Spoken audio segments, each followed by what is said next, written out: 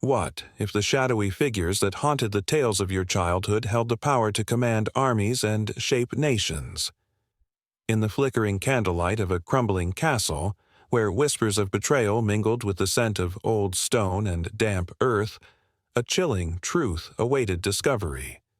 Once, these vampire kings ruled not just from the shadows, but from gilded thrones, their thundering laughter echoing through hallowed halls as they feasted on the lifeblood of empires. The world was theirs for the taking, a twisted paradise crafted from blood and fear. As the moon hung heavy in the night sky, a storm brewed on the horizon, dark clouds swirling like the thoughts of an ancient mind plotting its next move. The air crackled with tension, as alliances forged in blood began to unravel. Beneath the surface, factions stirred, hungry for power, weaving plots that would topple even the most formidable of rulers. What would happen when ambition met immortality? Would a single miscalculation lead to the downfall of a dynasty, or ignite a war that would consume everything in its path? In the decaying grandeur of their strongholds, these vampire kings wielded more than mere political power. They commanded fear, an intoxicating force that kept their subjects in line. Vast armies marched to the beat of their dark desires, hearts racing not just with the thrill of conquest, but with the dread of disobedience. Yet, even the most ruthless of sovereigns could face the peril of betrayal. Within the blood-soaked tapestry of history, a single dagger's thrust could send empires spiraling into chaos, leaving nothing but ashes in its wake. Amid the swirling mists of time, a pivotal moment emerged. A prophecy whispered in secret corners of the land, where the bold dared to speak of the prophecy that would herald the end of their twisted reign. Who would rise to challenge the dark might of the vampire kings? Could the flickers of rebellion, long quelled beneath the weight of centuries, ignite into a flame fierce enough to drive the darkness back? Or would the vampire kings tighten their grip, silencing all who dared seek freedom with a merciless hand? A figure cloaked in shadows moved through the moonlit forest, the weight of destiny heavy on their shoulders.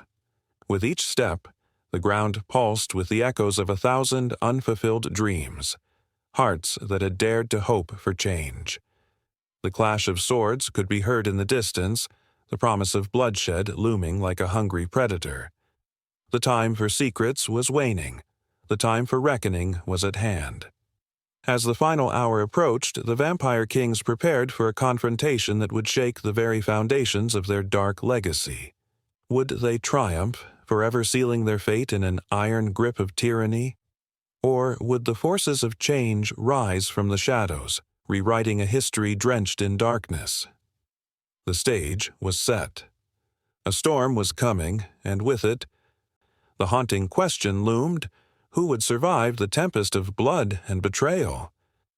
Night cloaked the land, a thick veil of darkness that seemed to swallow the moonlight whole. The village lay nestled in a valley, surrounded by looming mountains that whispered ancient secrets. Within its boundaries, flickering candlelight cast long shadows across the cobblestones, where villagers spoke in hushed tones, their eyes darting nervously to the forest that bordered the town. They spoke of a creature that roamed under the cover of night, a being that thrived on their deepest fears and darkest thoughts. It was said that somewhere in the tangled wood, an ancient curse had taken root, giving rise to legends that stirred the very marrow of their bones. These stories had woven themselves into the fabric of society long before the villagers were born. In Eastern Europe, the tales spoke of bloodsuckers, beings who would rise after death, their thirst for human blood unquenchable. The Slavic lands, with their misty woods and forgotten castles, were fertile ground for such tales. The dead were not at rest. They lingered, hungry for life, preying upon the living in the dead of night. Families would gather, clutching their children close as the tales twisted through the flickering light of the hearth, warning of the dangers that lurked just beyond the safety of their homes. In Romania, the name of Vlad the Impaler sent shivers down spines. His ruthless reign, marked by bloodshed, became entwined with the very essence of what it meant to be a vampire. Tales of his cruelty gave rise to a folklore that transformed the very nature of death and resurrection. They said he drank the blood of his enemies, a grotesque ritual that blurred the lines between man and monster. The whispers spread like wildfire, reaching distant lands, twisting through the minds of storytellers who added their own layers to the tale, each retelling darker than the last. But it wasn't just the Romanians who contributed to the chilling fabric of vampire lore. In ancient Greece, tales of the striges emerged, creatures that flew through the night, sucking the blood of their victims. The Greeks were not naive. They understood the human condition, the vulnerability that came with the veil of sleep. Their myths echoed across the centuries, planting seeds of fear that would sprout in the minds of those who dared to listen. Meanwhile, in the shadows of the Middle Ages, the rise of superstition and fear of the unknown took hold of Europe. When the Black Death swept through the continent, claiming millions of lives, panic gripped the hearts of the living. They turned to the supernatural, looking for answers in the dark corners of their fears. It was during this tumultuous time that the figure of the vampire solidified, a grotesque incarnation of death itself. The dead were not merely gone. They returned, and with them came a new wave of terror. Graves were exhumed, corpses found with strange markings, and bloodless bodies sparked riotous fears. Villagers staked the dead, believing they could prevent the return of the cursed. Across the seas, in the Caribbean, the tales of the Loa and the Chupacabra intertwined with the essence of the vampire legend, fusing new flavors into the dark elixir of myth. Here, the vampire was a shapeshifter, a creature that prowled in search of souls to consume. The vibrant cultures added a new twist to the age-old fear of the night, blending the supernatural with the everyday lives of people trying to survive in a world filled with uncertainty. As the years turned into centuries, the vampire morphed into a being of both terror and allure. The courtly vampires of the Renaissance painted a different picture, one where beauty danced hand in hand with horror. The poetry and art of the time captured this duality, creating a figure that was as enchanting as it was deadly. It was no longer just a monster lurking in the shadows. It was a creature of elegance, seducing its victims with charm and grace. The tension built as the line blurred, leaving the onlookers torn between the thrill of the chase and the dread of the inevitable bite. Through the ages, the vampire continued to evolve, adapting to the fears and desires of each generation. The rise of literature in the 19th century brought forth icons like Bram Stoker's Dracula, a character who encapsulated centuries of fear into a singular figure. His story echoed the collective terror of an age grappling with the unknown. Dracula was no longer just a creature of the night. He became a metaphor for societal anxieties, a reflection of the darkness that resided within every human heart. And just as quickly as the vampire rose to prominence, flickering candles began to cast light on deeper fears, the fear of the outsider, the unknown, and the very nature of humanity itself. As the literary world flourished, so did the allure of the vampire, capturing the imagination of readers and audiences alike. They were drawn to the seductive darkness, an enchantment that pulled them into a world where love and death intertwined in a deadly embrace. But with each retelling, the lore shifted, weaving a more intricate tapestry of myths and legends that spanned continents and cultures. In Asia, tales of the Jiangshi emerged, reanimated corpses that sought the life force of the living. In Africa, the Asanbosum and Sasabonsum lurked in the treetops, ready to claim the unknowing traveler. The vampire had become a global entity, its essence distilled into countless forms, each reflecting the fears of its culture, yet all sharing a common thread, a thirst that could never truly be quenched. And so the whispers of the vampire echoed through time, haunting the dreams of those who dared to listen. In the cold embrace of night, as the shadows deepened, the legends only grew more potent, transforming the land into a stage where the dance of life and death played out in an eternal cycle. Each story added to the rich history, a fascinating blend of myth and reality that blurred the lines between the living and the dead. Outside the village, the wind howled, carrying with it the faintest echoes of laughter and despair. The candlelight flickered, casting shadows that danced across the walls, as if the very spirits of the past were joining the living in their nightly vigil. The villagers, ever vigilant, could feel the weight of those ancient stories pressing down upon them. A reminder that the line between myth and reality is often thinner than one might wish to believe. And so, the night stretched on, filled with possibility as the stories continued to twist and turn, leading them ever deeper into a world where the boundaries of life and death, fear and desire, began to blur into a haunting symphony of shadows. In the amber glow of the firelight, shadows danced on the cave walls, flickering like the heartbeats of the people huddled around it. The air was thick with tension, their breaths mingling, a haunting melody of fear and anticipation. Outside, the night was alive with nocturnal creatures, their cries echoing against the backdrop of a moonlit sky. But within this sacred sanctuary, a secret brewed, one that would forever alter the fabric of human existence. Long before the first civilizations rose, when the earth was still young, whispers of a power darker and older than time itself began to take shape. In the cradle of Mesopotamia, the rivers flowed like blood, nourishing the land but also hiding dreadful secrets beneath their murky depths. It was here that the first vampire kingdom crept into existence, born from the union of bloodlust and an unquenchable thirst for dominion. In a village by the banks of the Tigris lived a young woman named Lila. She was known for her beauty, radiant as the sun, but it was her insatiable curiosity that set her apart. Lila spent her days wandering the ancient temples, tracing the inscriptions of gods lost to time.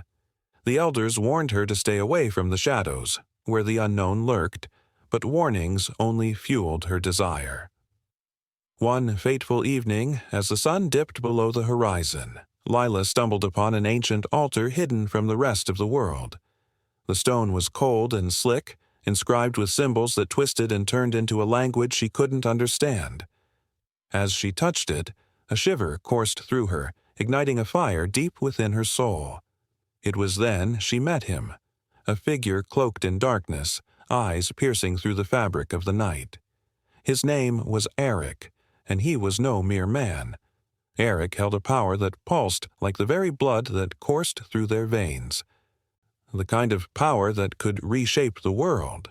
He spoke of eternity, of a kingdom where the sun would never set, where pain and sorrow were but distant memories. Lila felt drawn to him, as if the threads of fate wove their lives together in a tapestry of destiny. But as she listened, a chill wrapped around her heart. The price of this kingdom was steep, the cost of immortality far beyond what she had imagined. In the days that followed, Lila became consumed by thoughts of Eric and the dark kingdom he promised. The village grew uneasy. Livestock began to vanish. Shadows crept longer and deeper, and whispers of a curse slithered through the streets. People turned to ancient rituals, fearing the dark forces that invaded their peaceful lives. But Lila, charmed by visions of grandeur, sought Arik again, her heart beating in rhythm with the dark allure he embodied. Under a sky shrouded in ominous clouds, Lila met Arik at the altar once more. "Join me," he urged, his voice a seductive whisper that promised both pleasure and peril. "Become one of us, and together we shall build a kingdom that will last for eternity." But as he spoke, Lila glimpsed the truth hidden within his gaze, a flicker of despair beneath the surface, a hunger that transcended time. In that moment, she understood the weight of her choice. The village's fate hung in the balance. If she accepted, darkness would spill forth, marking the rise of the vampire kingdom, a realm where blood would be both currency and sustenance. And yet, the temptation of eternal life gnawed at her, the promise of power wrapping around her like a serpent. In the shadows, the village watched. Muffled cries of mothers grew louder as children vanished into the night, claimed by the hunger that Arik had unleashed. Fear morphed into anger, and the villagers, once united in peace, fractured into factions, each blaming the other for the encroaching darkness. The elders gathered, their voices hoarse with desperation as they sought a way to confront the terror that had taken hold. Some spoke of ancient spells, others of sacrifices, but none dared to speak Lila's name. Torn between love for her people and the intoxicating pull of Arik's promise, she felt the weight of destiny pressing upon her shoulders. The air grew thick with the scent of impending doom, and as storms thundered above, the lines between good and evil blurred. Lila's heart raced, each beat echoing the conflict within her. The altar pulsed with energy, beckoning her to make a choice that would seal the fate of all. As the villagers gathered their courage, armed with torches and crude weapons, they marched toward the altar, uniting against the malevolent force that threatened to consume them. Lila stood between the two worlds, the warmth of her humanity tugging at her soul, while the cold allure of immortality beckoned like a siren's call. With every step closer the villagers took, the tension crackled like lightning in the air. Arik sensed their approach, a flash of rage igniting in his eyes. "They come to end us," he hissed, a darkness swirling about him like a tempest. "Do you not feel it, Lila? They will destroy what they do not understand." But Lila's resolve hardened. She glimpsed the faces of her friends and family, their fear palpable, their loyalty unyielding. She realized that the power Arik offered was built on the ruins of those she loved. "No," she shouted, voice ringing with defiance. "I will not be a part of this tyranny." In that instant the earth shook, as if the very fabric of the world was reacting to her declaration. A surge of energy enveloped the altar, the stone glowing with a strange, ethereal light. The villagers halted, eyes wide, caught between their fear of the darkness and the light Lila now embraced. The lines of destiny twisted and turned, converging on a single moment that would forever mark the dawn of the first vampire kingdom. Arik's face contorted with fury and desperation. The shadows around him writhed, seeking a way to consume what Lila had chosen. "You will regret this," he screamed, a promise echoing through the air, laden with threat. And as the villagers advanced, the air thick with tension, reality began to fracture. The choice between light and dark loomed larger than ever, and the ancient civilization itself held its breath, teetering on the brink of an unfathomable transformation. The clash of wills, of love and fear, was about to ignite a war that would echo through the ages, paving the way for the rise of a kingdom born from darkness, a kingdom forever marked by the choices made in one fateful night. The moon hung low in the sky, a pale sentinel watching over a world steeped in shadows. As the midnight hour approached, a soft breeze whispered through the trees, stirring the silence. In the flickering candlelight of an ancient chapel, dust motes danced like lost souls.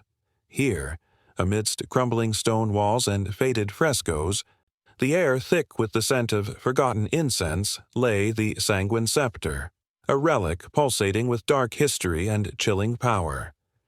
Crafted in an age when the boundaries between the living and the undead blurred into obscurity, the scepter was more than just a stick of polished wood adorned with crimson jewels. It was a manifestation of vampiric sovereignty, a symbol that commanded respect and fear in equal measure. It had seen the rise and fall of empires, its surface etched with the blood of kings and the whispers of the damned. Each mark chronicled a story, a blood-soaked conquest, a betrayal steeped in revenge, an eternal thirst quenched by darkness. In 15th-century Transylvania, the scepter was wielded by none other than Vlad the Impaler, a man whose legend would terrify generations. With every swing, he sent ripples through the fabric of society, his enemies trembling as the scepter glimmered ominously in the pale moonlight. Rumors swirled like the fog that blanketed his castle. a castle that loomed over the land like a predator watching its prey. It was said that the scepter was not merely a weapon, but a conduit, channeling the very essence of vampiric power. It promised strength to its bearer and dread to those who dared oppose. The air grew heavier as whispers of the scepter's power spread across borders. Lords and ladies, their faces pale with fear and envy, sought to possess it, believing that the scepter could bestow upon them the same dark allure that Vlad exuded. Yet they were blind to the truth. Each attempt to seize it came with a price. The blood of the ambitious was drawn, offering their lives as mere tokens in the great game of power. As the years rolled into centuries, the sanguine scepter became a beacon, drawing in those who desired more than mere mortal life.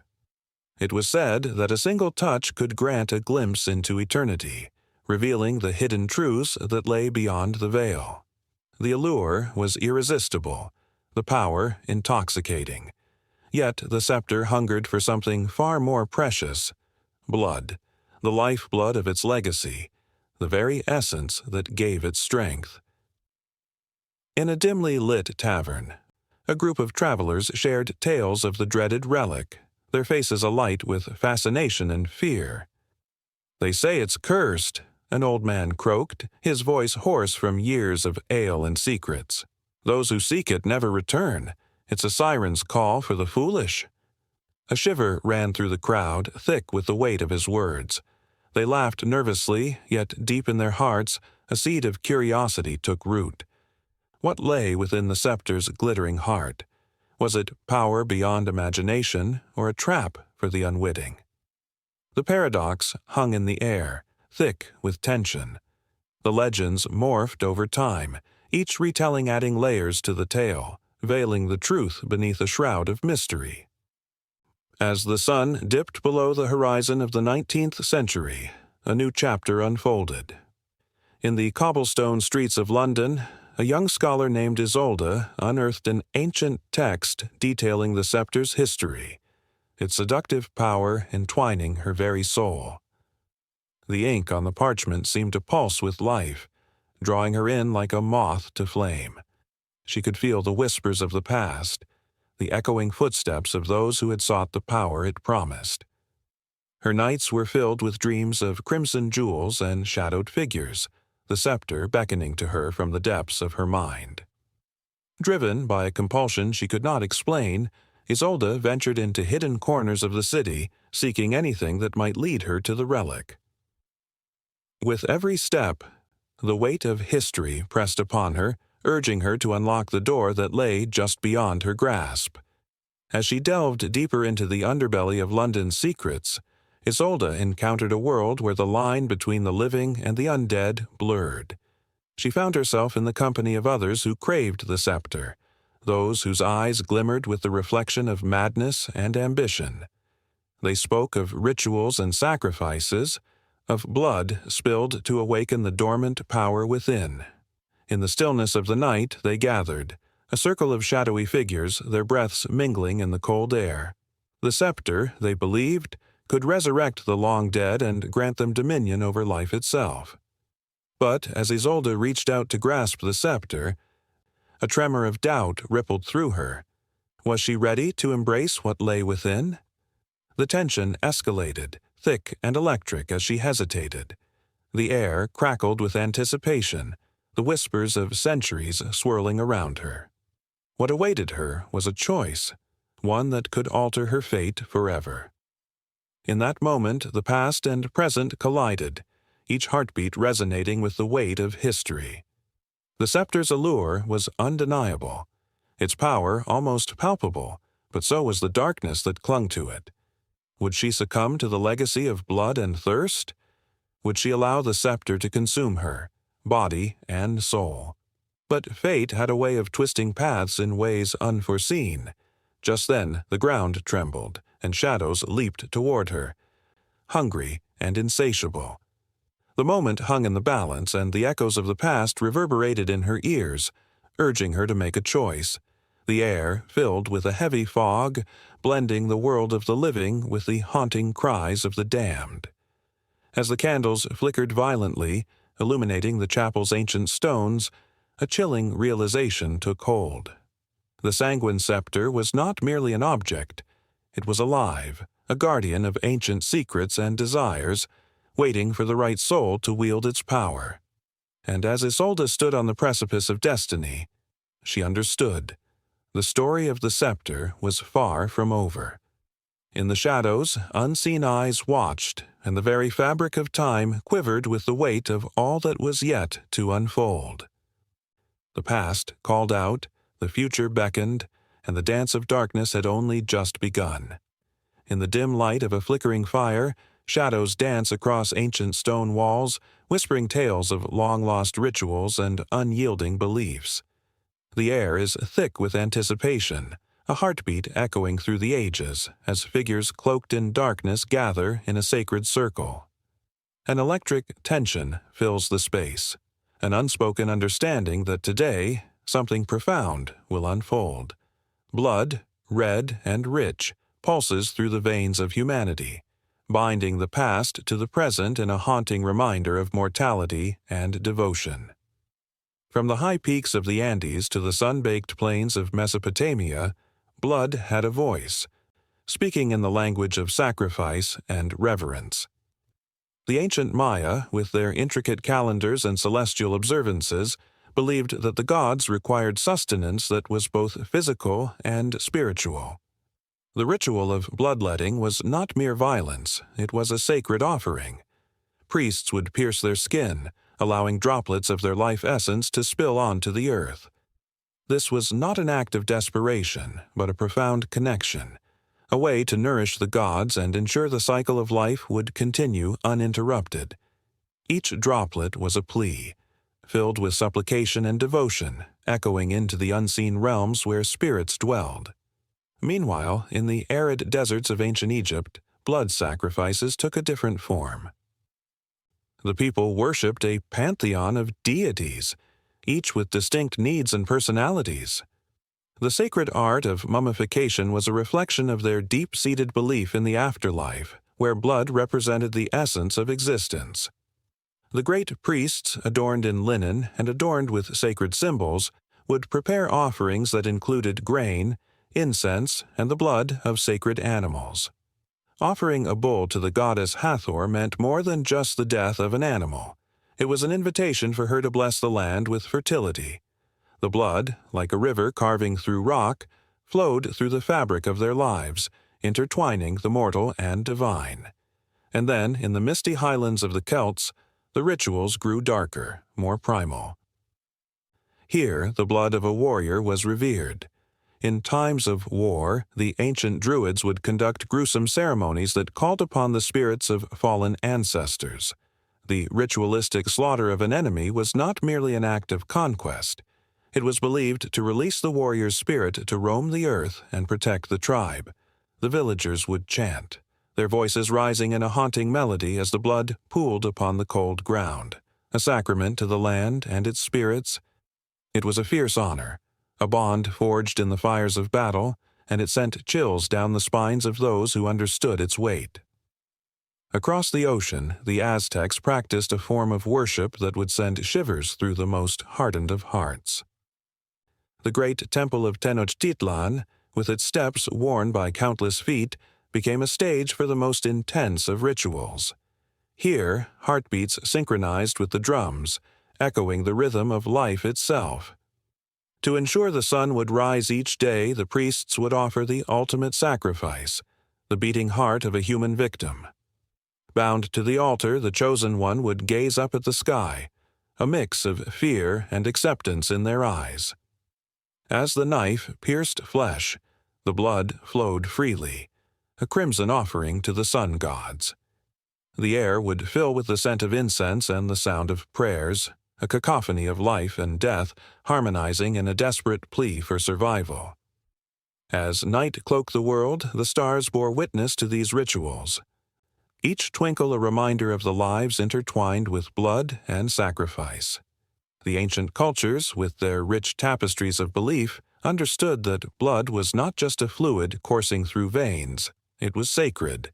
It was the bridge between the living and the dead, the seen and the unseen. In the shadows of these rituals were untold stories of fear, hope, and devotion. The participants often found themselves caught in a web of emotions, their hearts pounding in sync with the rhythms of the drum. Every drop spilled was a testament to their faith, a symbol of their willingness to sacrifice for something greater than themselves. Each ceremony was a dance with the divine, both exhilarating and terrifying, as they stood on the precipice of life and death. As the flames flicker and the moon casts its silver glow, the echoes of these ancient beliefs resonate through time, calling to those who dare to listen. The rituals, charged with emotion, draw the participants into a trance-like state, where the boundaries of existence blur. In that moment, they are not just human, they are vessels of the divine, caught in a sacred exchange. In this dance of blood and sacrifice, the ancient cultures knew that they were part of a larger tapestry, woven together by threads of emotion, fear, and reverence. The influence of blood transcended the physical. It was a language spoken by the heart, a bond that connected generations and guided their lives. In the flickering light of the fire, the shadows reveal a glimpse of the past, a haunting reminder that the influence of blood continues to pulse through the veins of humanity, shaping destinies and intertwining lives in ways yet to be understood. As the night deepens, the rituals evolve, each one revealing layers of meaning, echoing the cries of the long forgotten. The fire crackles, and the air thickens with anticipation as the next sacrifice looms on the horizon. A bridge to the unknown, where the ancient and modern collide, and the influence of blood beckons, urging souls to engage in the eternal dance of life and death. The chill of a midnight air swept through the ancient streets of Târgoviste, Romania, where shadows danced beneath the flickering torchlight. A figure cloaked in darkness moved silently, his presence both magnetic and terrifying, leaving whispers and shivers in his wake. Vlad III, known to many as Vlad the Impaler, stood as the first king of a legend that would haunt humanity for centuries. His reign, marred by bloodshed and betrayal, would soon intertwine with the eerie tales of the vampire, the creature of the night that stalked the dreams of the living. In the dim light of history, echoes of Vlad's cruelty resounded. He was a man forged in the fires of war, a ruler who wielded fear like a weapon. Tales of his ruthless punishment spread like wildfire across Europe. Enemies were not merely defeated. They were impaled on long, sharpened stakes, left to die slowly as a gruesome warning to all who dared oppose him. From the stories that traveled through the lands, it was no wonder that the myth of the vampire began to take root. Yet beneath the veil of horror lay a complex man, grappling with loyalty, betrayal, and an insatiable thirst for power. A chilling account from a 15th-century chronicler described a banquet where Vlad, dressed in rich furs, presided over a feast that turned into a macabre display of his reign. Around the table, noblemen feasted, their mouths filled with roasted lamb and wine. Yet under the table, a gruesome tableau awaited them. A servant, bloodied and near death, lay impaled, each agonizing breath a reminder of Vlad's dominion. This was no ordinary banquet. It was a demonstration of power, a dark spectacle leaving guests both horrified and fascinated.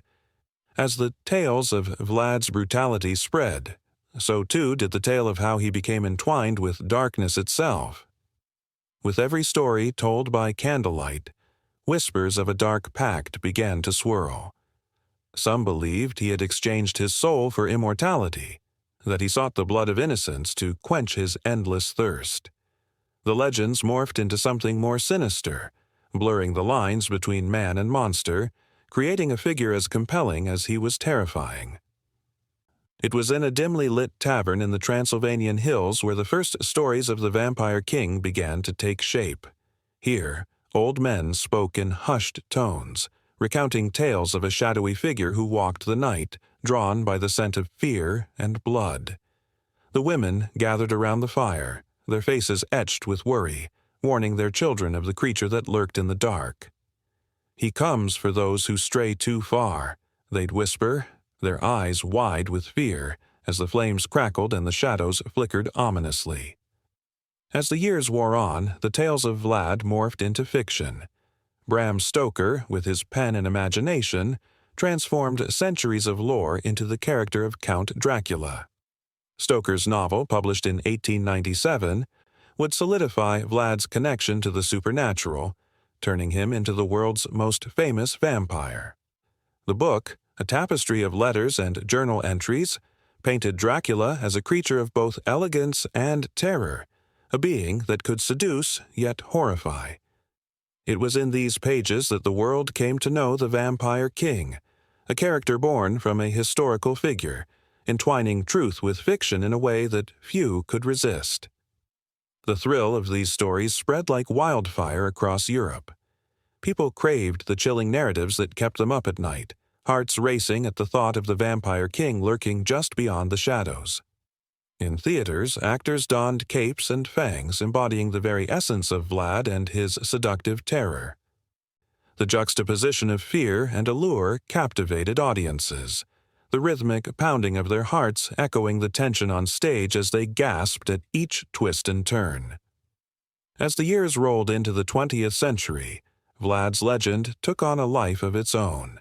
Documentaries and films resurrected the tale, blending history and horror, inviting new generations to ponder the true nature of this man-turned-monster. Historians debated the facts of Vlad's life, yet what was undeniable was the power of his narrative. The man whose very name inspired dread had somehow become a cultural icon, a figure that transcended time. In Bulgaria, a young girl named Maria listened intently to her grandmother's stories, her eyes widening with every haunting detail. "He could turn into a bat," her grandmother would say, voice trembling, "watching you from the shadows." Maria's nights were filled with dreams of flying through the moonlit sky, feeling both exhilarated and terrified of the dark figure that might be watching.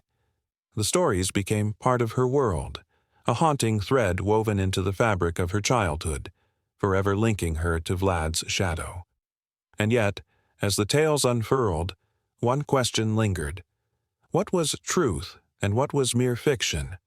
Historians sifted through ancient texts, trying to separate the man from the monster. Was Vlad truly a bloodthirsty tyrant, or was he a product of the turbulent times, a defender of his homeland against invaders? The line between hero and villain blurred, leaving behind an enigmatic figure that would continue to captivate. On stormy nights, when thunder cracked the sky and rain lashed against the windows, villagers would huddle together, sharing tales that echoed through generations. The stories of the Vampire King grew richer, laced with fear and fascination. Each retelling was an invitation to explore the dark corners of human nature, a reminder of the monster that could lie within even the most noble of souls. As the clock struck midnight and the candles flickered, the tales would bring forth an unsettling truth. The shadow of the first Vampire King loomed larger than ever, a reminder that some legends are born from a blend of history and imagination, leaving behind a haunting legacy that refuses to fade. The night would grow darker, the air thick with anticipation, as the whispers of Vlad the Impaler intertwined with the chilling echoes of the vampire myth, feeding an insatiable thirst for stories that would never truly end.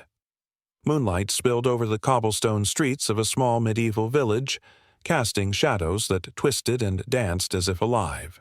The air was thick with a sense of something lurking just beyond the edges of firelight, an unshakable tension that made hearts race and breaths quicken.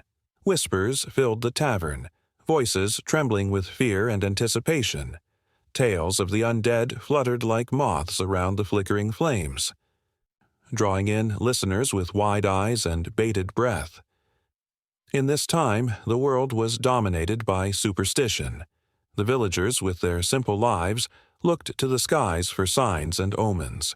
They were bound by the seasons, their lives woven with threads of folklore and ancient beliefs. But the darkness that crept into their stories held a power unlike any other, the figure of the vampire. It was a creature born from the fears of the unknown, a reflection of the deepest anxieties that lay buried in the human heart. As the night deepened, the tales grew more vivid. Elders recounted ghastly stories of the dead rising from their graves, their pale skin glistening under the moon and their teeth sharp as daggers. Villagers spoke of the Nosferatu, beings who thirsted for human blood, their hollow eyes gleaming with an insatiable hunger. The very thought sent shivers down spines, igniting a primal fear that settled in the pit of the stomach. Could the shadows lurking just outside the village be more than mere figments of imagination? In the corners of Europe, stories of vampires sprang to life in different forms. In Eastern Europe, the figure of the Strigoi haunted the villages, a restless spirit that returned to feast upon the living. It was said that these creatures were often the former inhabitants of the villages, cursed for their sins or wrongdoings. They would rise each night, drawn to the warmth of their loved ones, but bringing only death and despair in their wake. Families would barricade their doors, praying that the night would pass without incident, their hearts filled with dread at the thought of what prowled just outside. Meanwhile, in the West, tales of the revenants emerged, undead beings that walked the earth in search of vengeance or sustenance. Villagers were cautioned to avoid graves that were disturbed, for it was believed that the dead could be brought back to life by dark forces, each soul more terrifying than the last. The clergy, armed with crucifixes and holy water, became the guardians of these stories, battling the evils that roamed the night. The very idea of a vampire was a profound reminder of mortality, a symbol of the thin line between life and death. As the hour grew late, the atmosphere crackled with a mix of fear and fascination. Tavern conversations faded to whispers, and the flames flickered lower. Tales of the vampire's seductive nature mingled with horror, stories of beautiful women luring men with enchanting songs, only to reveal their true, monstrous selves. It was a chilling reminder that sometimes the most alluring things came with a deadly price. The people of the village were caught in a web of emotions, torn between the allure of the unknown and the stark reality of their fears. Parents warned children not to wander far from home, their voices thick with love and terror. Lovers held each other tightly, lost in a world where danger lurked just beyond the light. The vampire was not merely a creature, it was a manifestation of their darkest thoughts, a reminder that safety was often an illusion. One moonlit night, a young girl named Ilara ventured into the forest, drawn by the call of something that felt both terrifying and beautiful. The trees loomed above her, their branches intertwining like gnarled fingers, hiding secrets that whispered through the night. She could hear the tales of the villagers echoing in her mind, yet an inexplicable force pulled her deeper into the shadows. Was it mere curiosity or the call of a vampire? Breathless, she stumbled upon an ancient graveyard, the stones worn and weathered by time. Her heart hammered in her chest as she noticed something stirring among the tombs. Shadows flickered at the edges of her vision, and she felt the air grow colder, as if the very essence of the place was alive and watching her. The stories flooded back, tales of the restless dead, of souls who could not find peace. Could she be witnessing a true vampire rising from the grave? In that moment, the night erupted with a piercing scream, a sound so raw and filled with despair that it echoed through the woods. Ilara's heart sank as she realized it was not just the thrill of the unknown that haunted her. The villagers' fears were real, and they were about to manifest in a way that would forever change her life. The moon stood high, illuminating the chaos that ensued. A figure emerged from the shadows, pale and hauntingly beautiful, with eyes that reflected the light as though they were filled with stars. It moved with an otherworldly grace, a predator in search of prey. Ilara's breath caught in her throat as she faced the embodiment of every fear she had ever known. This was the vampire, not just a tale spun from imagination, but a living, breathing nightmare manifesting before her very eyes. Back in the village, the people stirred from their slumber, drawn from their dreams by the sound of frantic whispers and hurried footsteps. The tales of the tavern transformed into a palpable fear that settled over the village like a dark shroud. What if the stories were true? What if the vampire had come to claim one of their own? As they gathered by flickering candlelight, hearts raced and eyes darted around the room. The elders spoke in hushed tones, recounting ancient rituals and protective charms. Yet uncertainty loomed heavily in the air. Who would be the first to confront the creature that had emerged from their darkest dreams? Who would stand against the unstoppable force of the undead? The tension thickened, with every heartbeat echoing the fears of generations past. And out in the woods, the hunt had begun. Elara, caught between fear and fascination, found herself enmeshed in a dance as old as time itself, a battle between light and dark, love and terror, life and death. The village held its collective breath, unaware of the storm that was about to unleash upon them, unaware that the stories they had whispered for generations would soon take on a life of their own. The night was far from over, and the shadows were just beginning to stir. The moon hung low over the jagged peaks of the Carpathians, casting ghostly shadows across the ancient landscape of Transylvania. Whispers of the past danced in the crisp night air, each gust of wind carrying the weight of unspeakable terrors and indelible legends. In this land, where every stone seemed to breathe a story of its own, one figure loomed larger than life: Vlad the Impaler. His legacy, often shrouded in darkness, was an intricate tapestry woven with threads of valor, tragedy, and blood. From his stronghold in the foreboding Castle Poenari, Vlad ruled with an iron fist. Tales of his cruelty spread like wildfire, sparking both fear and admiration throughout Europe. The candles flickered in the dimly lit halls as courtiers whispered tales of his gruesome punishments.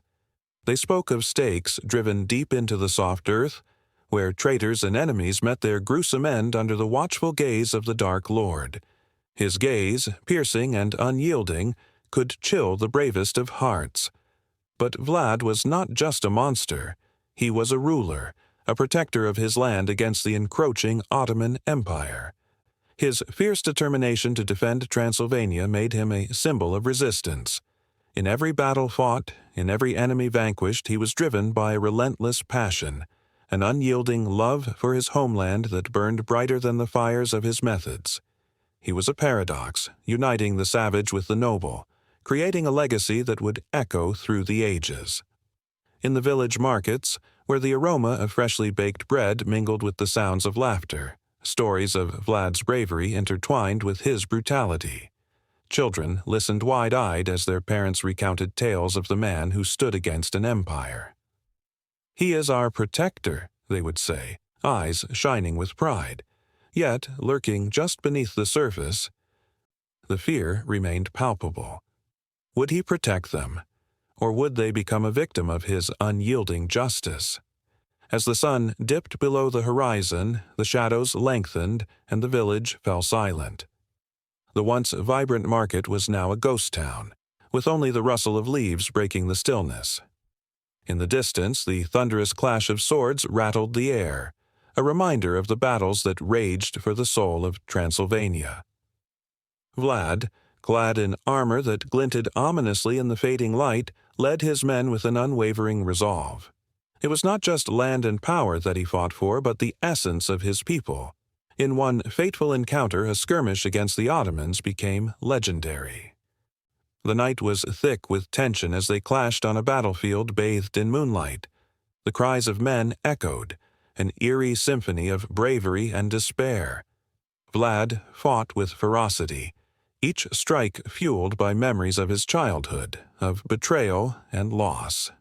It was a fight not just for victory, but for the very spirit of Transylvania.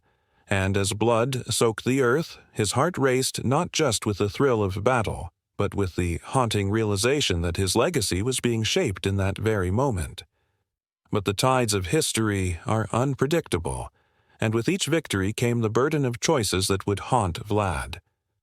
The weight of his crown became heavier, each decision steeped in the knowledge that the line between protector and tyrant was dangerously thin. The stories twisted and turned, painting him as both hero and villain, a complex figure whose very soul was a battlefield of its own. As time flowed on, his reputation transformed into something more sinister. The tales of impalement, once told in hushed tones as warnings, became a grotesque folklore that traveled far beyond the borders of Transylvania. Countries trembled at the mere mention of his name, a name that echoed in nightmares and inspired artists and writers alike. From the ink of Bram Stoker's pen to the chilling tales that flared to life around campfires, Vlad's legacy morphed into a haunting specter of fear. Yet, even as he became synonymous with horror, there remained a flicker of something deeper, a yearning for understanding. In the quiet hours before dawn, when even the stars seemed to hold their breath, Vlad would sit alone, reflecting on his life. What was the cost of his reign? Was it worth the blood spilled on the fields of battle? He grappled with loneliness, the crushing weight of a crown that isolated him from the very people he fought to protect.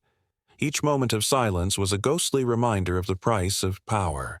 The tales of Vlad the Impaler transcended time, leaving behind a legacy that was more than just fear. In the hearts of the people, he became a symbol of resilience, a testament to the struggles faced against tyranny. As the centuries rolled on, the land, with its rolling hills and dark forests, held on to both the terror and the strength he had embodied. The very soil was stained with history, a blend of valor and horror that shaped the identity of a nation.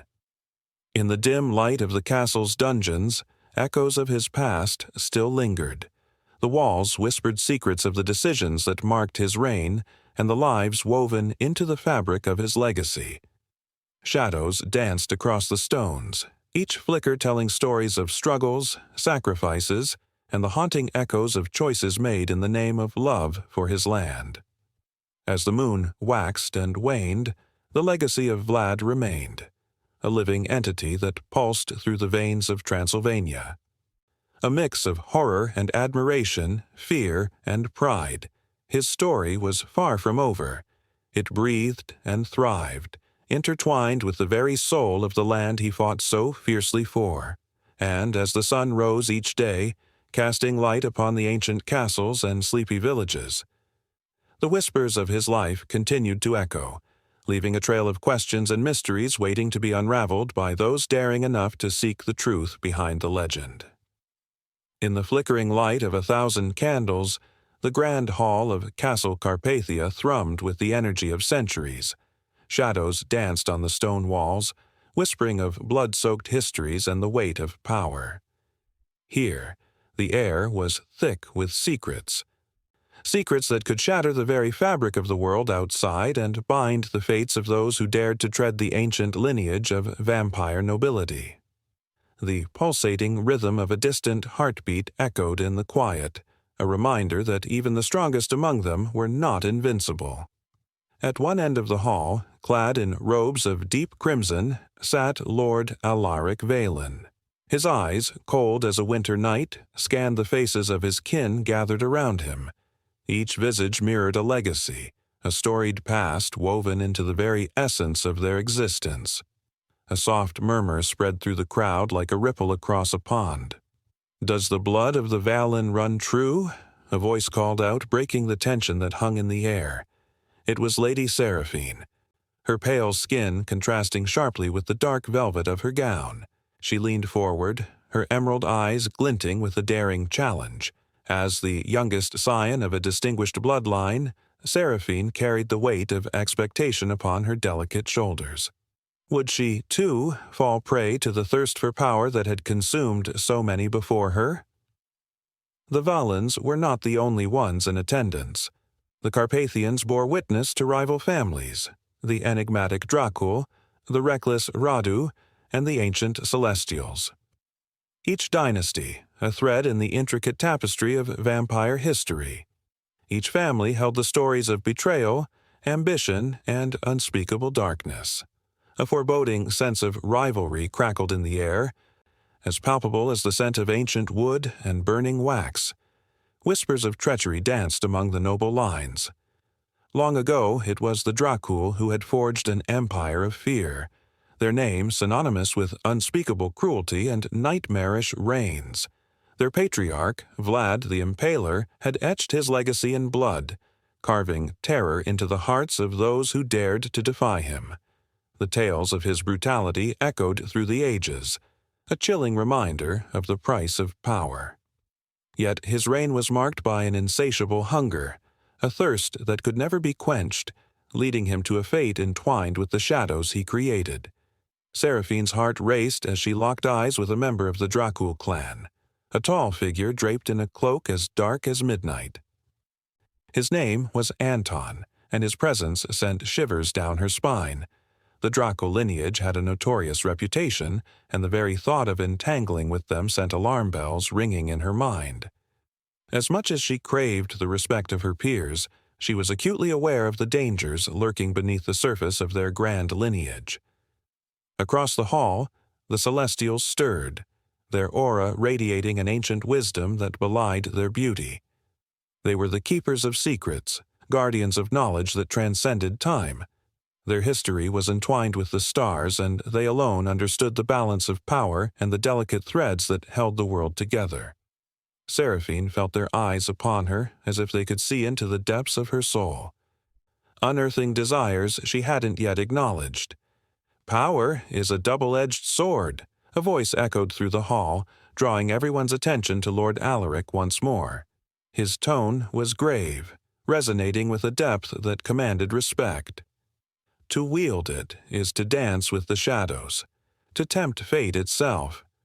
But remember, blood binds us, and betrayal can sever that bond with a single drop.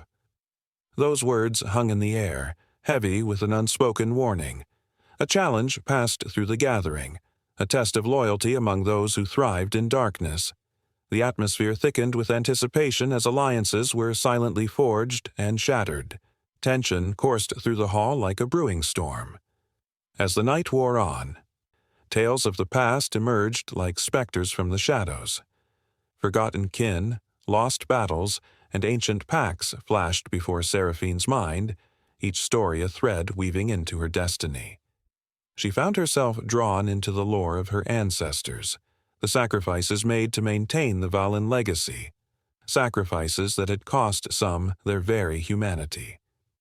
The flickering candle flames cast elongated shadows, and for a brief moment, Seraphine imagined the solemn faces of those who had come before her, their eyes pleading for remembrance, for respect. She swallowed hard, feeling the weight of her lineage pressing down on her. A part of her longed for the freedom that sunlight brought, for the warmth of life untainted by the thirst for blood. Yet, the deeper darkness beckoned. Then chaos erupted. A shout pierced the air, breaking the fragile silence like glass shattering on stone. The door to the hall flew open, and a figure stumbled in, disheveled and gasping. It was Marcus, a loyal servant to the Valen family. His clothes were torn, blood smeared across his face like a crimson mask. "They come," he cried, voice trembling with fear. "The hunters, they found us." Panic rippled through the crowd, turning noble faces pale. The hunters, those relentless beings who sought to purge the world of the vampire scourge, had finally tracked them down. The sacred bloodlines were threatened, and the power each family had fought to protect was now on the brink of annihilation. Seraphine felt her pulse quicken, adrenaline racing through her veins. The night that had begun with whispered tales of power had turned into a desperate struggle for survival. The air felt electric, charged with fear and determination. Each noble must now decide where their loyalties lay, and whether the bloodlines that had bound them together would now tear them apart. As the castle's ancient walls echoed with the sounds of approaching doom, Seraphine tightened her grip on the family crest that hung around her neck. She could feel the spirit of her ancestors urging her to embrace her destiny, to rise above the terror that now threatened to engulf them all. The time for hesitation was over. The battle for their bloodlines was about to begin, and in that moment, the true test of power was just unfolding, a test of alliances, strength, and the very essence of what it meant to be noble among the undead. In the flickering candlelight of a dimly lit church, the air felt thick with dread. The scent of dust mingled with the faint whiff of incense as the congregation whispered urgent prayers, their voices trembling in unison. Outside, the night sky loomed like a dark shroud, hiding all that was foul and wicked. Rumors of the undead had spread like wildfire through the villages, tales of creatures that roamed the earth after dark, thirsting for blood and leaving trails of devastation in their wake. Fear seeped into every soul, and the church, a bastion of hope, found itself thrust into a battle unlike any it had faced before. In the early 18th century, a palpable tension gripped regions across Europe. The church, a powerful institution, was not merely a spiritual refuge but also the guardian against this insidious threat. For centuries, it had stood firm against various trials. Heresies, plagues, and invasions had all tested its mettle. But this new specter, the vampire, was an enemy that could slip through shadows and shatter the very fabric of society. As villagers turned to priests for salvation, the clergy found themselves at the forefront of a fight that was both physical and spiritual. At the pulpit, Father Anton, a man of unwavering faith with a voice that could silence storms, could feel the weight of the world upon his shoulders. He recounted the stories of those who had vanished, young women with bright futures, noble men shattered by despair. The townsfolk sat in rapt attention, their faces masks of fear and hope, hanging on to every word.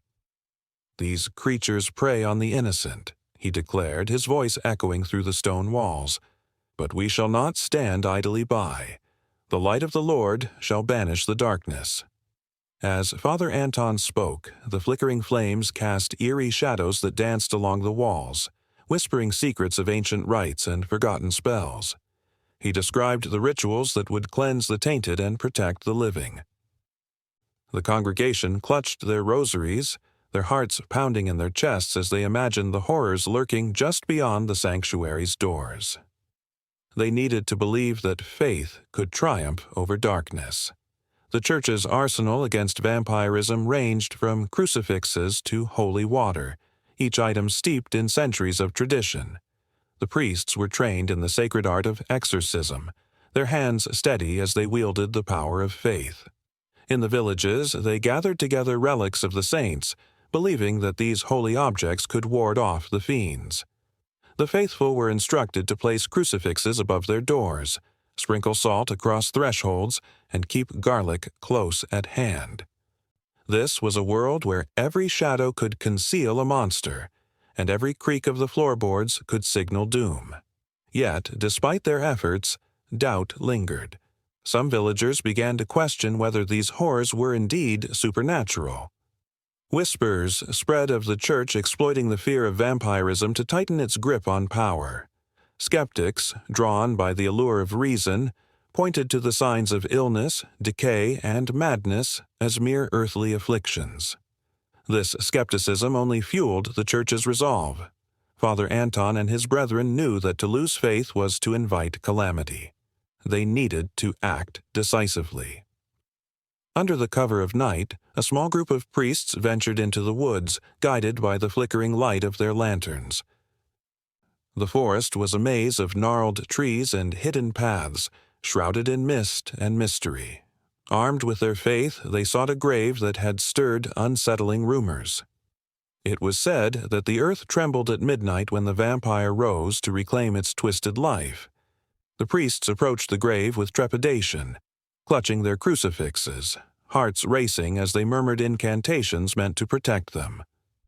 As they unearthed the coffin, a dreadful chill raced through the air. The moment the lid creaked open, a heavy silence enveloped them. Inside lay a withered figure, pale as moonlight, its eyes sunken and lips bloodless. It was a sight that could chill the bravest of souls. The priests began their sacred chants, their voices rising in fervor, invoking the names of saints and angels. They poured holy water over the figure, each droplet a prayer for salvation. But the atmosphere shifted. The air crackled with a tension that sent shivers down their spines. With a sudden, jarring motion, the corpse stirred. A guttural sound erupted from the depths of its throat, a cry that echoed the very essence of nightmares. The priests recoiled as the creature's eyes snapped open, glowing like burning coals. This was not merely a fight against a cursed soul. It was a battle for the very soul of humanity. Back in the church, the congregation prayed fervently, their voices melding into a chorus of desperation. They could feel the weight of the battle unfolding, drawing them closer to the edge of the abyss. Father Anton, sensing the growing unrest, hurried back to the altar, rallying the faithful to join him in prayer. "We must stand united," he cried, his voice trembling with urgency. "Our faith can banish this evil." As the priests faced the creature in the forest, each chant became a desperate plea, echoing through the trees. The stakes escalated as the vampire's strength grew, fueled by the very fears that had given it life. The battle was waged not only in the physical realm, but in the hearts and minds of the townsfolk. Would they succumb to fear, or would faith lead them to victory against the darkness? The two realms, church and forest, intertwined in a dance of hope and terror. As the fate of the village hung precariously in the balance, the air vibrated with an electric charge, hinting at the climax of their intertwined destinies. Moonlight bathed the ghostly ruins of Castle Blackwood, where shadows whispered ancient secrets in trees twisted like gnarled hands reaching for the sky. In that stillness, where history lingered like a heavy fog, the air crackled with tension. The distant sound of battle, the clash of steel and the guttural cries of the vanquished, echoed through the valley.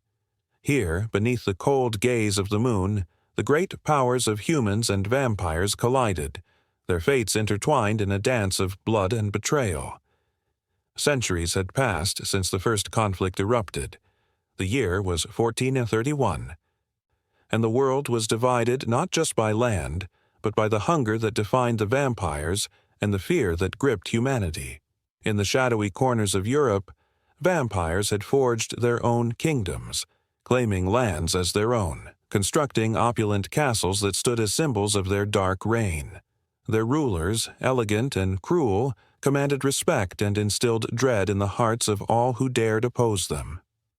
Each vampire sovereign was a figure of myth and nightmare, known by names that sent shivers down spines: Lord Victor of the North, the insatiable Countess Alara, and the cunning Prince Lucian. On the other side, there were factions of humans rising, warriors and scholars alike determined to reclaim their world. They formed alliances, drawing on the knowledge passed down through generations, tales of ancient weapons capable of piercing even the toughest of vampire hides. The sun became their ally, its rays a promise of hope against the pallid darkness. But even the brave hearts amongst them felt the weight of the impending doom, knowing they faced an enemy that did not fear death, a foe that thrived in the darkest hours of night. The first major clash occurred in the small village of Eldenwood, where humans sought refuge from the plague of bloodsuckers that had descended upon them. As the sun set, casting long shadows, the villagers armed themselves with wooden stakes and torches, their hearts pounding with a mix of fear and fury. The vampires arrived like a storm, swift and sleek, their eyes glowing with an insatiable hunger. One by one, the villagers fell, their screams swallowed by the night as the vampires reveled in their victory. But in the chaos, a young woman named Elena stood her ground. With fiery determination, she clutched her father's sword, a relic imbued with the lore of their ancestors. As the moon hung high, she charged forward, her heart racing, fueled by grief and rage. The legends tell of how Elena's courage ignited a spark of rebellion. Her defiance inspired others, igniting a wildfire of resistance across the realm. During the dark days that followed, whispers spread from village to village. They spoke of a prophecy, an ancient tale of a chosen who would rise to unite mankind against the vampire threat. As the tales wove through the hearts of the desperate, the tension simmered, and alliances forged in blood began to form. In the year 1443, under a crimson sky where the sun bled into the horizon, the Battle of Ravensmoor erupted. It was the turning point, a clash that would echo through time. Two armies, one of the proud vampire lords and the other of the united human factions, faced off against each other, the air thick with the promise of carnage. Elena, now a fierce warrior, stood at the forefront, rallying her people with a voice that could shatter the night. "For our fallen, for our future," she cried, her heart beating in tandem with the drums of war. As arrows flew and swords clashed, the field became a monstrous tapestry of chaos. Vampires, with their inhuman speed and strength, tore through the ranks, their laughter mingling with the cries of the dying. But the humans, driven by a deep-seated rage and a yearning for freedom, pushed back with an intensity that surprised their foes. The sun dipped lower, and as it did, the vampires grew bolder, reveling in the shadows. But as the moon rose, its light casting an ethereal glow upon the battlefield, the tides began to shift. It was during this pivotal moment that a hidden power revealed itself. Elena swung her sword, watching as a vampire lord fell before her. But in that victory, she felt a new fear. What if they were becoming the very monsters they fought against? With every swing, she wondered if each act of violence would bind her soul to darkness. Her internal battle was mirrored in the soldiers around her, each grappling with their own demons. In the heart of the conflict, a creature emerged from the shadows, Morgath, the ancient vampire king whose presence dimmed the flames of hope. He was a specter of terror, his skin pale and gray, eyes burning with a malevolent hunger. As he stepped onto the battlefield, silence fell like a shroud. The humans trembled, and even the fiercest vampires hesitated, sensing the weight of his power. He raised his hands, and the ground beneath them trembled. A dark energy swirling through the air, threatening to consume all. In that moment, Elena stepped forward, her heart thundering against her chest. "We will not be your pawns," she shouted, her voice breaking through the darkness. The crowd held its breath, caught in a mix of fear and awe. Morgath's laughter echoed, a chilling sound that made skin crawl. Yet amidst that fear, a spark ignited. The battle raged on, but now it was not just about survival. It was a fight for the very essence of humanity. Elena, with every ounce of determination coursing through her veins, continued to rally her comrades, reminding them of their shared humanity, of what they fought for, their families, their children, their lives. As dawn began to break, painting the sky in hues of orange and pink, the tide turned once more. Blood spilled, and screams pierced the air. Yet in that chaos, a new alliance was born between some disillusioned vampires and the humans, forging a fragile bond that would change the landscape of this war forever. But the wounds ran deep, and not all vampires would accept peace. As the sun rose, casting its golden rays across the battlefield, Elena knew this was just the beginning. The vampire wars had only begun, and the struggle between blood and freedom would continue, an endless cycle of conflict, pain, and the burning desire for liberation that would echo throughout the ages. In the shadows, old grudges festered, and new alliances would be tested. The world had changed, but the fight was far from over. The dance of power would continue, and each heart would carry the weight of their choices, echoing through time, fueling the fires of war in ways yet unforeseen. The moon hung low in the sky, a silver coin glinting against the velvet backdrop of night, casting ghostly shadows across cobblestone streets. It was in this eerie atmosphere that the seeds of the Gothic Renaissance began to sprout, nourished by whispers of the unearthly and the unseen. It was a time when the boundaries of reality blurred, and the heartbeats of those who dared to explore its depths quickened with a mix of dread and fascination. In the flickering candlelight of candle-lit salons, artists and writers gathered, their minds swirling with haunting visions. The tales of vampires began to take shape, figures cloaked in mystery, their allure drawing the curious and the fearful alike. The very air crackled with a sense of danger, a promise that every story told could either ignite a passion or awaken a terror that lay dormant in the soul. The paintings of this era dripped with emotion.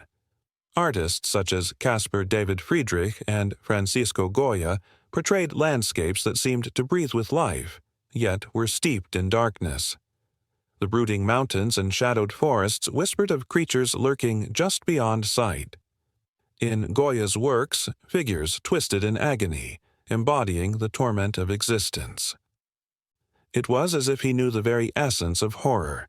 His Witches' Sabbath depicted nightmarish scenes, where the veil between the living and the undead fluttered like a restless ghost. Literature, too, began to echo these sentiments, giving birth to timeless characters that would haunt the recesses of readers' minds. Lord Byron's The Giaour introduced a romantic vampire, a creature of both desire and despair, forever caught in a dance of seduction and sorrow. It was in this delicate balance that the Gothic Renaissance thrived, feeding on the dualities of life and death, pleasure and pain. In the shadows of the candlelit salons, stories fluttered like moths drawn to a flame. There was a growing fascination with the supernatural, with beings who transcended the boundaries of the mortal coil. The tales of Dracula began to seep into the consciousness of the masses, emerging from the fog of folklore. Bram Stoker, inspired by legends and local lore, crafted a character so compelling that he would become the archetype of the vampire in literature. The Count was not merely a monster. He was a tragic figure, embodying the struggle against an insatiable thirst that mirrored the human condition itself. As the reader turned each page, a chill ran down their spine. With every encounter, the tension built, and the characters danced on the precipice of fear and desire. The allure of the vampire, their eternal life, their forbidden pleasures, called to something primal in humanity. Every encounter was fraught with danger, and every whispered secret hinted at the darkness that lurked within. Art and literature breathed life into a world where fears manifested. The very idea that there could be beings who walked among them, hunger shining in their eyes, made the heart race. The romanticized idea of the vampire as both predator and tragic hero was a siren's call, each story weaving a spell that wrapped around the reader's heart, pulling them deeper into the abyss. An artist like Henry Fuseli captured this interplay of fear and fascination. His The Nightmare is a haunting tableau of a woman in repose, her face twisted in terror, with a shadowy figure looming, feeding on her fear. It evokes a sense of claustrophobia, a feeling that the darkness is not just outside but inside, lurking in the corners of the mind. This visual representation mirrored the sentiments found in the literature of the time, where each character faced their own personal monsters, often personified as seductive vampires. The themes of passion and despair, love and death, echoed through the works of the era. The Gothic Renaissance was not simply an artistic movement, it was an exploration of the human psyche, a confrontation with fears that transcend time. It invited audiences to confront what lay beneath the surface, the parts of themselves that held a dark allure. The salons buzzed with discussions about the nature of evil and the morality of desire. Writers debated the implications of immortality, the seductive pull of the vampire's kiss. Was it a metaphor for unchecked passion, or merely a reflection of society's fears? The answers were as elusive as the creatures they wrote about, leaving an intoxicating tension that lingered long after the discussions ended. And as candle flames flickered in the dim light, casting elongated shadows on the walls, the stories began to intertwine. The figures from paintings leapt into the prose, and the characters from novels whispered their secrets to the artists. Each stroke of the brush and each penned word became part of a larger narrative, an unbroken chain of obsession that spilled into every corner of culture. In drawing worlds of both beauty and terror, the Gothic Renaissance became a mirror reflecting humanity's deepest emotions. Just as the vampire could never truly die, the stories they inspired lived on, refusing to fade in the face of time. They entwined with the lives of those who encountered them, leaving an indelible mark on the soul as palpable as the touch of a cold hand against warm skin. The echoes of these tales would reverberate through history, each generation adding its own layers to the mythos. The heartbeat of the Gothic Renaissance pulsed on, inviting new voices to contribute to the ever-expanding narrative. Shadows grew longer, the night deepened, and the allure of the vampire continued to captivate, drawing in those brave or foolish enough to seek the secrets that lay hidden in the dark. As the candle flames flickered and the night deepened, the stories of the Gothic Renaissance beckoned with open arms, imploring the curious to linger a little longer, to delve deeper into the shadows, where the line between beauty and horror blurred, and the dance of seduction and fear spiraled into an everlasting night. The sun dipped below the horizon, casting long, eerie shadows across the land of Wallachia. A chill swept through the air, whispering tales of power, blood, and betrayal. This was a land steeped in legend, where the line between man and monster blurred into darkness. It was here that a dynasty emerged, ruled by figures so feared and revered that they became the stuff of nightmares, vampires who reigned over their subjects with iron fists, their eyes glimmering with a hunger that never waned. Vlad III, known as Vlad the Impaler, was the most notorious of these rulers. In the 15th century, his name struck terror into the hearts of enemies and allies alike. He was not merely a prince, he was a tempest of wrath, a cruel enigma, and a man haunted by his lineage. Born into a world of conflict, Vlad was thrust into the chaos of war and betrayal from an early age. His father, Vlad II, was a member of the Order of the Dragon, sworn to protect Christendom against the Ottoman Empire. But for young Vlad, the hope of glory was tainted by the shadows of treachery that lurked around every corner.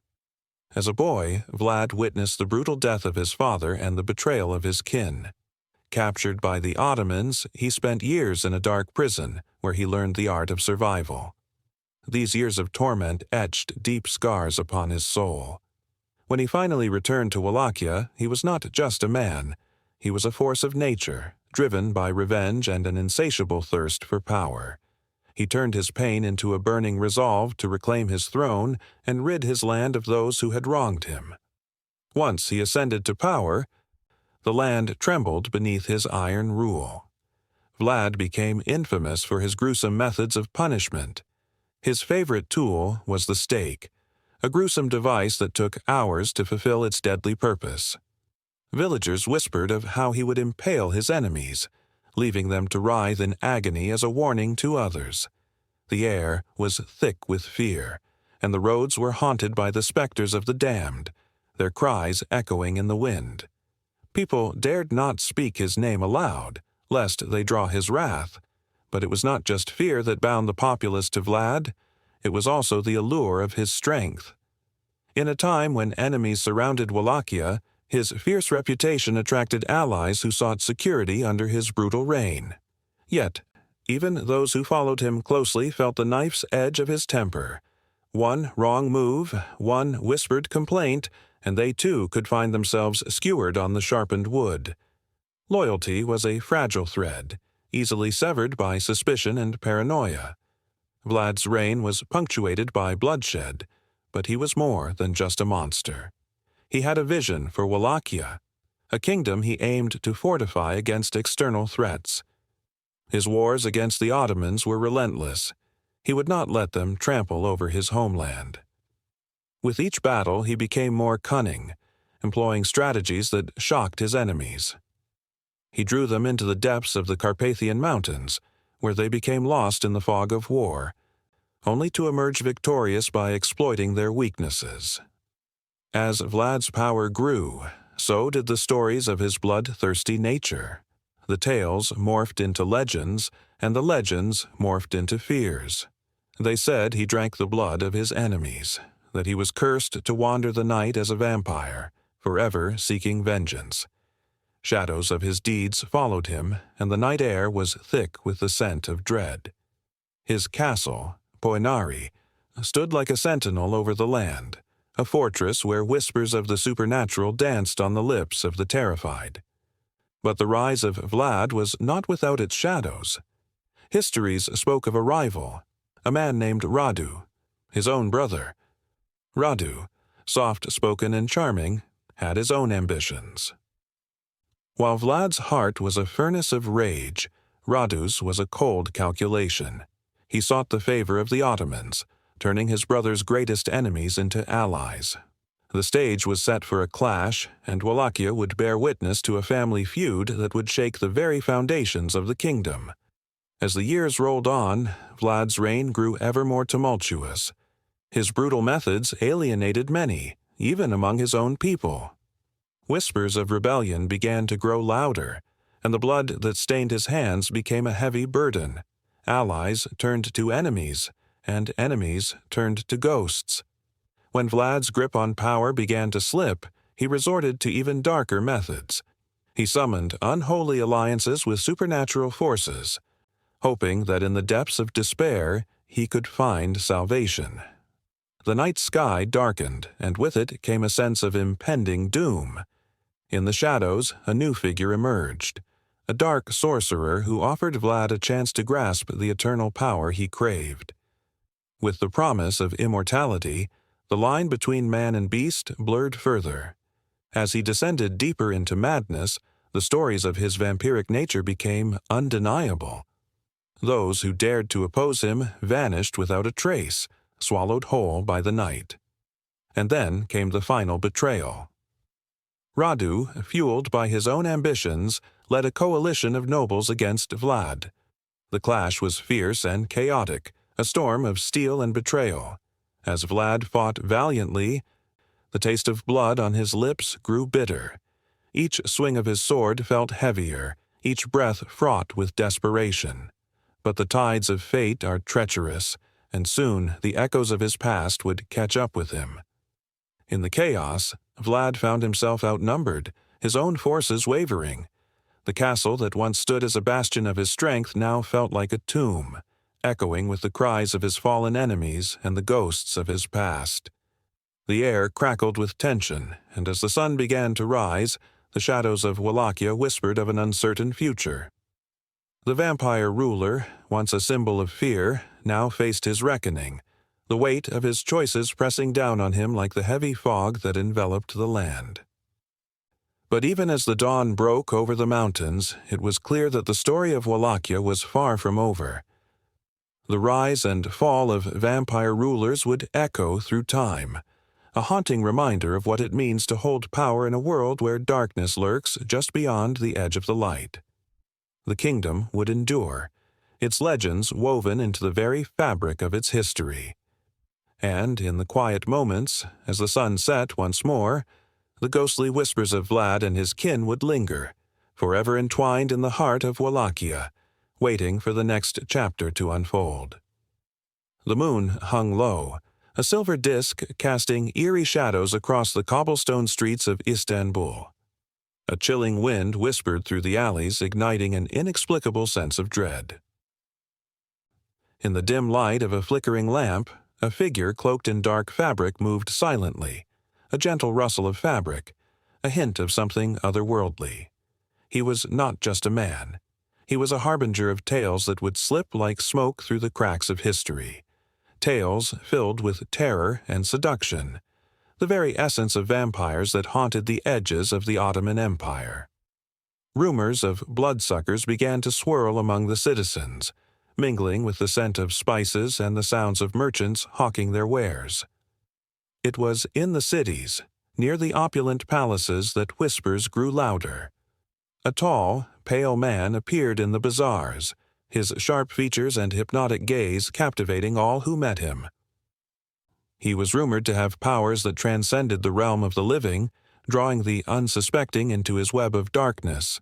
Stories of his exploits spread like wildfire, feeding the imaginations of the young and old alike.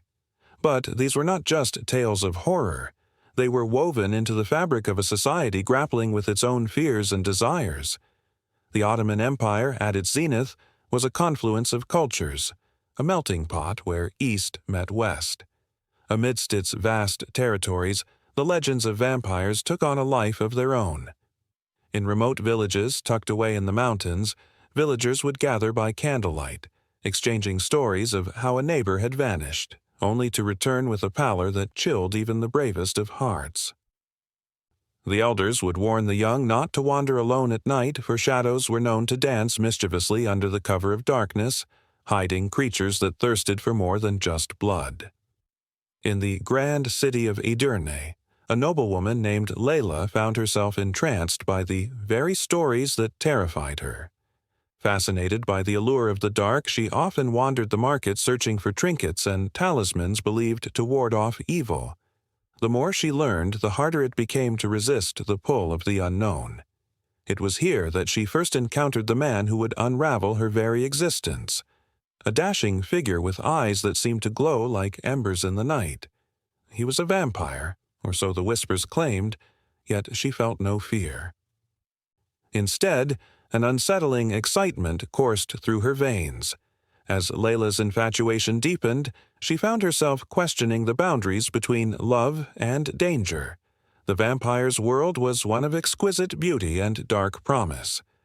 He spoke of secrets hidden beneath the surface of the empire, of a time when the line between life and death blurred like the fog rolling in off the Bosporus.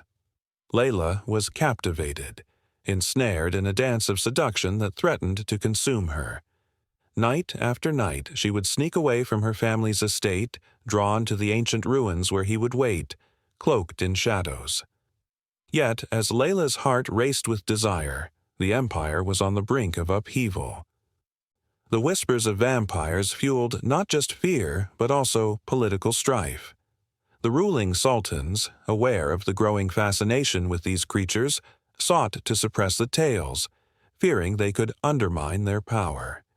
They decreed that anyone caught spreading rumors of vampirism would face dire consequences. But the more they tried to silence the stories, the louder they became, echoing in the halls of palaces and the chambers of the masses. In the darkened corners of taverns, soldiers spoke of nights spent battling more than just human foes. They recounted tales of encounters with beings that glided through the shadows, their eyes glinting with a predatory hunger. Some claimed that the Empire's enemies had summoned these forces, unleashing chaos upon the land. The fear became palpable, like a heavy fog that settled over Istanbul, creeping into the souls of those who believed in the darkness. Layla, now entangled in her vampire's world, began to see the Empire's struggles reflected in his eternal gaze. He shared haunting stories of battles fought in the name of power, of kingdoms lost and won, and of his own cursed existence. With every kiss, he awakened something within her, a yearning that transcended the boundaries of life and death, stirring an insatiable hunger for knowledge and experience. Each night spent with him was a brush with danger, a thrilling gamble against the odds, but with pleasure came pain, and soon Layla's once bright dreams began to twist into nightmares. A dear friend, a voice of reason, recounted chilling tales of villagers who had become victims of the vampire's lust, their lifeblood drained under the cover of night. She pleaded with Layla to break free from the grasp of the seductive creature, warning her of the fate that awaited those who strayed too far into the dark. The warnings echoed in Layla's mind, battling against the intoxicating pull of the vampire's embrace. As political tensions escalated within the empire, the Sultan's guards began to patrol the streets more fiercely, hunting down the sources of the vampire legends. They raided homes and questioned citizens. And the stories of the bloodsuckers transformed into a tool of fear, used by the rulers to tighten their grip on the people. The once frightening tales became propaganda, painting the vampires as enemies of the state, creatures that threatened the very fabric of Ottoman society. Layla stood at a crossroad, torn between her love for the vampire who had awakened her spirit and the oppressive weight of a society that demanded conformity. Each stolen moment with him felt like a ticking clock, counting down to an inevitable confrontation that loomed on the horizon. Would she choose the intoxicating thrill of the unknown? Or would the suffocating grip of fear and expectation pull her back into the light? As the full moon bathed the city in silvery light, Layla found herself at the edge of the Bosporus, her heart racing with the realization that she was part of something far greater than herself. A tapestry of history woven with fear, desire, and the eternal struggle between light and dark. The air crackled with tension, and as she looked towards the horizon, she could sense the shifting tides of fate, drawing her closer to a reckoning that would change the course of her life forever. The vampire stood beside her, his presence a heady mix of danger and allure. Together, they watched the city, unaware that the tales of their entwined destinies were about to unfold in ways that would echo through the ages. And as the shadows lengthened, the lines between hunter and hunted blurred, setting the stage for an inevitable clash that would not only test their love, but also reveal the secrets buried beneath the surface of an empire teetering on the brink of transformation. In the flickering glow of candlelight, shadows danced upon the stone walls of an ancient temple, their movements whispering of dark rituals and forgotten blood oaths. The air was thick with an intoxicating mix of incense and something far more primal. In the center of the chamber, a figure cloaked in black knelt before an altar, its surface stained with the dark, glistening remnants of past sacrifices. Around the altar, the faithful gathered, eyes wide with fervor, their hearts pounding with a mix of fear and anticipation, for they were about to commune with the blood demons they revered. Throughout history, societies have risen and fallen, but few have captivated the imagination like those that worshipped vampires, figures of legend draped in the thrill of both horror and allure. In many ancient cultures, the idea of a bloodthirsty creature stalking the night wasn't merely a story for children. It was a reality that shaped beliefs and practices.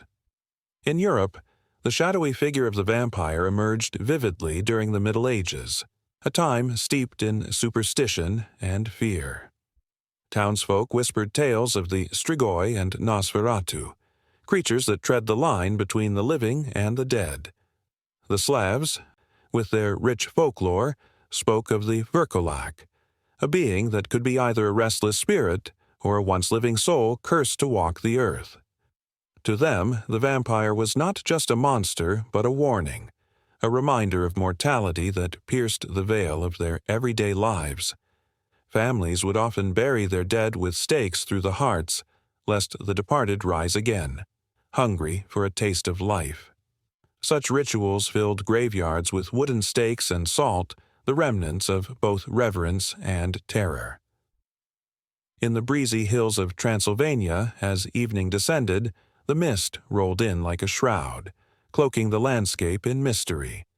The locals spoke in hushed tones of Count Dracula, an embodiment of the vampire mythos, but his story was more than mere fiction. Vlad the Impaler, the historical figure behind the legend, ruled with a brutality that would send shivers down the spine of even the most hardened warrior. His insatiable thirst for power and blood left a scar on history, intertwining with the vampire lore that would grip the world's imagination. Beyond the mountains and valleys, communities thrived around the worship of these blood demons, each with its own intricate rituals. In the dark corners of history, we find the cults that rose to power, devoted to the very entities that sent tremors of fear through their cultures. The cult of the vampires found life in the secretive gatherings where members would drink from goblets of crimson liquid, believing it to be the essence of their dark gods. They believed that by consuming blood, be it animal or from their own veins, they were inviting the essence of the vampire into their souls, granting them strength and immortality. In the depths of the Amazon rainforest, the Shuar people held their own vampiric beliefs. Stories of the Sun Tzu, a spirit who could drain one's life force, echoed through their villages, fanning the flames of fear and reverence. Here, blood was not just a source of life, but a bridge to the spiritual realm. The Shuar shamans would conduct rituals that involved the extraction of blood, believed to be a conduit to communicate with the spirits that safeguarded the forest. With every drop spilled, they felt the connection deepen, a bond forged through the very essence that sustained life itself. In medieval Europe, the Black Death took its toll, spreading fear and chaos. In this atmosphere of uncertainty, the vampire cults thrived. People sought solace in their rituals, believing that by worshipping these dark figures, they could escape the horrors of death and disease. They held gatherings in hidden groves, where chanting voices mingled with the rustle of leaves. Blood was both a sacrament and a plea, offered to the shadowy figures they believed could grant them protection from the plague that ravaged their communities. In the flickering shadows of these cults, one could hear the gasps of the faithful, each heartbeat a reminder of their fragile existence. The tension would rise with every incantation, a palpable energy filling the air like a storm ready to break. They would lift their bloodied offerings high, beseeching their dark deities to grant them power over death itself. It was a dangerous game, one that could yield blessings or curses, yet the allure of immortality was too powerful to resist. Among the ruins of ancient civilizations, the echo of worshippers can still be felt. The Aztecs once performed grand rituals in honor of their blood gods, where human sacrifice was seen not as an end, but as a means of feeding the sun, keeping the world alive. Priests adorned in the skins of the sacrificed would channel the power of the blood, dancing with an intensity that sent chills down the spines of onlookers.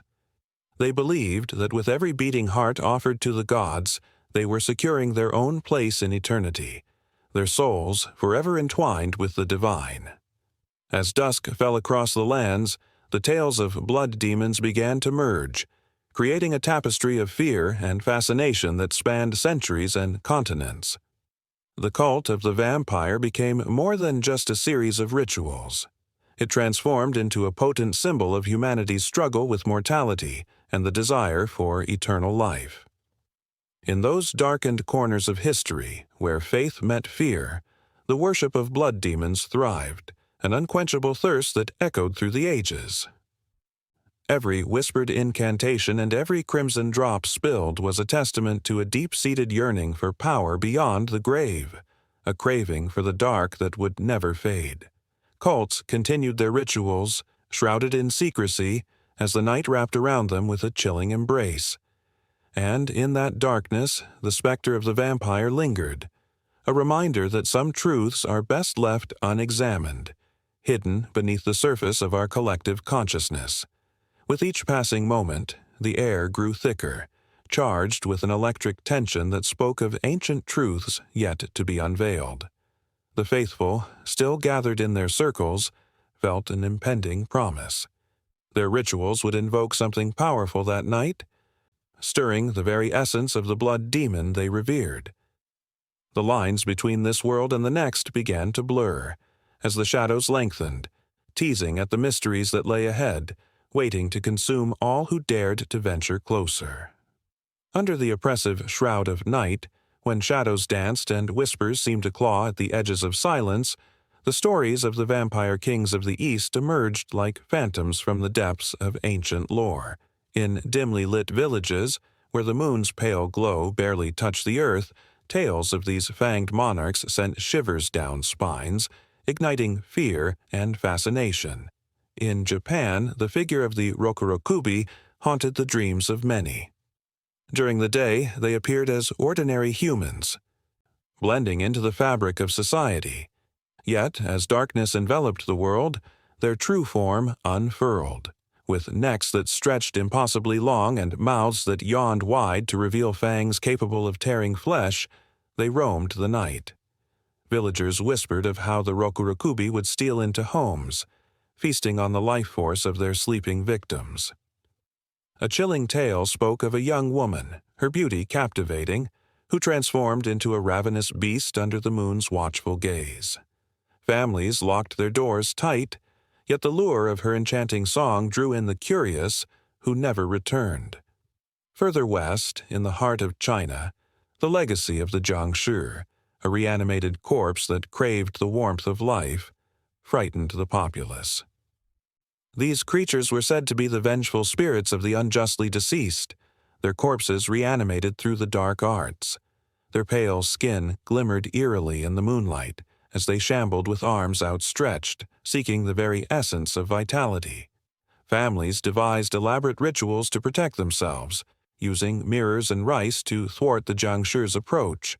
But the lure of the unknown beckoned to many, and those who dared to venture into the night often spoke of a cold breath against their necks, an icy reminder that life and death danced a thin line, and sometimes the line blurred. Not far from the Jiangshi's legends, the tales of the Penanggalan in Southeast Asia sent chills that reverberated through the hearts of listeners. A beautiful woman by day, she transformed into a terrifying sight at night, her head detaching from her body, flying through the sky, trailing her organs behind like a sinister ribbon. The cries of her victims echoed in the stillness of the night, as she sought to drain the blood from those unsuspecting souls who had strayed too far from safety. Villagers would light fires and scatter thorns around their homes, praying that the Penanggalan would be thwarted, that the darkness would not reach them. Mothers told their children to stay close, for wandering too far could lead to encounters with this fearsome creature, a reminder that beauty could hide a monstrous heart. In India, tales of the Vitala glimmered like starlight amidst the shadows. This vampiric spirit, said to dwell in cremation grounds, could possess a corpse, forcing it to rise from the grave. The Vitala's laughter rang hollow in the night, echoing through lonely forests and desolate fields. With every tale spun around the flickering flame of a fire, the Vitala became an allegory for the struggles of one's own soul, a mirror reflecting the darkness that lay within.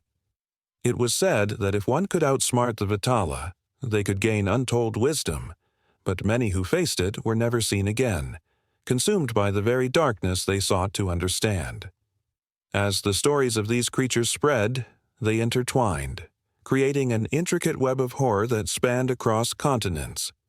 In Korea, the legend of the Jangsan ghost surfaced, a tale of a creature that could mimic the voices of loved ones, coaxing the unsuspecting to their doom. It would call out to children, promising sweet treats or the comfort of a parent's embrace, only to reveal its true nature, a ghastly figure with a mouth that opened far too wide. This specter preyed on the innocence of youth, feeding on fear and desperation, making every parent's heart race. Africa, too, harbored its share of vampiric whispers. The asanbosam, a creature with iron hooks for feet, lurked in the trees, waiting to ensnare the unwary. It was said the asanbosam could swoop down and drain the blood of those who ventured too close, leaving behind nothing but echoes of their screams. The stories acted as warnings, teaching children to respect the forest, for it was both a sanctuary and a prison. As the tales circled back towards Asia, the chilling awe of these legends seeped into the fabric of each culture, shaping beliefs and instilling caution. The vampire kings of the East were not simply monsters. They were manifestations of fear, woven into the very identities of the people. Each story held a mirror to their society, reflecting the darkness that lay not only in the world outside but also within. In every village, each home held its breath, waiting for the sun to rise and dispel the nightly terrors.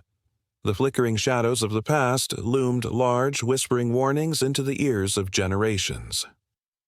The stories were passed down, evolving with each telling, yet always retaining their essence, a reminder that the night was alive with ancient spirits, and the realm of the living and the dead was tenuous at best. Underneath the sweeping stars, where darkness embraced the earth, fear mingled with wonder.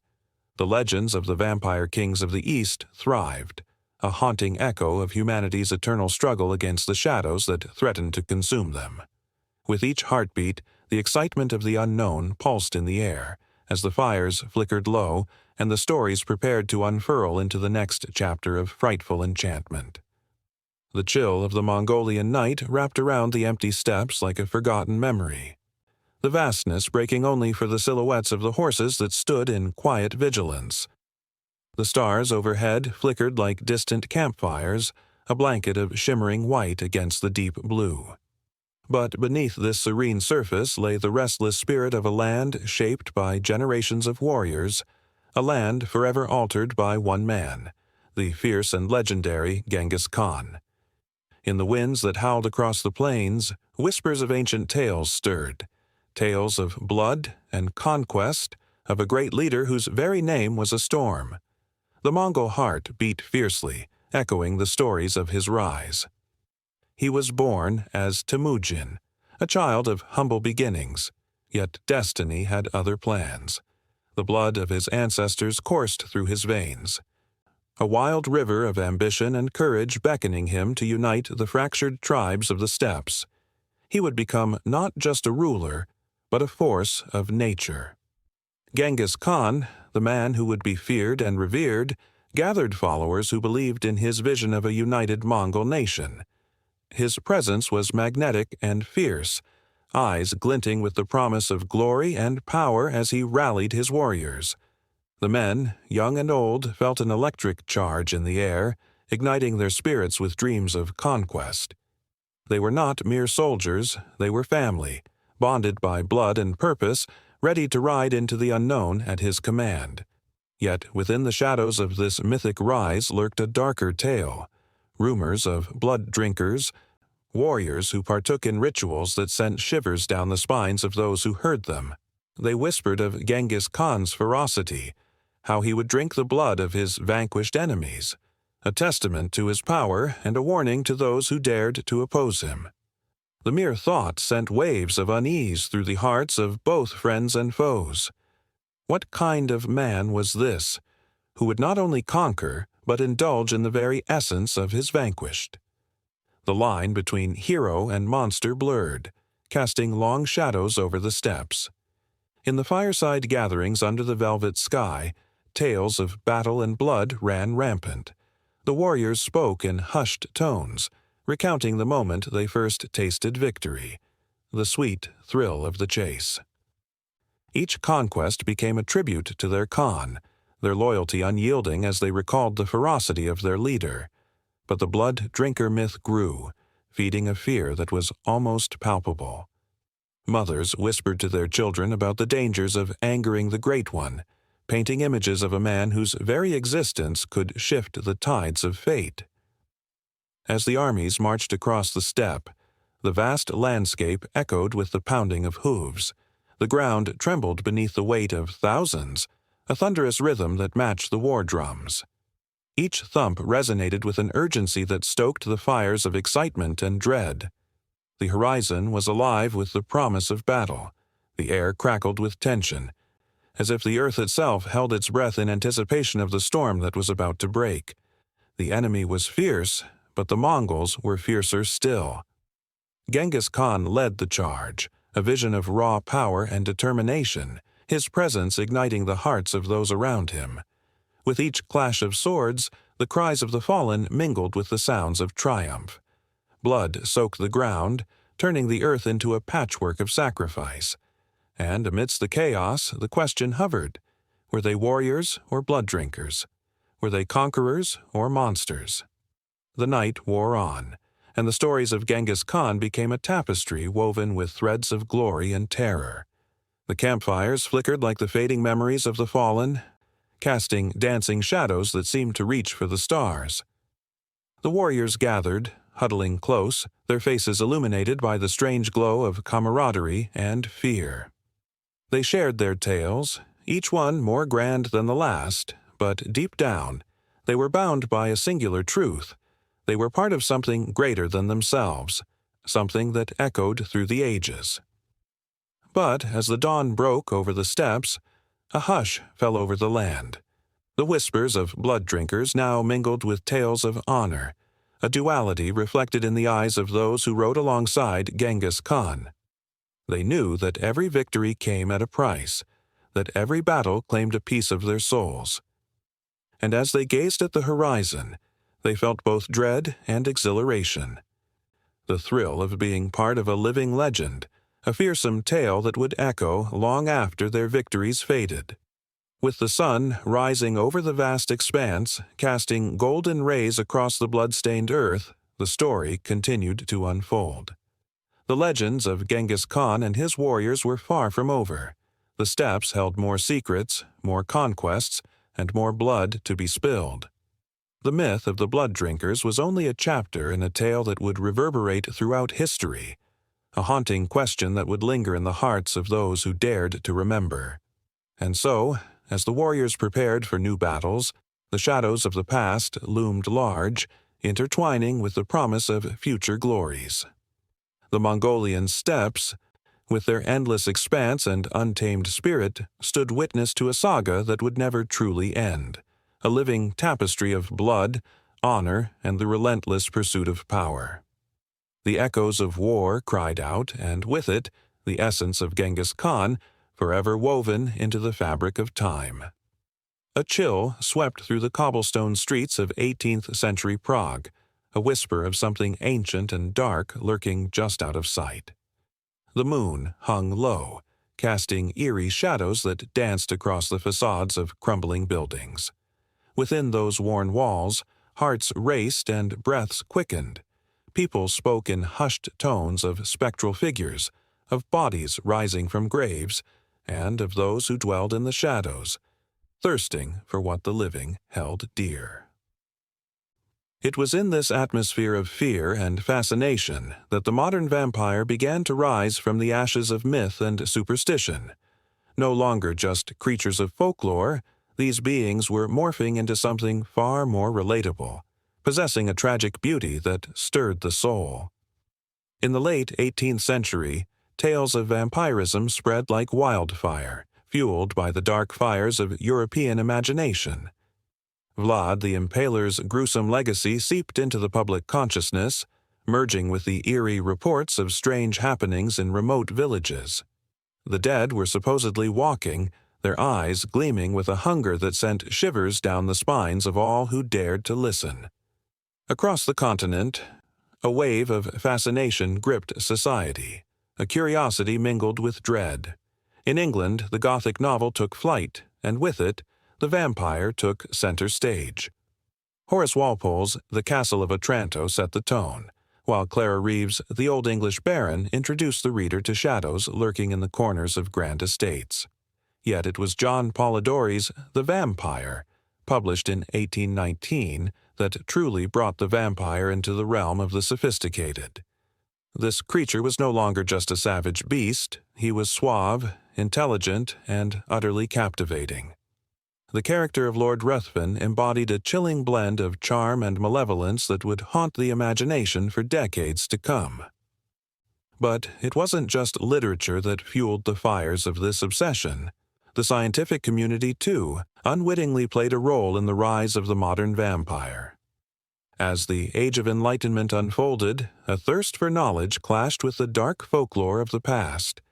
Reports of corpse desecration and strange burial rituals became sensationalized, leading to public spectacles that often ended in horror. In 1784, the French physician Pierre de Villers' chilling observations of vampirism in Eastern Europe ignited debates on the nature of death and the soul. People wondered, could the dead truly rise?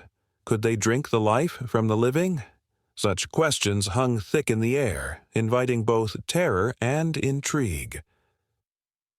The 19th century brought with it an explosion of tales that entwined the heart with the macabre. Bram Stoker's Dracula, published in 1897, solidified the vampire's place in popular culture. Count Dracula emerged as a character that was both beautiful and grotesque, embodying the struggle between civilization and the primal instincts that lurked beneath. The book gripped readers with its interwoven narratives, creating a sense of urgency and fear that electrified the very atmosphere of the time. Stoker painted a world where the boundaries between life and death, love and danger, began to blur, leaving readers questioning their own desires and fears. As the stories circulated, they seeped into the very fabric of society. The vampire became a mirror reflecting humanity's struggles with morality, passion, and the unknown. The vampire was no longer just a monster. He became a longing, a desire for immortality that resonated deeply within the hearts of men and women alike. This allure was dangerous, intoxicating, like a forbidden fruit that promised eternal youth but demanded a steep price. The salons of London buzzed with discussions of lost souls and eternal life, while artists and thinkers like Lord Byron embodied the very essence of the vampire myth. In dark corners they reveled in their own romantic melancholy, fusing their identities with the enigmatic creatures of the night. But as the vampire's charm grew, so did the fear of the unknown. The specter of disease loomed large. The cholera outbreaks of the early 19th century, particularly the pandemic of 1832, cast a long shadow of dread over Europe. People were desperate for answers, searching for something to blame. The idea of vampires crept back into their thoughts, feeding on their fears. Was it not possible that their neighbors, once friendly and familiar, had turned into something sinister? The line between friend and foe blurred, and paranoia flourished. Every cough could be a sign of a lurking curse, every pale complexion a portent of doom. Amid this tension, the vampire mythos morphed further. The Gothic aesthetic blossomed with its dark castles, moody landscapes, and brooding figures. Yet, it also began to invite more light. Writers like Mary Shelley, with her groundbreaking tale Frankenstein, explored what it meant to be human, prompting readers to confront their own monstrosities. The vampire became a vessel for exploring societal fears, desires, and the very nature of existence itself. The modern vampire found his voice in the realm of the tragic hero, one who was both predator and prey, cursed and longing for connection. As whispers of the undead spread like wildfire, so too did the stories of vampire hunters. Figures like Abraham Van Helsing sprang to life in the imaginations of readers, embodying the fight against the darkness. These brave souls sought to protect the innocent, to banish the shadows that threatened to engulf their world. The battles between hunters and vampires became a thrilling spectacle, as audiences held their breath, entranced by the tug-of-war between salvation and damnation. The vampire was no longer merely a creature of the night. He had become a reflection of society's deepest fears and desires, a complicated being straddling the line between life and death, love and loss. The tales spun a web of thrilling tension, drawing readers into a world where nothing was ever truly as it seemed. Heartbeats quickened with every page turned, the stakes raised higher, the emotional pull stronger.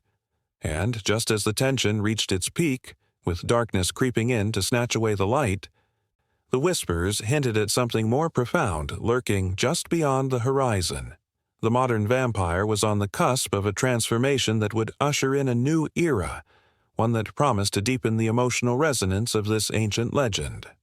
The stories were far from over.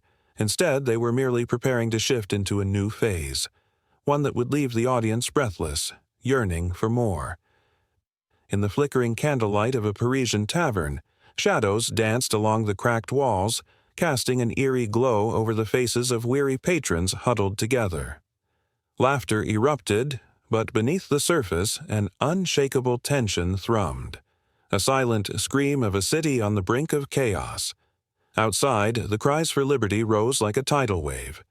Yet within the tavern's confines, whispers of something darker lingered, as if the very air was thick with the scent of blood and betrayal.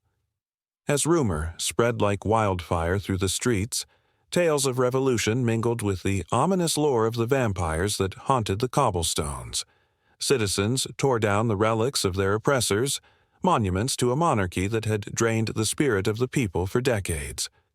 Yet, in the shadows of this fervent uprising, something ancient stirred, a predator drawn to the chaos, a figure cloaked in darkness, eyes gleaming with a hunger that was both terrifying and intoxicating.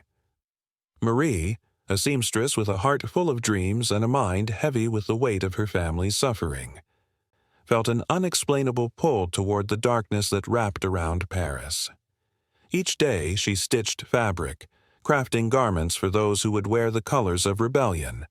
But as she threaded her needle, her own thoughts wandered to the whispers she had heard, the rumors of a creature that walked among them, feeding on the very essence of fear and despair. The tales spoke of a vampire who had witnessed the rise and fall of empires, forever entwined with the fate of the city. In the streets, men and women gathered to rally against the monarchy, their voices rising in a symphony of defiance. But even as they raised their hands in unity, a flicker of doubt ignited in Marie's heart. Did they truly fight for freedom? Or were they simply pawns in a game played by forces beyond their understanding?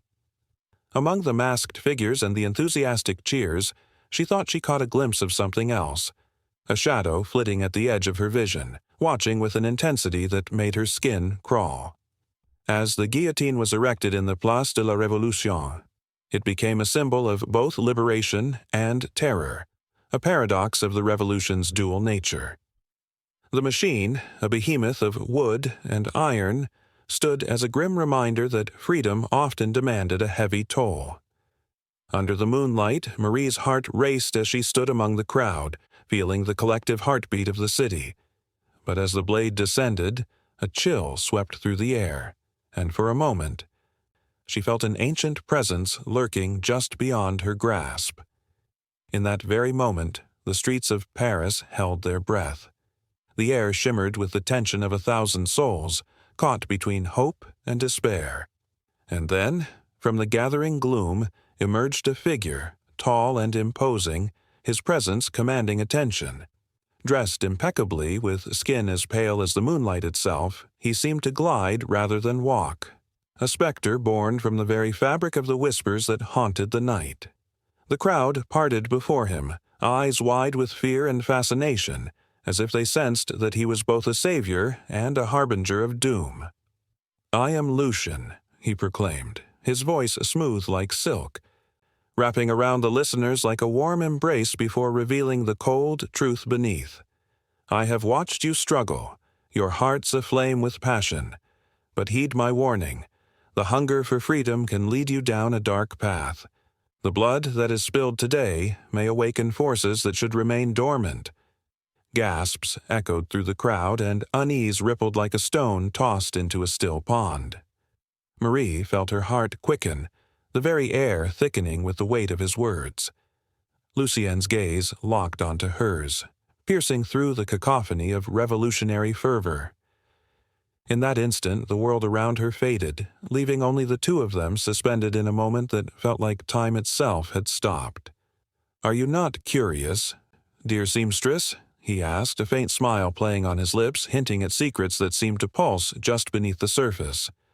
"What if I told you that the chains of tyranny are not the only bondage you face? What if the true enemy lies in the shadows, lurking in the very hearts of men, waiting for the right moment to strike?" The crowd had grown restless, murmurs bubbling to the surface as they shifted uneasily. Marie felt the tension in the air, the blend of fear and intrigue that seemed to coil around them like smoke. It was a moment raw with possibility, a flash of revelation that sent shivers down her spine. The revolution was not just a fight against rulers. It was a clash of ideals, where morality teetered on the edge of an abyss. Outside the tavern, the streets exploded with fervor, the clash of ideas igniting passions that would consume everything in their path. But within, Lucian's words echoed in Marie's mind, and she felt drawn into a web of intrigue that promised both danger and enlightenment. What lay in the shadows, and what price would she pay for the truth? As the sweeping tide of revolution washed over Paris, Marie's heart knew one undeniable truth. She stood at the precipice of change, a crossroads where the light of freedom battled against the encroaching darkness. And as the vampire's gaze bore into her soul, she realized that her fate, and perhaps the fate of Paris itself, was tangled in the shadows, waiting for her to take the next step. Just as the cheers of the crowd reached a fever pitch and the drums of war began to beat, the shadows shifted once more. Whispers of betrayal and deception wove through the air, each secret a thread that connected the living to the undead, the oppressor to the oppressed. The revolution had awakened something more than just a thirst for change. It had stirred ancient forces that now hungered to reclaim their power. And, in that heart-stopping moment, with the revolution roaring around her and the vampire lingering in the shadows, Marie knew she could not turn back. The choices made now would ripple through history, intertwining hope and horror as they faced the coming storm. The streets of Paris would be bloodied. The cries for liberty would echo, but the true battle was still to come, a battle against the unseen, waiting in the depths of the night, where vampires thrived in the shadows of political upheaval. In the flickering candlelight of an ancient castle, shadows danced along the walls, whispering secrets only the night could carry. A chill hung in the air, thick with the scent of history and something far darker. Here, within the crumbling stone, a lineage of power thrived, one not merely of wealth and land, but steeped in the sinister allure of immortality. The vampire aristocracy they called themselves, a bloodline that intertwined noble heritage with unspeakable horrors. Their grand halls once echoed with laughter, filled with the vibrant chatter of lavish parties, but now they stood silent, a mausoleum of memories. The portraits that adorned the walls depicted regal figures, their eyes glinting with a knowing darkness, hinting at the secrets they concealed beneath layers of silk and velvet.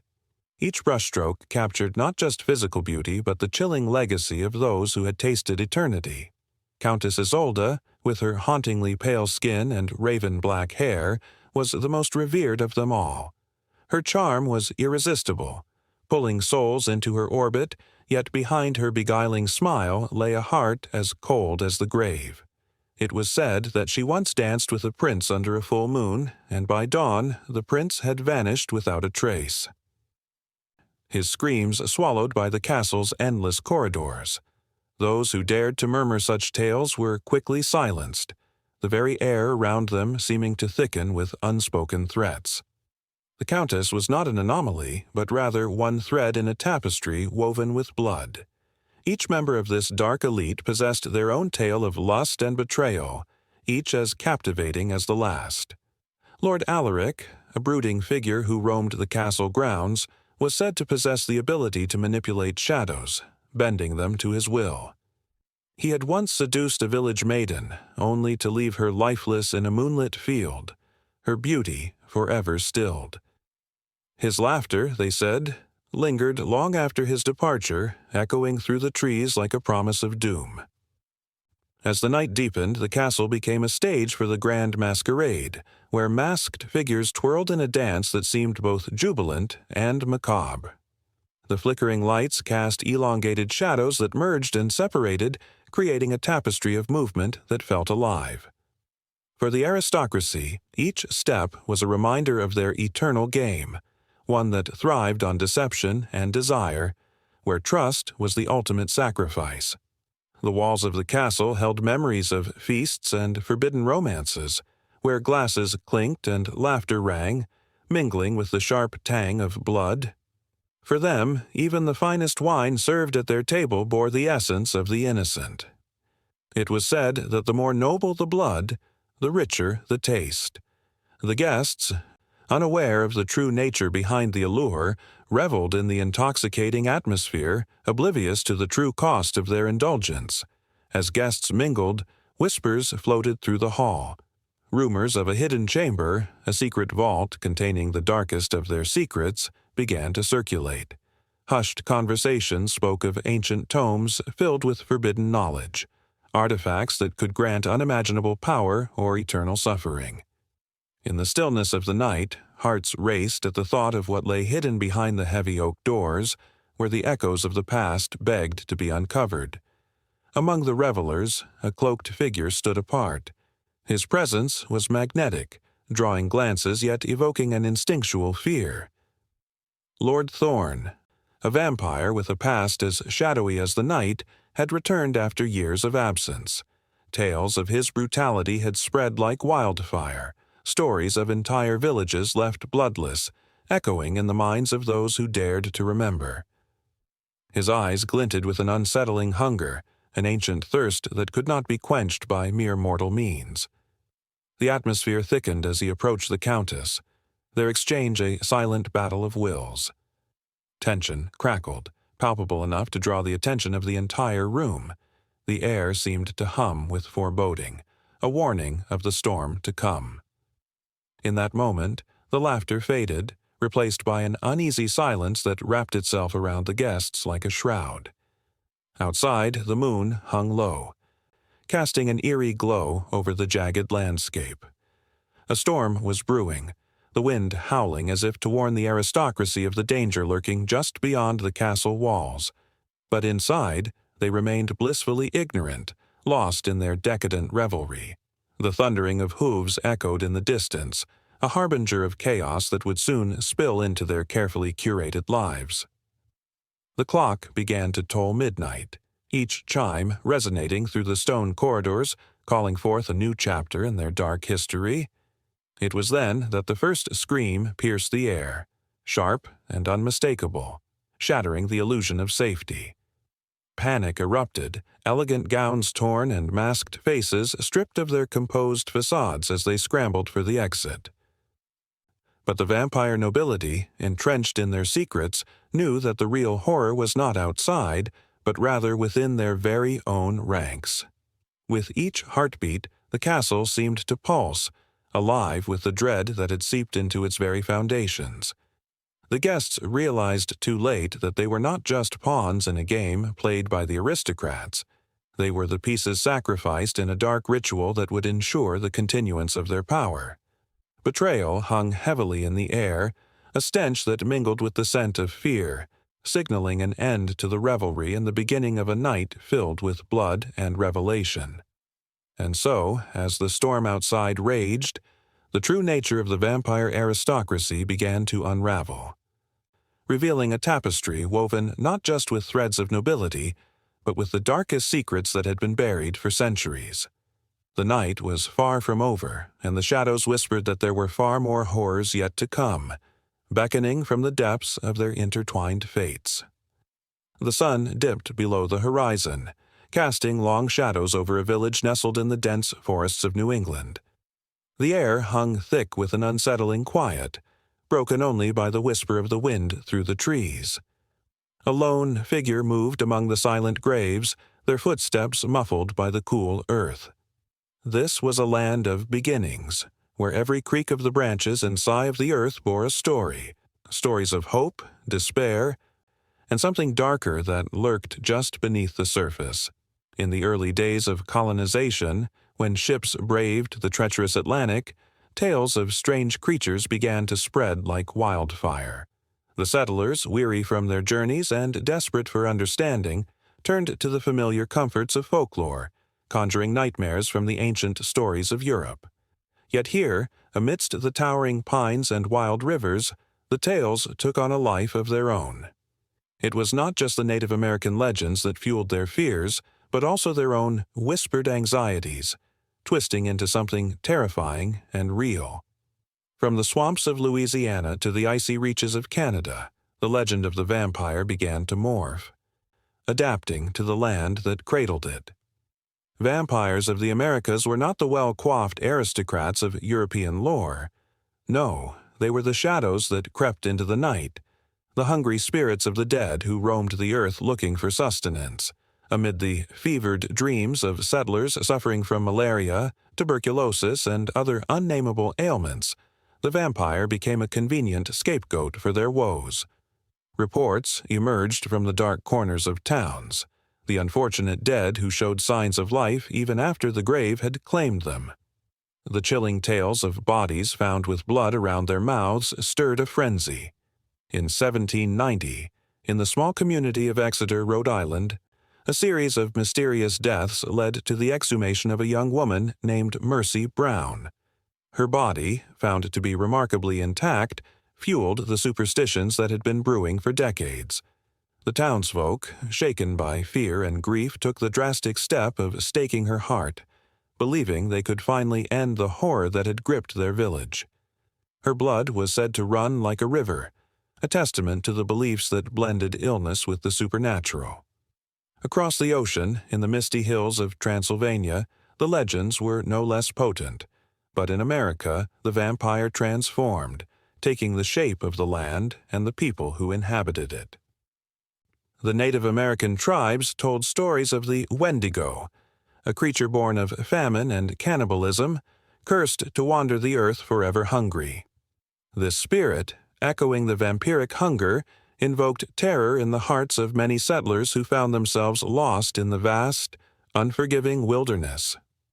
As the years rolled on, the vampire's story continued to evolve. It was not just the dead that haunted the living, it was also the threat of disease, the fear of invasion, and the ever-looming specter of loneliness on the frontier. In the harsh winters of New England, families barricaded themselves against the biting cold, yet it was the darkness beyond their walls that truly terrified them. The shadows seemed alive, and every rustle in the bushes, every snap of a twig, felt like an omen.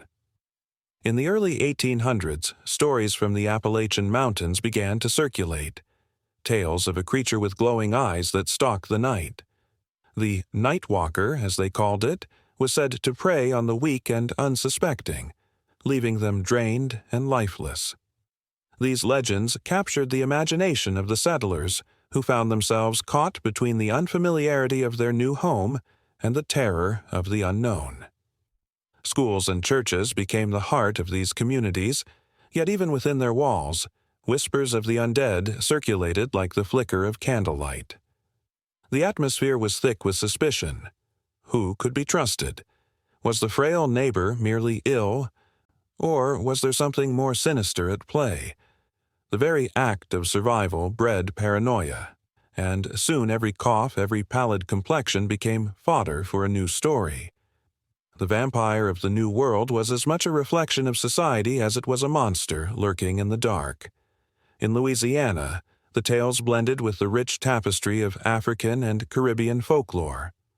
The rougarou, a creature feared by many, was said to be a shapeshifter, a being that could blend into the shadows and strike when least expected. It was a fusion of cultures, a testament to the diverse history of a land still grappling with its own identity. The dance of voodoo rituals echoed through the bayous, where whispers of the dead mingled with the living, and the line between reality and myth blurred like the fog that rolled off the waters. Amidst the chaos, the vampire became an embodiment of the fears that plagued a young nation. It represented the unknown, the fear of loss, the dread of isolation, and the gnawing anxieties of those seeking a place to belong. As settlers pushed westward, their tales spread like spores in the wind. Each new town bore its own version of the vampire, a reflection of the struggles and heartaches that came with carving out a life in an untamed land. As the moon hung high in the sky, casting silver beams over the land, the stories took on a life of their own. They intertwined with the pulse of the earth, the rustling leaves, and the howls of distant wolves.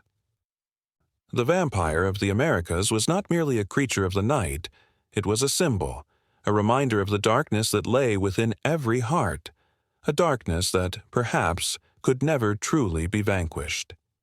In the corners of taverns and the flickering light of campfires, the tales continued to weave and twist, feeding on the fears and dreams of those who dared to listen. And as the flames crackled and the night deepened, the stories beckoned, inviting those who would hear them into a world where shadows danced and the line between life and death was but a breath away. The history of vampires in the Americas was just beginning, each story more captivating and chilling than the last. The moon hung low and heavy in the sky, casting a ghostly glow over crumbling castles and the ancient cobblestone streets below. Shadows danced in the flickering candlelight as the sound of distant howling echoed through the night. This was a world where the whispers of death went hand in hand with the promise of power. Once it had been the era of the kings, vampires who ruled with an iron grip and a thirst that could never be quenched. But change was in the air, thick as fog, and the very foundation of their rule was beginning to crack.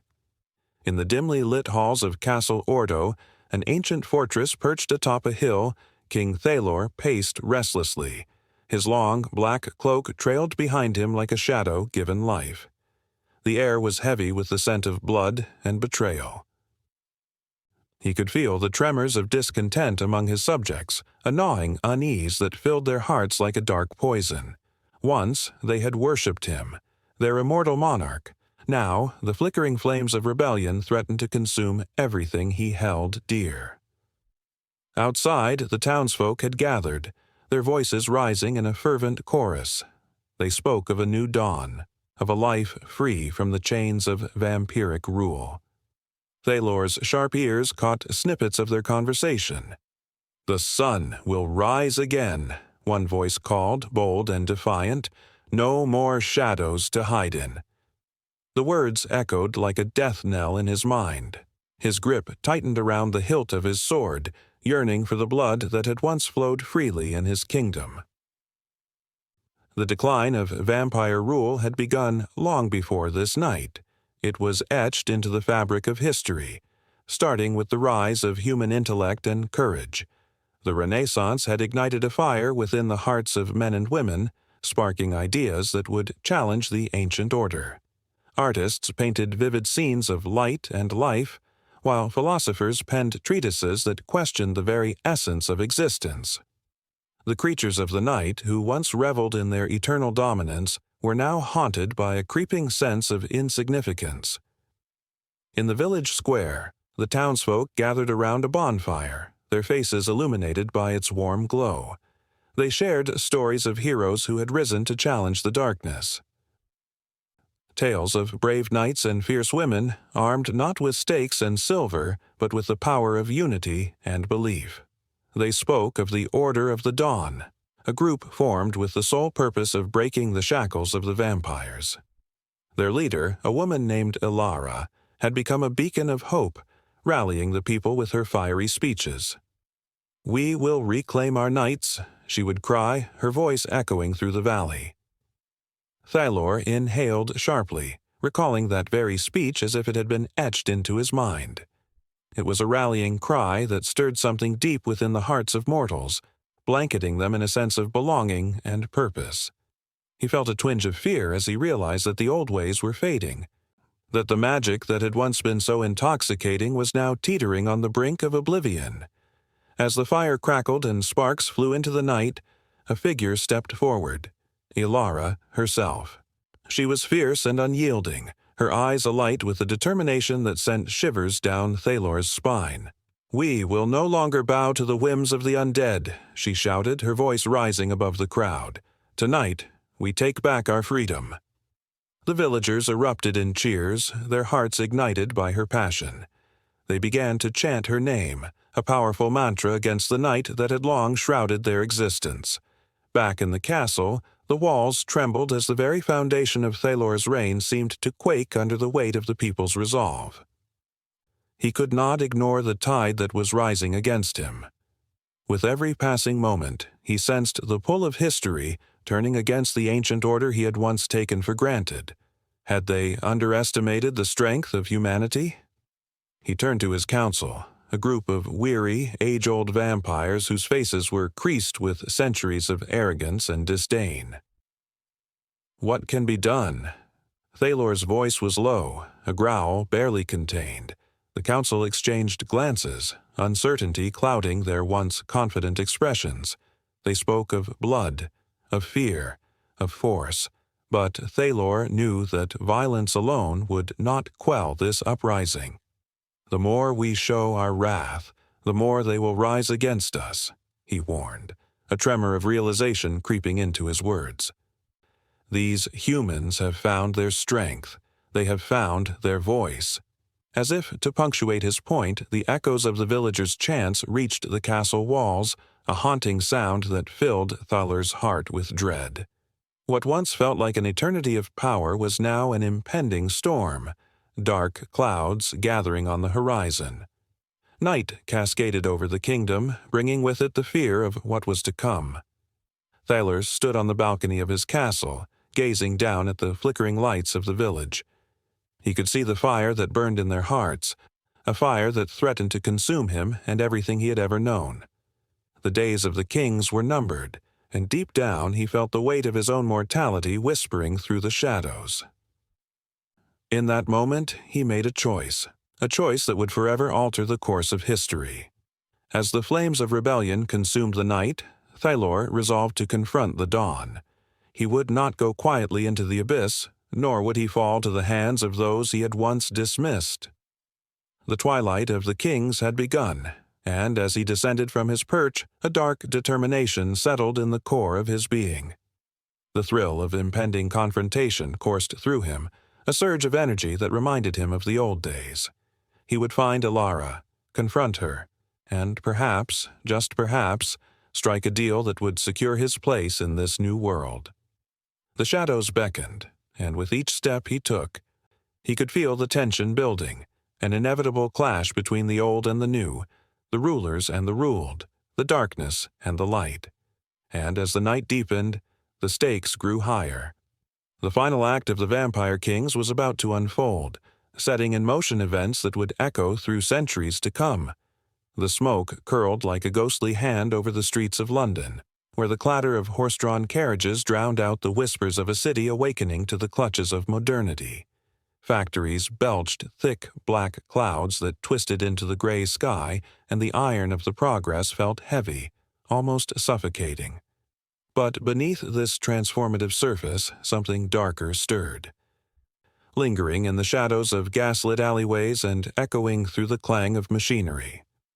The era of progress held its secrets closely, and one of those secrets was a chilling legacy that refused to die.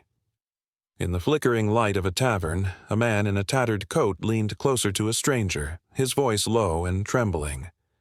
"They say the old ways are gone, with all this steam and steel, but I know better." He paused, eyes darting toward the door as if he expected a phantom to glide through the entrance. "They walk among us still, the vampires." A ripple of unease passed through the patrons, their laughter fading into a heavy silence, the kind that makes the hair on the back of your neck stand on end. The man continued. "In the feedlots, where blood is spilled like water, they feast on the weakest among us." He gestured wildly, his face a mixture of fear and desperation. "They thrive on the chaos of this age, drawing strength from despair and darkness. The machines take our souls, but the true monsters, they take our very lives." The tension thickened and the patrons leaned in, drawn by a fear that was both foreign and familiar, as if they sensed the truth lurking just outside their line of sight. Across town, in the fog-laden streets, Clara walked hurriedly, her heart pounding like a drum. She was a seamstress, one of many who toiled under the flickering gas lamps, stitching together the hopes and dreams of the rising bourgeoisie. But she carried a secret, the knowledge that the blood of the poor was being harvested for more than just the fuel of industry. The wealthy elite, cloaked in fine fabrics and shimmering jewels, were rumored to engage in dark rituals to prolong their lives, feeding on the weak to stave off death. Clara had seen too many disappear, their faces etched with a hollow terror before they vanished without a trace.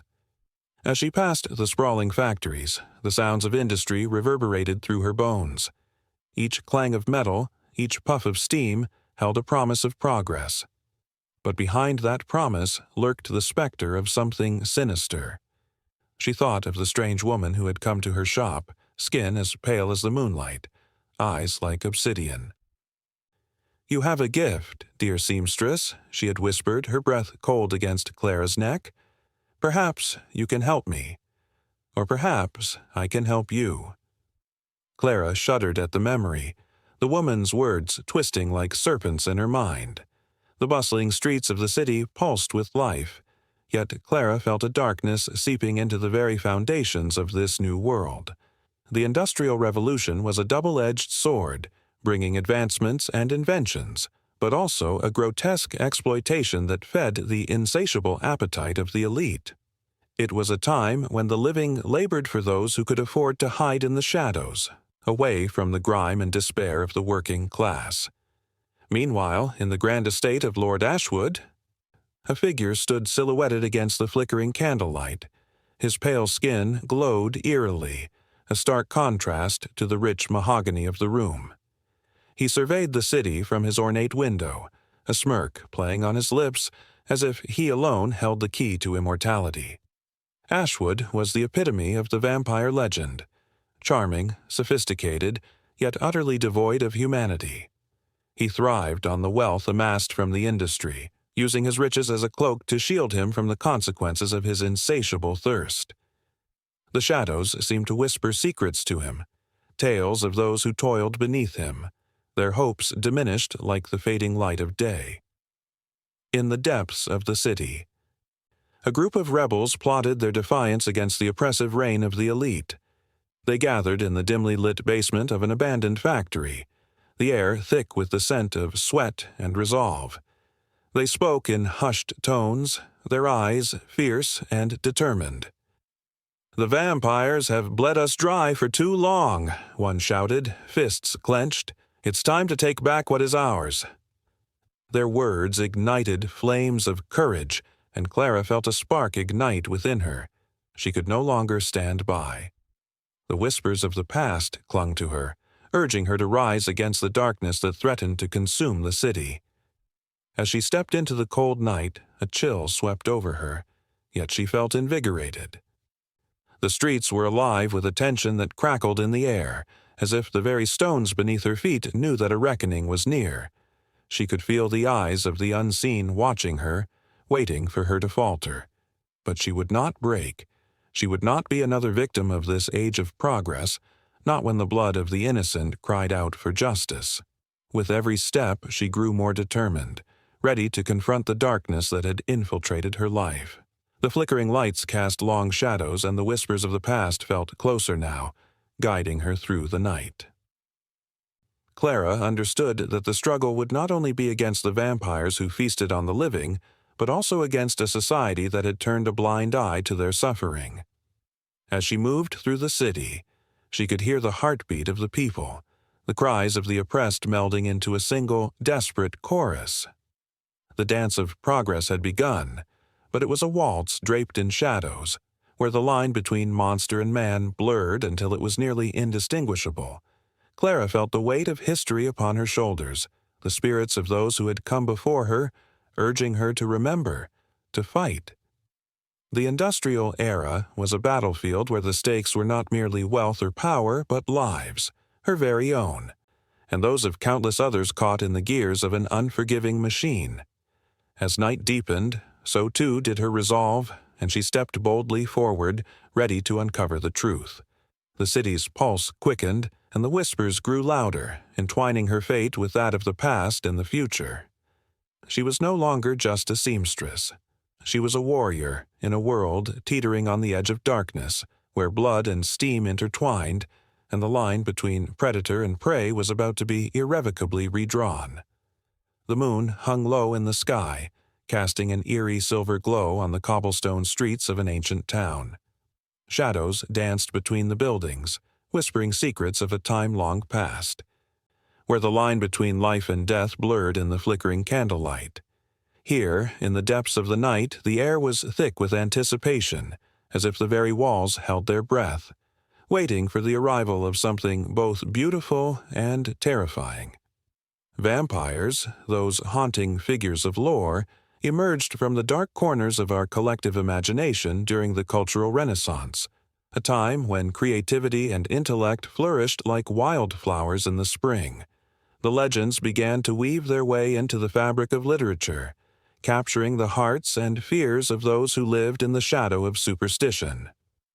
Immortal and mysterious, these creatures became a mirror reflecting humanity's deepest desires and darkest fears. The 18th century saw the birth of a new narrative, as writers began to take the ancient tales of bloodsuckers and twist them into something more profound. Lord Byron, with his brooding presence and piercing gaze, penned The Giaour, a poem that introduced the world to the romantic and tragic heroism of the vampire. The words dripped like honey, each line a tantalizing tease that blurred the lines between passion and peril. Readers were captivated, their hearts racing as they followed the footsteps of these alluring predators, drawn to the danger they both craved and abhorred. But it was not just in poetry that these creatures lurked. The rise of the Gothic novel paved the way for the legendary Dracula, a character who would cement the vampire's place in the annals of literature. Bram Stoker's 1897 masterpiece gripped the imagination of an entire generation. With every turn of the page, readers felt the chilling breath of the Count upon their necks, the thrilling tension curling like smoke in the air. Castle Dracula became a character of its own, a labyrinthine fortress of fear and desire, where the clashing of cultures mirrored the struggles between good and evil. In the flickering light of the cinema, the vampire story evolved once again, becoming a visual feast that intertwined the grotesque and the glamorous. The iconic Nosferatu, released in 1922, sent chills down spines across the world. Its shadowy figures and haunting score carved a permanent place in cinematic history. Each frame was a brushstroke of terror, a chilling reminder that the horror of the unknown could grip a viewer's heart and soul. As the years rolled on, vampires continued to evolve, reflecting the changing tides of society. The 1931 film adaptation of Dracula, starring Bela Lugosi, introduced a suave and sophisticated creature, his charm overshadowing the horror. Audiences found themselves entranced, teetering on the brink of fear and fascination. The vampire had transformed from a monstrous predator into an object of desire, a compelling figure who stirred emotions both forbidden and thrilling. With each passing decade, the vampire narrative grew richer, weaving in social commentary and cultural critique. The 1970s brought forth Anne Rice's The Vampire Chronicles, where the character of Louis de Pointe du Lac emerged as a tortured soul, grappling with the weight of immortality. Readers found themselves drawn to the existential crises of these beings, their struggles echoing the fears of the human condition. Was it better to live forever, or to embrace mortality with all its pain and beauty? As the 21st century approached, the vampire became a multifaceted symbol, a canvas for exploring love, loss, and identity. The Twilight Saga exploded onto the scene, igniting a frenzy of passion and obsession. Young hearts raced with the electrifying pull of forbidden love, torn between the safety of the mundane and the thrill of the extraordinary. The vampire's world morphed once more, becoming a realm of romantic fantasy, where darkness and desire intertwined in a dance as old as time. Yet, beneath the shimmering surface of these tales lay an undercurrent of fear. The vampire, forever a creature of the night, served as a reminder of our deepest anxieties. They embodied the unknown, the fears of the dark corners of our minds. In every story there was a thread of tension, a pulse that resonated with the reader's own heart, echoing the struggles between light and darkness, love and hate, life and death. The art of filmmaking embraced this tension fully, as directors like Guillermo del Toro and Francis Ford Coppola took the vampire narrative into bold new territories. Their visions were drenched in color and emotion, awakening a primal fear that felt all too real. With each haunting score and captivating performance, the audience found themselves ensnared in a web of storytelling that defied the boundaries of time and space. In the realm of television, the tales of vampires evolved once again. Series like Buffy the Vampire Slayer and True Blood breathed new life into the genre, mixing social issues with supernatural elements, all while maintaining that electric thrill. Characters grappled with their identities, their desires, and their roles in a world that often refused to accept them. The vampire became not just a monster, but a symbol of rebellion, a voice for the outcast. As the cultural renaissance continued to thrive, the vampire's legacy remained ever present in the collective imagination. From classic literature to modern cinema, the allure of the vampire persisted, captivating audiences with its blend of horror and beauty. With every story told, a new layer of complexity emerged, drawing in those brave enough to engage with the darkness. The shadows grew longer, and the air thick with the scent of anticipation. The night was far from over, and the haunting melodies of desire and dread were yet to be sung. The world of vampires beckoned, their eternal dance of life and death spinning ever onward, a story that would never truly end, but instead transform, evolve, and enchant. In the dim light of a flickering street lamp, shadows danced like whispers of long-forgotten stories. A chill hung in the air, thick with the scent of damp earth and something more sinister lurking just beneath the surface. This was a time when the world was embroiled in chaos. 2 world wars, the Great Depression, and a constant hum of uncertainty. Yet, among the turmoil, there thrived a darker breed of notoriety. They were the vampire kings of the 20th century, figures so shrouded in myth and blood that even their names could chill the bravest of hearts. Count Dracula was not just a story birthed from Bram Stoker's imagination. He was an archetype that inspired many. But the real vampires walked among mortals, cloaked in human skin, charming and devastating. They were not bound by the rules of daylight or the confines of folklore. These were the men who left their mark on history, not with swords or politics, but with fear and a thirst for power that could only be quenched by chaos and blood. One of the most infamous was the Romanian dictator Nicolae Ceausescu. His reign was marked by absolute control, a puppet master pulling at the strings of fear.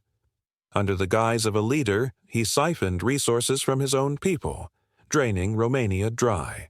While his citizens starved, he feasted on opulence, living in a palace that echoed with the cries of those he oppressed. The irony was thick.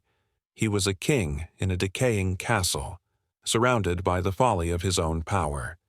His people, mere shadows, craved liberation, but all they found was despair. Ceausescu's hunger was never for sustenance. It was for dominance, a thirst that could only be momentarily satiated by the suffering he imposed. Then there was the enigmatic figure of Vladislav Surreal, a name that sent shivers down spines and drew whispers in dark corners. Although often dismissed as myth, stories of his vampiric cruelty seeped into the cultural consciousness. Surreal's reign of terror consisted of not just bloodlust, but psychological manipulation. His subjects lived under the constant threat of violence, and their fear was his most potent elixir. The nights would stretch into eternities as he hunted for not just flesh, but souls to consume. His name became synonymous with dread, and in every parent's warning, a ghost of his legacy lingered.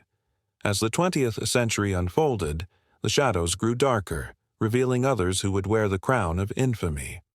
The likes of Pol Pot in Cambodia transformed a nation into a graveyard, his thirst for a so-called utopia leading to the deaths of millions. His vision was a blood-stained canvas, painted with the lives of the innocent. The killing fields became a testament to his monstrous will, a chilling reminder of how far one can fall into the abyss of madness. The very air was thick with sorrow, and the ground soaked in despair as Pol Pot danced upon the graves of his victims, intoxicated by the power he wielded. In Europe, another figure emerged from the fog of war, Adolf Hitler, the architect of destruction. With a charismatic presence that masked his dark intentions, he rose to power on the backs of a broken nation. The world watched in horror as he orchestrated one of the most horrific genocides in history. His desire to create a pure race fueled a firestorm of hatred that consumed millions. The camps were his feeding grounds, places where humanity was stripped away, and the cold embrace of death became the new norm. The sheer magnitude of his actions was suffocating, a reminder of how the human heart could turn to stone. Across the ocean, in a different kind of darkness, the infamous cult leader Charles Manson emerged, a modern-day vampire whose bite seeped into the minds of his followers. With a twisted charm, He lured young souls into his web of chaos, promising them enlightenment while leading them down paths of violence. The night of the Tate LaBianca murders was a blood-soaked culmination of his influence, a haunting reminder of how easily innocence can be corrupted. Manson's followers, blinded by loyalty, became instruments of his insanity, feeding into his insatiable hunger for chaos. Meanwhile, hidden beneath the luxurious lifestyle of Hollywood's golden age, another figure thrived: Howard Hughes, the reclusive billionaire. His life unfolded like a tragic tale of excess as he spiraled into madness.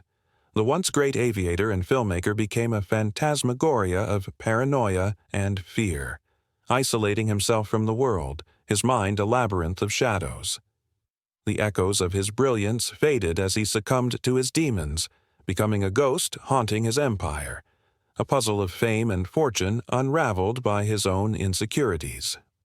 As the century pressed on, the dance of the vampire kings continued, each step echoing in the annals of history. These figures, so alike yet so starkly different, left behind trails of blood and broken dreams. Their stories intertwined, creating a tapestry of horror that would forever haunt humanity. With every tale told, a chill settled in the bones, an unshakable feeling that their essence lingered in the shadows, waiting for the next moment to strike. The world was caught in an endless cycle, a haunting reminder that while some monsters wear fangs and cloak themselves in darkness, others wear suits and smile, hiding their true nature behind a facade. The flickering street lamp dimmed, shadows deepened, and the weight of their legacy pressed heavily upon the souls who dared to remember.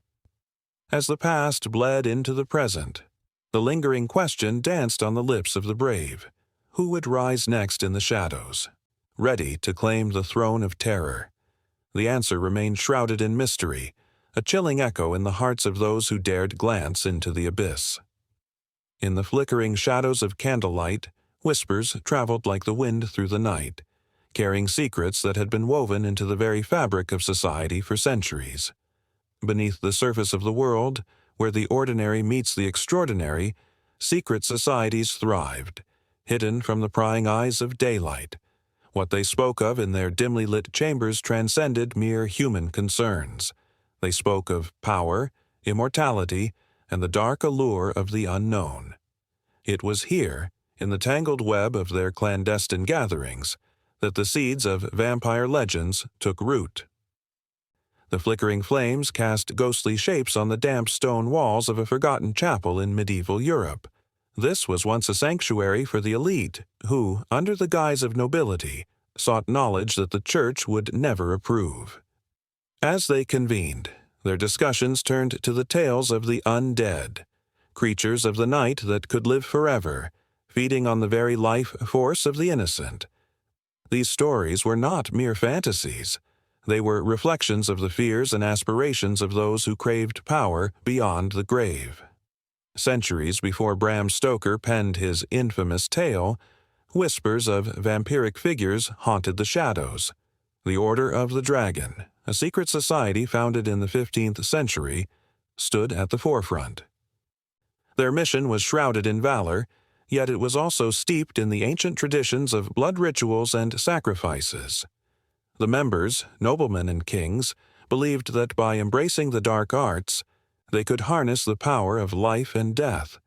They wore dragons as symbols, their eyes glinting with ambition and something darker, a yearning for eternal youth.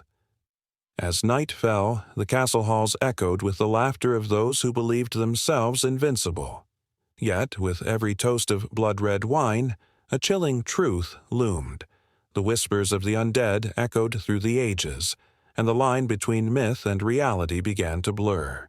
Was it merely the reckless abandon of the elite, or was there something more sinister lurking beneath their revelry?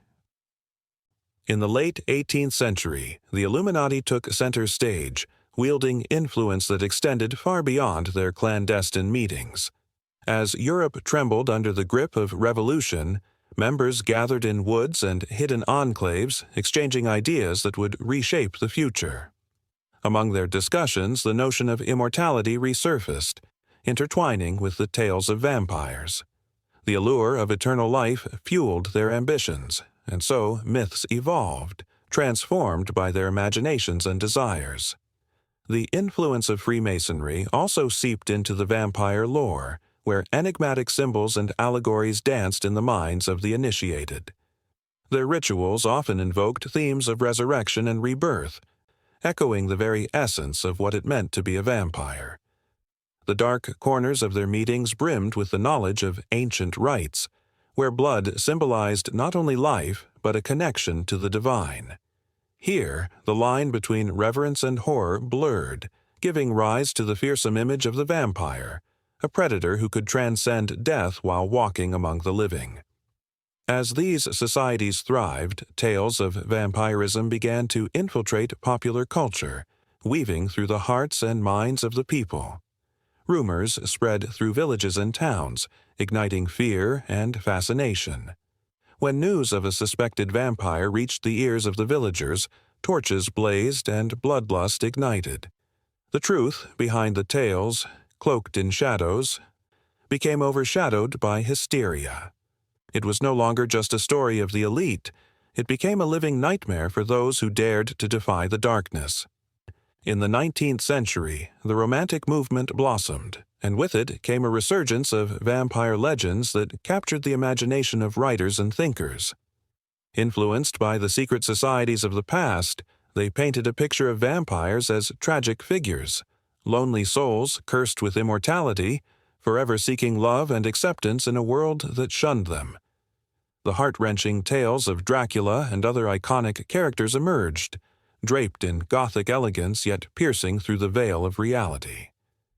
They were reflections of society's deepest fears and desires, the lingering question of what it meant to be alive and what it meant to truly live. As the world moved into the 20th century, the influence of secret societies, though shrouded in mystery, continued to seep into the very fabric of vampire lore. The shadows of the past whispered through the cracks of modernity, with symbols and rituals echoing in the minds of those who dared to tread the line between the known and the unknown. Even in the age of technology and enlightenment, the allure of the vampire remained, a testament to humanity's insecurities and endless curiosity. In the smoky haze of a modern club, a gathering echoed the ancient rites of yore. The music pulsed like a heartbeat, drawing in souls seeking escapism and connection. Yet, beneath the surface, an undercurrent of something darker thrummed, a reminder of the secret societies that had come before, their influence lingering like a specter. In every whispered conversation and stolen glance, the essence of the vampire lived on, entwined with the shadows of those who sought to understand the depths of existence. As the night deepened, the flickering candles of history illuminated the faces of those who danced perilously close to the edge of reality and fantasy. They were unwitting players in an age-old game, one that secret societies had once crafted in their hidden chambers. The legends of the vampire, shaped by ambition, fear, and desire, continued to thrive, an unending cycle that pulsed through time, waiting for the next soul to embrace its seductive call. And as each tale unfolded, another chapter awaited. The shadows stretched longer, and the dance of fate continued beneath the moonlit sky, ever entwined with the secrets of the past. In a world where shadows dance under the cold moonlight, a gathering of figures cloaked in dark elegance convenes in an ancient castle, its stone walls whispering secrets of centuries past. Each face is a testament to time, their eyes sparkling with both the mischief of the living and the sorrow of the dead. The flickering candlelight reflects off their porcelain skin, casting eerie shapes on the walls as they discuss power, bloodlines, and the intricate web of influence that binds them together. Among these figures is Lord Armagh, a vampire with a lineage stretching back to the medieval ages when fear and superstition birthed the legend of his kind. His presence commands attention. With every word he utters, a shiver runs through the assembled throng. Though centuries have passed since the days of stake and fire, the echoes of that time linger in the air, wrapping around the modern era like a shroud. Vampires, those once feared as mere monsters of folklore, have morphed into modern-day monarchs, ruling not by terror but by cunning and charm. They have adapted to the changing world, their palaces transformed into sleek glass towers that pierce the skyline of bustling cities. The nights are alive with the pulse of vivid nightlife, clubs where music thumps like a heartbeat, and the scent of ambition mingles with the allure of danger. Here, they mingle with humans, cloaked not in darkness but in designer clothes, smiling with the charm that once lured innocent souls into their grasp.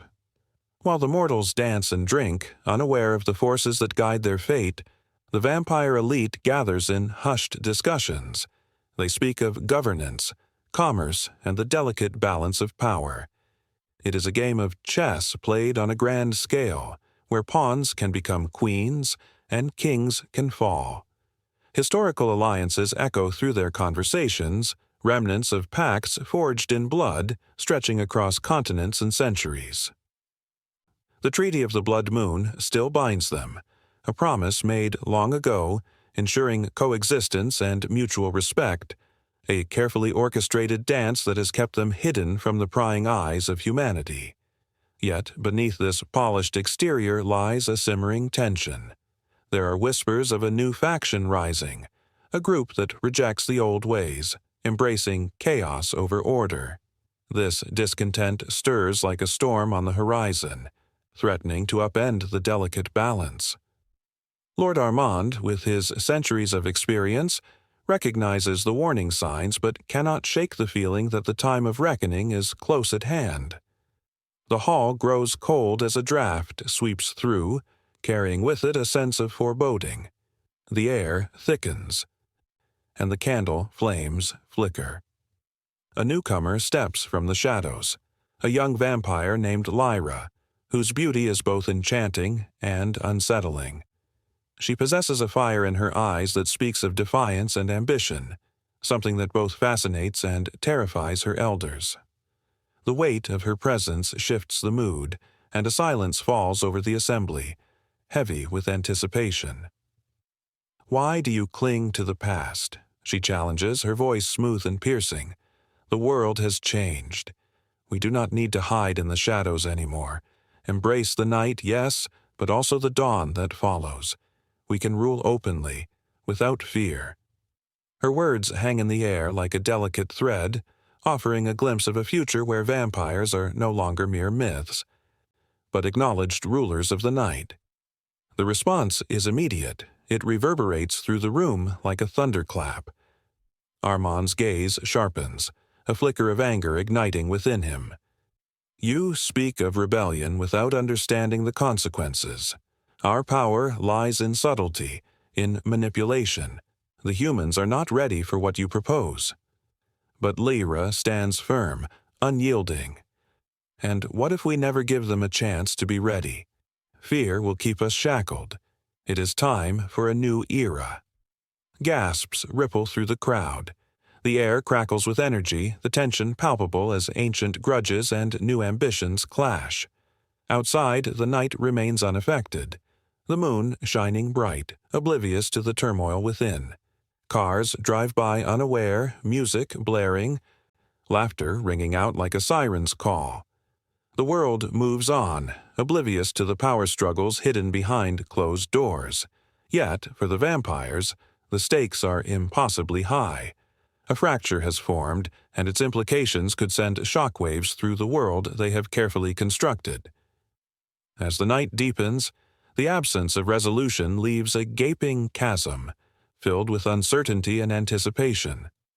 Some among the gathering glance at each other, their expressions betraying the fear they dare not voice. What will become of their kind if a war breaks out among them? What will happen to the harmony they have fought so hard to maintain? In the flickering candlelight, alliances are forged and broken in mere moments. Old grudges rear their heads, and whispers of betrayal swirl like smoke, filling the air with a suffocating sense of dread. Lord Armand's heart races as visions of the past collide with the uncertainty of the present. He remembers the fires that once consumed his kind, the horrifying toll of reckless ambition. Will history repeat itself, or is there a path forward that remains hidden in the shadows? With each passing moment, the room becomes an arena of emotions. Fear, hope, resentment, and a yearning for change swirl together, creating a tempest of discord. A choice hangs heavy in the air. Will they cling to the past or embrace a future rife with possibility? As the night stretches on, the unexpected shift in power dynamics sends ripples through their ranks. Secrets long buried stir restlessly, ready to surface and shatter the fragile peace. The gathering remains at a precipice, poised to tip into chaos or unite under a common banner, a choice that could reshape their world forever. And just as the tension reaches its peak, a sudden noise from outside interrupts the growing storm. A siren's wail breaks the facade of their sanctuary, a reminder of the world beyond their walls, a world that knows nothing of their fears or aspirations. The modern-day monarchs glance at each other, their eyes reflecting the stark realization that their carefully constructed kingdom is at risk. The night is far from over, and the dawn of uncertainty lurks just beyond the horizon. In a dimly lit tavern in a remote village in Eastern Europe, a hush fell over the crowd as the storyteller began to weave tales of darkness. Shadows flickered across the walls, cast by the dying embers of the fire, and every ear strained to hear the whispered words of ancient fear. The air was thick with anticipation, for tonight's tales held more than just entertainment. They were the lifeblood of a chilling tradition that transcended borders. Each legend spun was steeped in the essence of humanity's darkest corners, a reflection of fear, power, and the insatiable thirst for immortality. The vampire, known by many names, is not confined to a single culture or continent. From the high mountains of the Carpathians to the sandy shores of the Caribbean, tales of the undead have taken root in the soil of countless societies. The Romanian strigoi, a tormented spirit who rises from the grave to haunt the living, shared the stage with the chilling figure of the Mexican Tlahuelpuchi, capable of transforming into a bird to suck the blood of unsuspecting victims.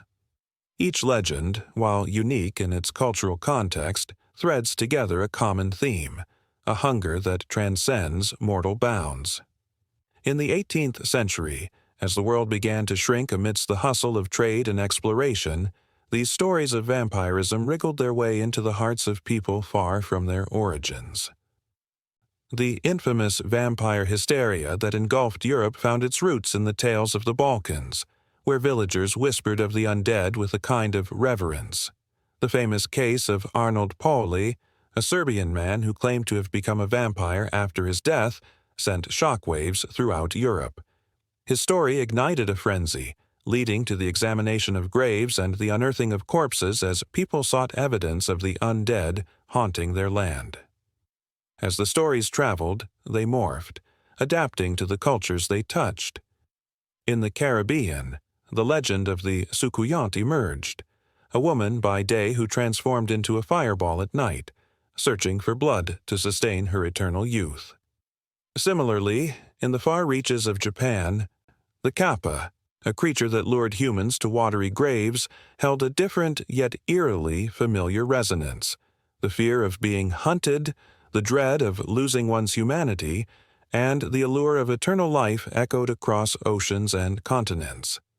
The Victorian era ushered in a wave of fascination with the macabre, and vampire tales found a new home within the pages of literature. Bram Stoker's Dracula, a masterwork of suspense, showcased the globalization of this legend. Count Dracula, with his charismatic charm and sinister hunger, stepped off the pages of folklore and into the drawing rooms of London, captivating audiences and igniting imaginations. This melding of cultures created a complex tapestry, a vampire who was both Eastern European monster and Western gentleman, appealing to the desires and fears of a modern audience. As the sun dipped below the horizon, the tavern's fire crackled and the storyteller paused, allowing the weight of the tales to sink in. Outside, the night was alive with rustling leaves and distant howls, echoing the tales of the undead. An old woman in the corner crossed herself, her eyes glinting with recognition. She remembered her grandmother's stories of the vampire that roamed the fields, seducing young men with promises of eternal love, only to leave them lifeless in the morning light. But the truth of vampirism extends beyond mere folklore. It finds roots in the anxieties of societies confronting the unknown, disease, war, and death. The 19th century's tuberculosis epidemic, with its pale-faced victims and specter-like appearances, often drew comparisons to the undead. The fear of contagion blurred the lines between life and death, leading to a resurgence in vampire legends as metaphors for societal decay. In the far reaches of South America, the legend of the chupacabra emerged, a creature that drained the blood of livestock, leaving nothing but desolation in its wake. Here, too, the vampire mythos took shape, grasping at the fears of agricultural communities facing drought and despair. As stories passed from village to village, each retelling added a layer, a new fear, a new interpretation. Vampires became symbols of lost hope, of economic struggle, of the natural world's revenge.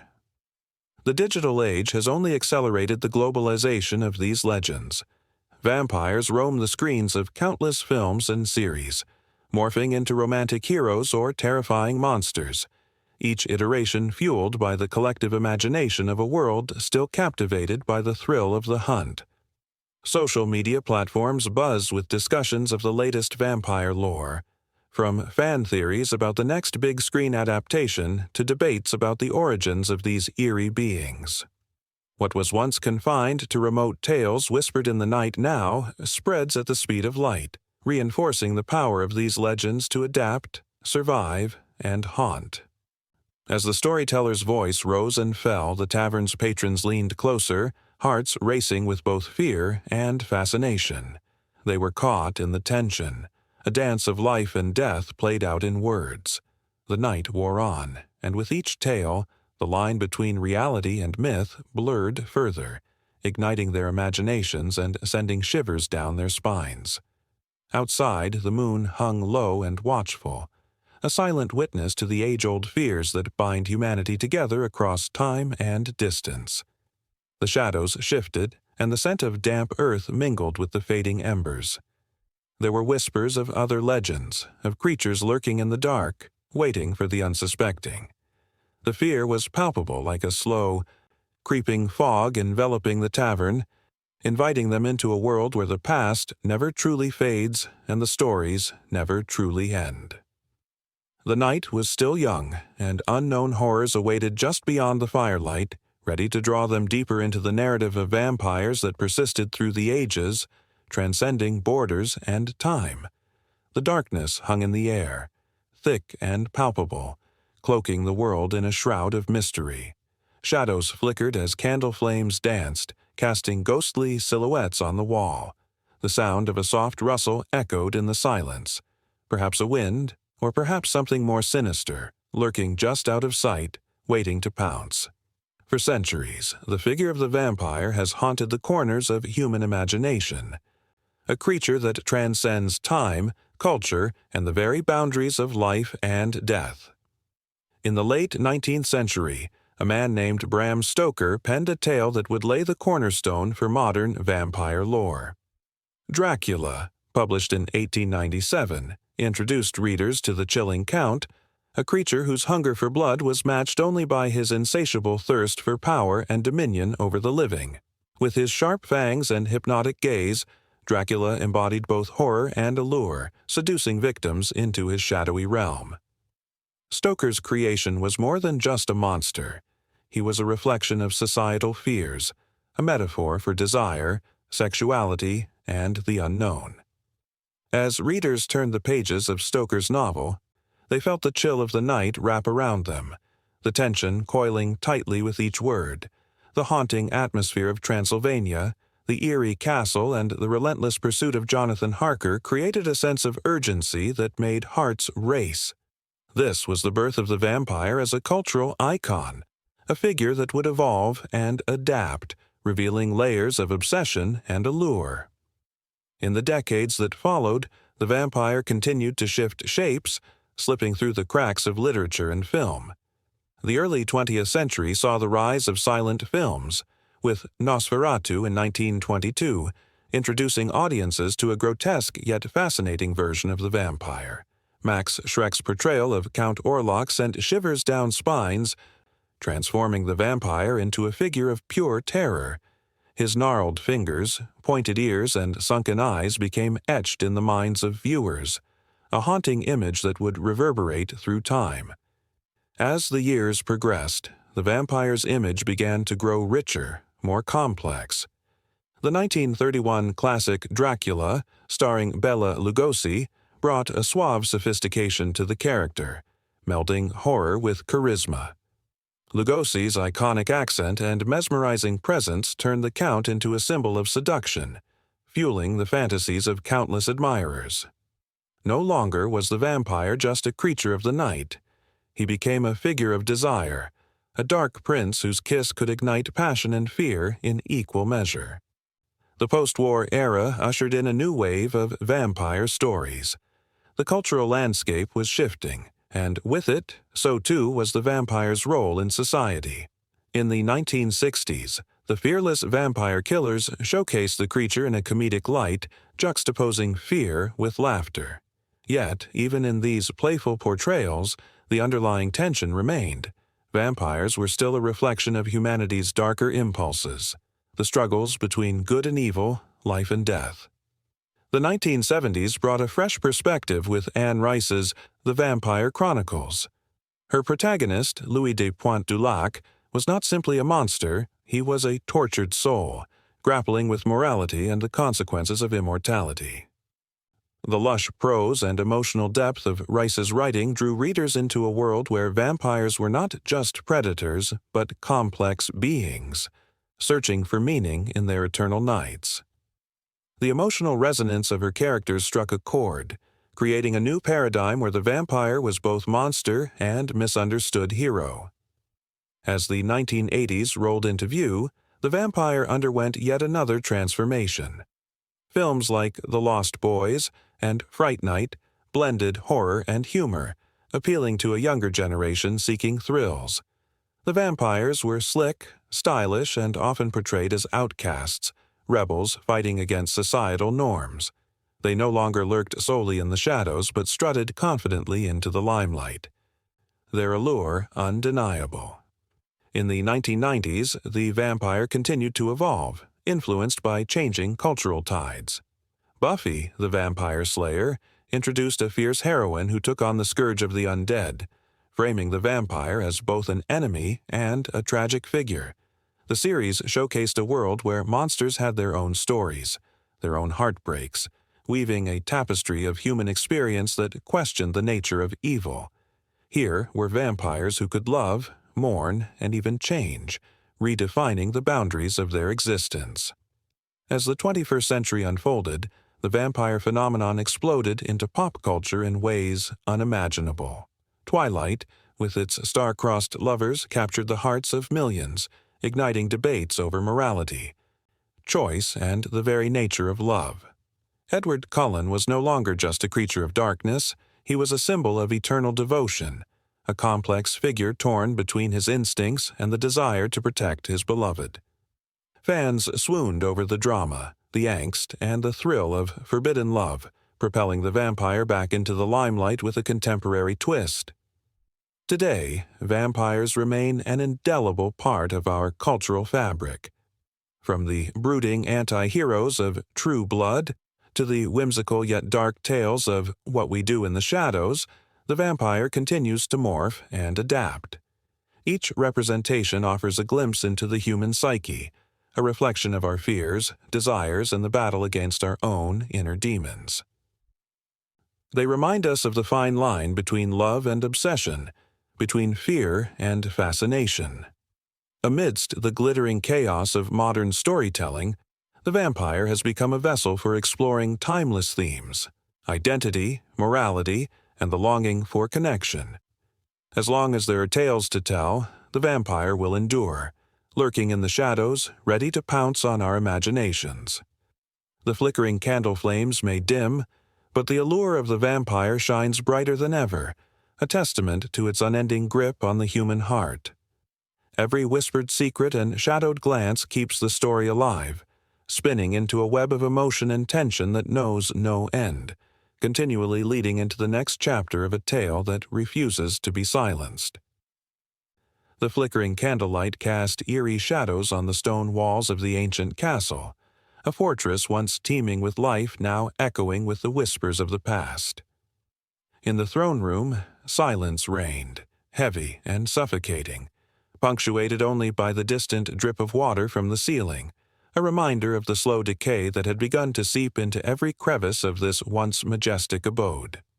It was here that the vampire king, a figure of both dread and awe, held court, his mind a labyrinth of turmoil.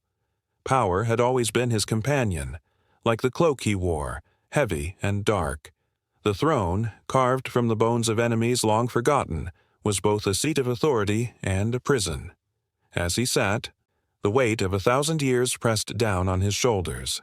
His pale fingers, long and elegant, traced the edge of a goblet filled with a crimson liquid that shimmered like blood under the fading light. He took a sip, relishing the metallic taste that spoke of life and death in a single swallow. It was intoxicating, but even more so was the thought of the power it represented. But there was a crack beneath the surface of his formidable facade. Paranoia gnawed at him like a relentless beast, forcing him to question the loyalty of those around him. Shadows danced in the corners of his eyes, and whispers trailed behind him like a flickering candle's flame. Every loyal subject could also be a betrayer. Every loyal soldier a potential assassin. The very people who adored him could just as easily plunge a dagger into his heart, and this created a tempest of anxiety that stirred within him, a constant battle of trust and suspicion. In the depths of his mind, a haunting memory replayed, a night long past when a trusted advisor had turned against him, seeking power for himself. The king had learned the hard way that loyalty was often as fleeting as the moon's glow. The betrayal had left an indelible mark, a scar that twisted his perception of those who surrounded him.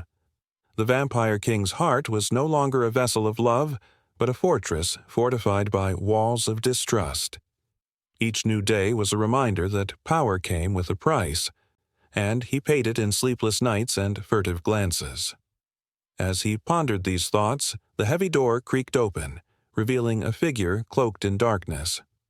The flickering light caught the glint of a dagger hidden beneath the folds of the robe. His breath caught in his throat, the familiar rush of adrenaline flooding his senses. What was this intruder here for? Was it an act of treachery or a desperate plea for mercy? The tension in the air crackled like a storm about to break, and he felt his heart pound against his chest. With a wave of his hand, he beckoned the figure forward.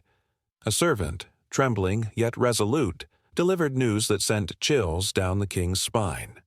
Whispers of rebellion had begun to stir in the northern territories. A rival clan was gathering forces, emboldened by the very fear that he had instilled in them. The vampire king's grip tightened around the goblet, the liquid inside swirling ominously. The thought of losing his grip on power ignited a fire within him, compelling him to act swiftly and decisively. He rose from his throne, the echo of his footsteps reverberating through the hall like thunder. An intense fire burned in his crimson eyes, a mixture of rage and determination. Each heartbeat resonated with the pulse of the castle, a reminder of the many lives he had taken to obtain this throne. With every passing moment, his paranoia deepened, intertwining with his need for control. Every heartbeat echoed the question, who could he trust? Outside, the sun sank below the horizon, casting a blood-red hue across the sky, a fitting omen for the chaos that lay ahead. The vampire king could almost taste the impending conflict, a bittersweet anticipation that filled him with both dread and excitement. Power was a seductive mistress, and he could not resist its call, even as it clawed at his sanity. He summoned his generals, a cadre of both loyal and dubious souls, their faces a tapestry of allegiance and ambition. As they assembled, the flickering candlelight illuminated their features, revealing expressions of fear, ambition, and doubt. The king surveyed them, a predator studying its prey, and in that moment he felt both invincible and utterly vulnerable. Conversations surged like a tide, a cacophony of voices mixing with the king's own racing thoughts. Plans were laid out on the table as maps were unfurled, lines drawn in ink, marking territories that would soon be stained with blood. The flicker of a flame reflected in each pair of eyes, each one harboring its own secret ambition, every word potentially laced with treachery. Yet, as the night deepened, so did his sense of isolation. In the midst of the plotting and strategizing, the Vampire King felt a profound loneliness. He was surrounded by many, yet no one truly knew the darkness that swirled within him. No one could fathom the sacrifices he had made to ascend to this throne or the nightmares that haunted him in the silence of the night. With each passing moment, paranoia tightened its grip around him like a noose, squeezing out rational thought. He could see it now, the insidious nature of power, how it twisted even the most loyal hearts, turning friends into foes with a mere whisper. Each plan for war was also a plan for betrayal, a web of deceit that could ensnare him at any moment.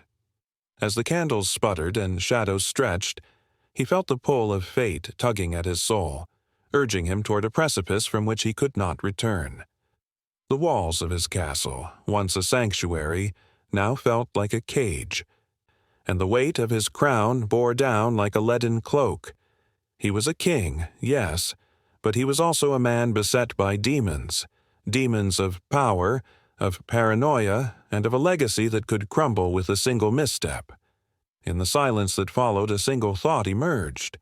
The true horror of being a ruler was not in the enemies that lurked outside the walls, but in the betrayal that could fester within. He could almost hear the laughter of the shadows, the mocking whispers of betrayal that seemed to seep from the very stones of the castle. And amidst it all, the Vampire King stood, a figure of both dread and allure, his heart a battlefield where trust was the first casualty and paranoia reigned supreme. A shadow flickered in the candlelight, casting a fleeting image of despair on the cold stone walls of a medieval castle. It whispered of blood, secrets, and ancient feuds yet to reach their bloody climax. Humanity had always fought against shadows, but this was no ordinary darkness. The clash between humanity and vampires stretched back through the ages, a tale woven with fear, passion, and an insatiable thirst for power.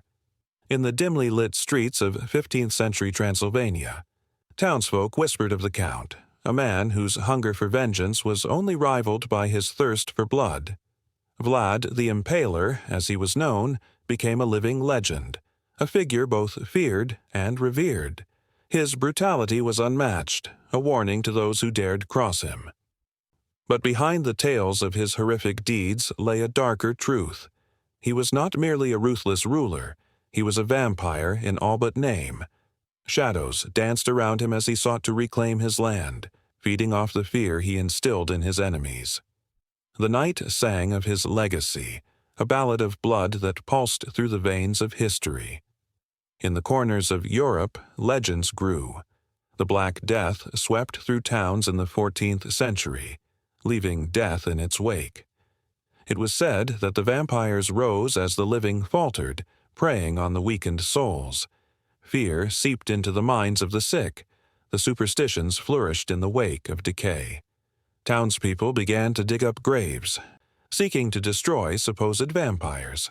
Bodies uncorrupted by the plague were viewed with suspicion, their very existence a testament to dark magic. Stakes were driven through hearts, heads chopped off, and the flames of pyres lit to cleanse the land of its cursed inhabitants. The fight against the undead had only just begun, and with each act of violence the line between predator and prey blurred. The Renaissance brought enlightenment, yet it also saw the rise of darker, more sinister philosophies. The witch hunts of the 16th and 17th centuries were rampant, fueled by paranoia and the belief that evil lurked in every shadow.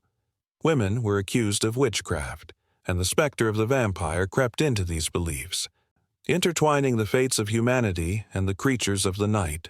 The fear of the unknown wrapped tightly around society, and with every trial, innocent blood was spilled, sacrificing the living to rid the world of imagined monstrosities. In the chaos, vampires thrived in the whispered tales, living in the minds of those who feared the darkness more than the light. As time marched on, the struggle grew more complex. In the late 18th century, literature began to reflect the horror of this eternal battle. In the pages of The Vampire by John Polidori, the aristocratic vampire emerged, an embodiment of seduction and danger that captivated the hearts and minds of a growing audience. Suddenly, vampires became more than monsters. They were tragic figures, misunderstood and lonely. This new portrayal stirred something deep within humanity, a strange fascination with the very things they feared. How could one love the monster that haunted their nightmares? The 19th century brought about a cultural shift as the Gothic movement flourished. Bram Stoker's Dracula gripped readers with a blend of horror and romance. Count Dracula emerged not just as a predator, but as a charismatic figure who wove through society, charming and terrifying all at once. The tension thickened with each page turned. Humanity was both repulsed and drawn to the allure of the vampire. This duality pulled at the very fabric of society, as the line between hunter and hunted became increasingly hazy. Each encounter was laced with questions of morality, desire, and the price of power. World War I unleashed a new wave of desperation. Soldiers returned from the battlefield, haunted by the specter of death and loss. In the wake of such turmoil, tales of vampires re-emerged, capturing the collective trauma of a generation.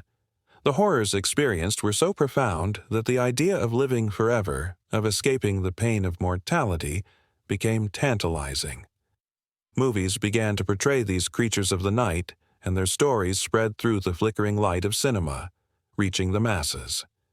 Humanity was caught in a cycle of fear and fascination, an endless dance with the darkness that threatened to consume them. As the world stumbled into the modern age, the clash continued. The AIDS crisis in the 1980s brought a new layer to the vampire narrative, playing on society's fears and prejudices. The bloodsucker became a metaphor for the unknown, a representation of disease and death. Yet, amidst the horror, tales of acceptance and love began to surface, transforming the vampire into a symbol of resilience and defiance against prejudice. The darkness that once inspired dread now sparked a recognition of the human condition, exposing vulnerability even in the most monstrous of beings. Even today, in a world dominated by technology and science, the battle rages on. The vampire's allure persists, embodied in popular culture as they continue to evolve. From romantic figures in television shows to the horrifying images that bring shivers down the spine, humanity remains forever entwined with these nocturnal beings. The struggle is no longer just about blood. It is a reflection of humanity's deepest fears and desires, the very essence of what it means to be alive. In every tale, every whispered story, the eternal struggle persists, binding humanity and vampires in an age-old conflict. As night falls, the shadows lengthen, and the dance begins anew, taunting those who dare to dream of an ending. The fear of what lies in the dark drives humanity to persist, to fight, yet the pull of the unknown lingers, capturing hearts and minds in an endless loop of terror and fascination. And so, the saga continues, a haunting melody echoing through the ages, reminding us that the battle is far from over. In a dimly lit room, shadows danced on ancient walls adorned with portraits of long-dead dignitaries. A flickering candle illuminated the face of a woman who held a glass of ruby-red liquid in her hand, her eyes glimmering like stars in the night sky. She was dressed in a gown that whispered of forgotten eras, every stitch echoing tales of power and seduction. This was not just a gathering, it was an assembly of the self-proclaimed vampire monarchs, those who claimed a royal heritage that intertwined with the dark lore of the past. Among them, the air crackled with tension, each participant a mix of history and fantasy, thrones imagined in the minds of those who longed for a different kind of legacy. Their stories were rich, filled with whispers of bloodlines tracing back to the Dark Ages, where power was measured not just in wealth, but in the very essence of life. Each monarch spoke with a fervor that was almost palpable, recounting their lineage as if it were a sacred text, drawing from both the glittering history of real monarchs and the chilling allure of vampire mythology. One man, a tall figure with sharp features and an intense gaze, claimed descent from Vlad the Impaler, the real-life inspiration for Dracula. His voice, a low growl, held the room rapt as he spoke of centuries past, of battles fought and enemies vanquished. The way he described the thrill of power was intoxicating, igniting a spark of fear mixed with admiration. He described how the blood of his forefathers flowed through him, not just as a metaphor, but as a profound truth that solidified his claim to a throne that had never been officially recognized. Another woman, her long black hair cascading like a dark waterfall, claimed ties to the infamous Elizabeth Bathory. She spoke of a lineage steeped in scandal and intrigue, where beauty and brutality danced an eternal waltz. The stories of her ancestors' supposed thirst for youthful blood sent shivers through the crowd, the thrill of danger woven into every word. Each tale was laced with a desire to reclaim a power that had long since faded into myth, yet remained tantalizingly close. As the night wore on, the stories grew darker, more intense. A man with piercing blue eyes and an aristocratic demeanor claimed he could trace his roots to the once great House of Savoy. He painted a picture of the opulence of old castles and the weight of crowns that still felt heavy on his brow, even if only in spirit. His passion ignited a fire in the others, and soon they began to weave their tales together, creating a tapestry of history that blended fact with fantasy, nostalgia with menace. The conversation morphed into a debate about what it truly meant to be a monarch in the modern age. They discussed their struggles with society's overwhelming skepticism and the loneliness that accompanied their chosen identities. Most bore an undeniable charisma that pulled the listener closer, yet there was an underlying vulnerability that lurked beneath their confident exteriors. They were caught between the realms of fantasy and reality, each feeling the ache of longing for a time when their kind ruled with fear and allure. A sense of urgency permeated the air as they exchanged worried glances. While each of them reveled in the thrill of their claims, they were acutely aware of the real dangers that lay outside the sanctuary of their gathering.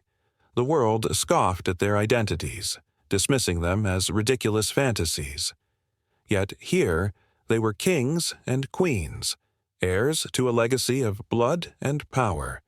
The tension escalated as they voiced their fears about the modern age's rejection of their history, their heritage, and ultimately, their existence. As the clock struck midnight, an unexpected figure emerged from the shadows, a newcomer with an enigmatic smile and an aura that radiated ancient wisdom. She introduced herself as an archivist, a keeper of their stories, and claimed to possess a secret that could unite them all. The room fell silent, anticipation hanging thick in the air. The promise of history for them was now tangible, a chance to reclaim their identities in a world that threatened to erase them. Her words hung like a spell, weaving their way into the fabric of the evening. She hinted at forgotten relics, lost documents that could validate their claims and transform them from outcasts into recognized royalty.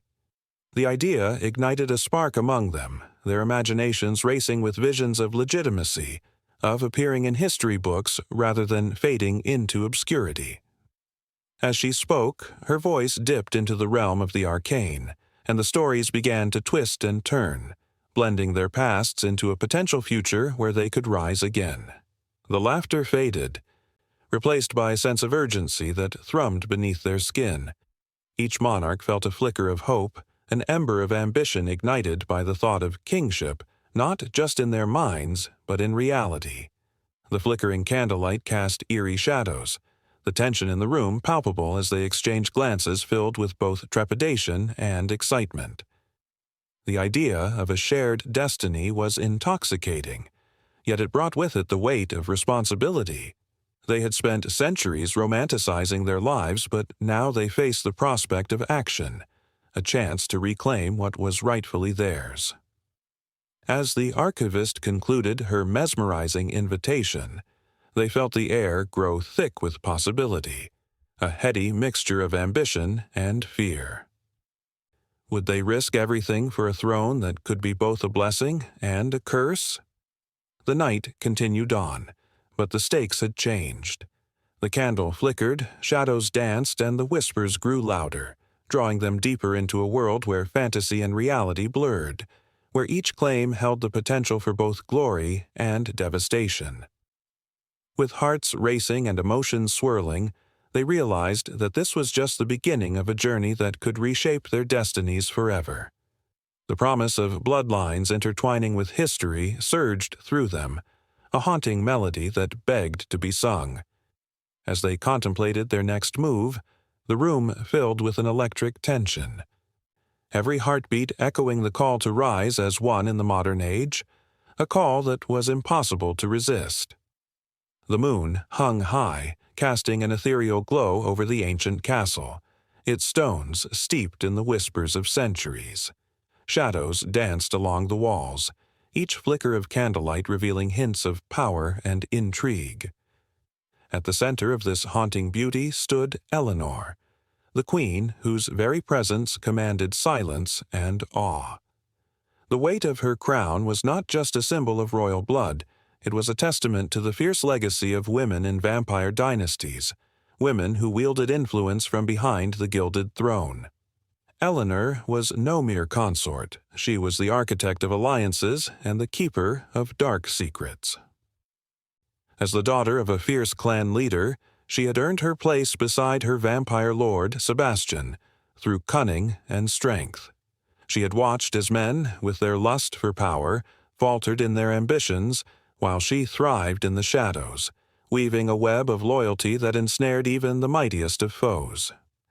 In history, women like Eleanor were often painted as mere ornaments, beautiful but lacking substance. Yet within the vampire dynasties, they were the strategists, the diplomats, and sometimes the executioners. The Iron Queen of the North, for example, forged an empire through shrewd marriages and ruthless betrayals, her name whispered in fear and reverence. As alliances were formed through bloodlines, women became crucial players in a treacherous game, ensuring the survival of their families while navigating a world filled with danger. Eleanor's chambers were adorned with tapestries that told tales of past queens, each thread woven with triumph and tragedy. She often found herself lost in those stories, reflecting on the sacrifices made by those who had come before her. The tragic story of Valeria, who had loved too fiercely and paid the ultimate price, resonated deeply within her. Valeria had fallen victim to her own heart, betrayed by those she had trusted most. Yet her legacy lived on, echoing through the centuries as a warning and a source of empowerment for those who would follow. Eleanor felt both the weight of that history and the fire it ignited in her soul. As night deepened, the castle pulsed with life. A grand feast was underway, laughter and music filling the air. But beneath the revelry lay an undercurrent of tension. Eleanor moved gracefully through the crowd, her eyes sharp and observant. She knew that while tonight was a celebration, it was also a chess match. The lords and ladies around her, all vying for favor, were unaware that she was orchestrating their every move. The way she smiled, the way she leaned in to whisper secrets, each gesture was calculated, designed to reveal or conceal as the situation demanded. When Sebastian rose to speak, the room fell silent. His voice was rich and smooth. But Eleanor knew the darkness that lurked beneath his charm. He was a vampire lord, powerful and feared, yet it was she who held the key to his strength. Their bond was forged in blood, a union that transcended the usual constraints of love and loyalty. Together they embodied the duality of their existence, the beauty of the night alongside its terrifying edge. In a corner of the hall, whispers of another queen echoed, Isolde, the Serpent of the East. Her reputation as a manipulator was legendary. Her beauty a mask for the schemes she spun like webs. Eleanor had learned early on that in the world of vampires, alliances were as fragile as glass.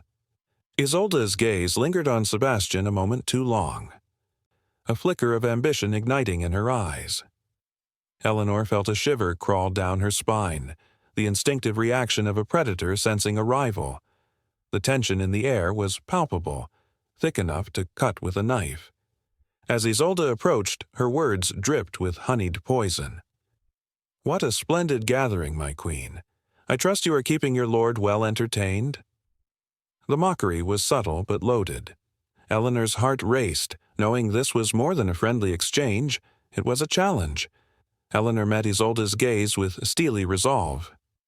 Indeed, a queen must always ensure her king is well cared for, especially in the company of those who might seek to distract.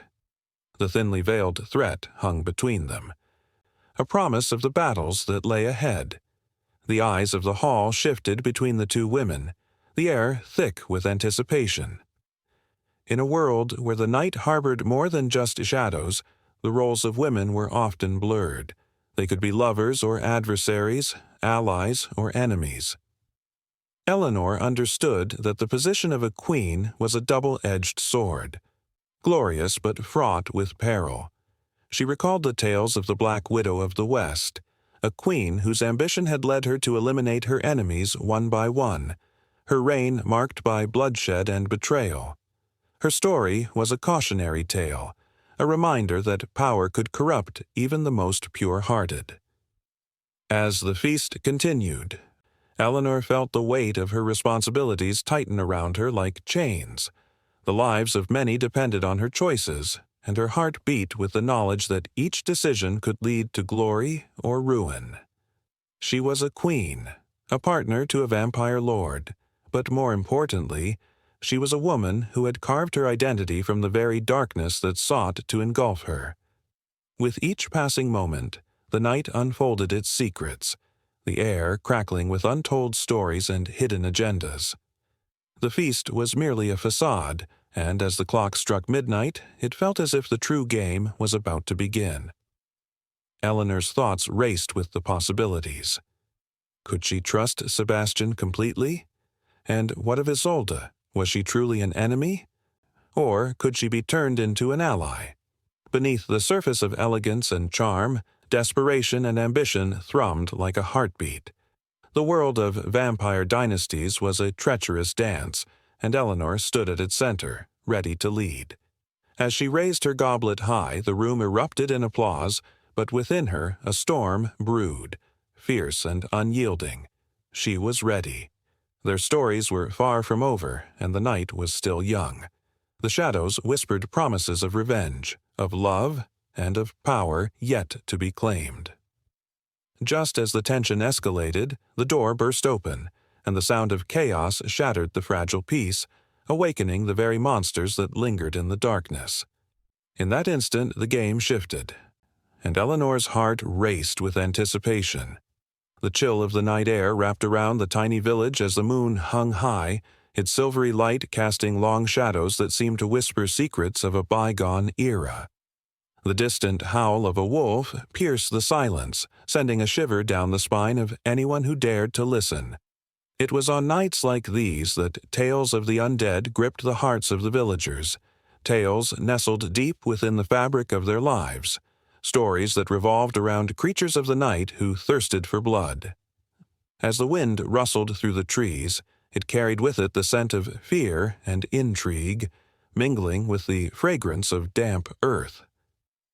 The legends of vampires were born out of shadows and fears, but they were also steeped in something more tangible, human experiences and ailments that twisted the perception of what it meant to be alive, or perhaps not alive at all. Blood disorders hidden beneath the surface of humanity gave rise to notions that seemed to blur the line between reality and myth.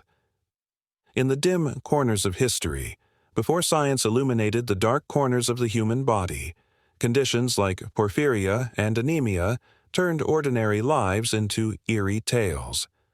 Porphyria, a disease that interfered with the body's ability to produce heme, often left its victims with skin sensitive to sunlight, causing painful rashes and disfiguring scars. Some might have believed that these afflicted souls could not withstand the brightness of day. What if they were seen as cursed, marked by the gods, or worse, as creatures that walk the line between life and death? The villagers would whisper, their voices trembling with excitement and dread. Is that not a sign of the vampire among us? Anemia, with its pallor and weakness, robbed people of their vitality, leaving them looking ghostly and frail. The gaze of an anemic person might evoke horrors in those who encountered them, their sunken cheeks and lifeless eyes reminiscent of a corpse. The folklore of vampires took a feral turn, as these features became the trademark of the undead. Townsfolk would recount tales of those who fell ill, only to be seen wandering in the dark, their thirst for life turned into a desperate need for blood. Unable to understand these ailments, the people resorted to superstition, and the legends grew teeth. Through the ages, vampires morphed from mere fables into complex figures that reflected the fears and fascinations of society. The notion of immortality, wrapped in the allure of eternal youth, captivated the human spirit. Driven by the desire to escape the clutches of death, the idea of consuming blood became synonymous with power and seduction. But what of the real blood that coursed through the veins of the living? The substances that were both life-giving and life-taking. In the 18th century, when the fascination with vampires reached a fever pitch, people began to scrutinize the bodies of the dead, unsure if they would rise from graves to wreak havoc.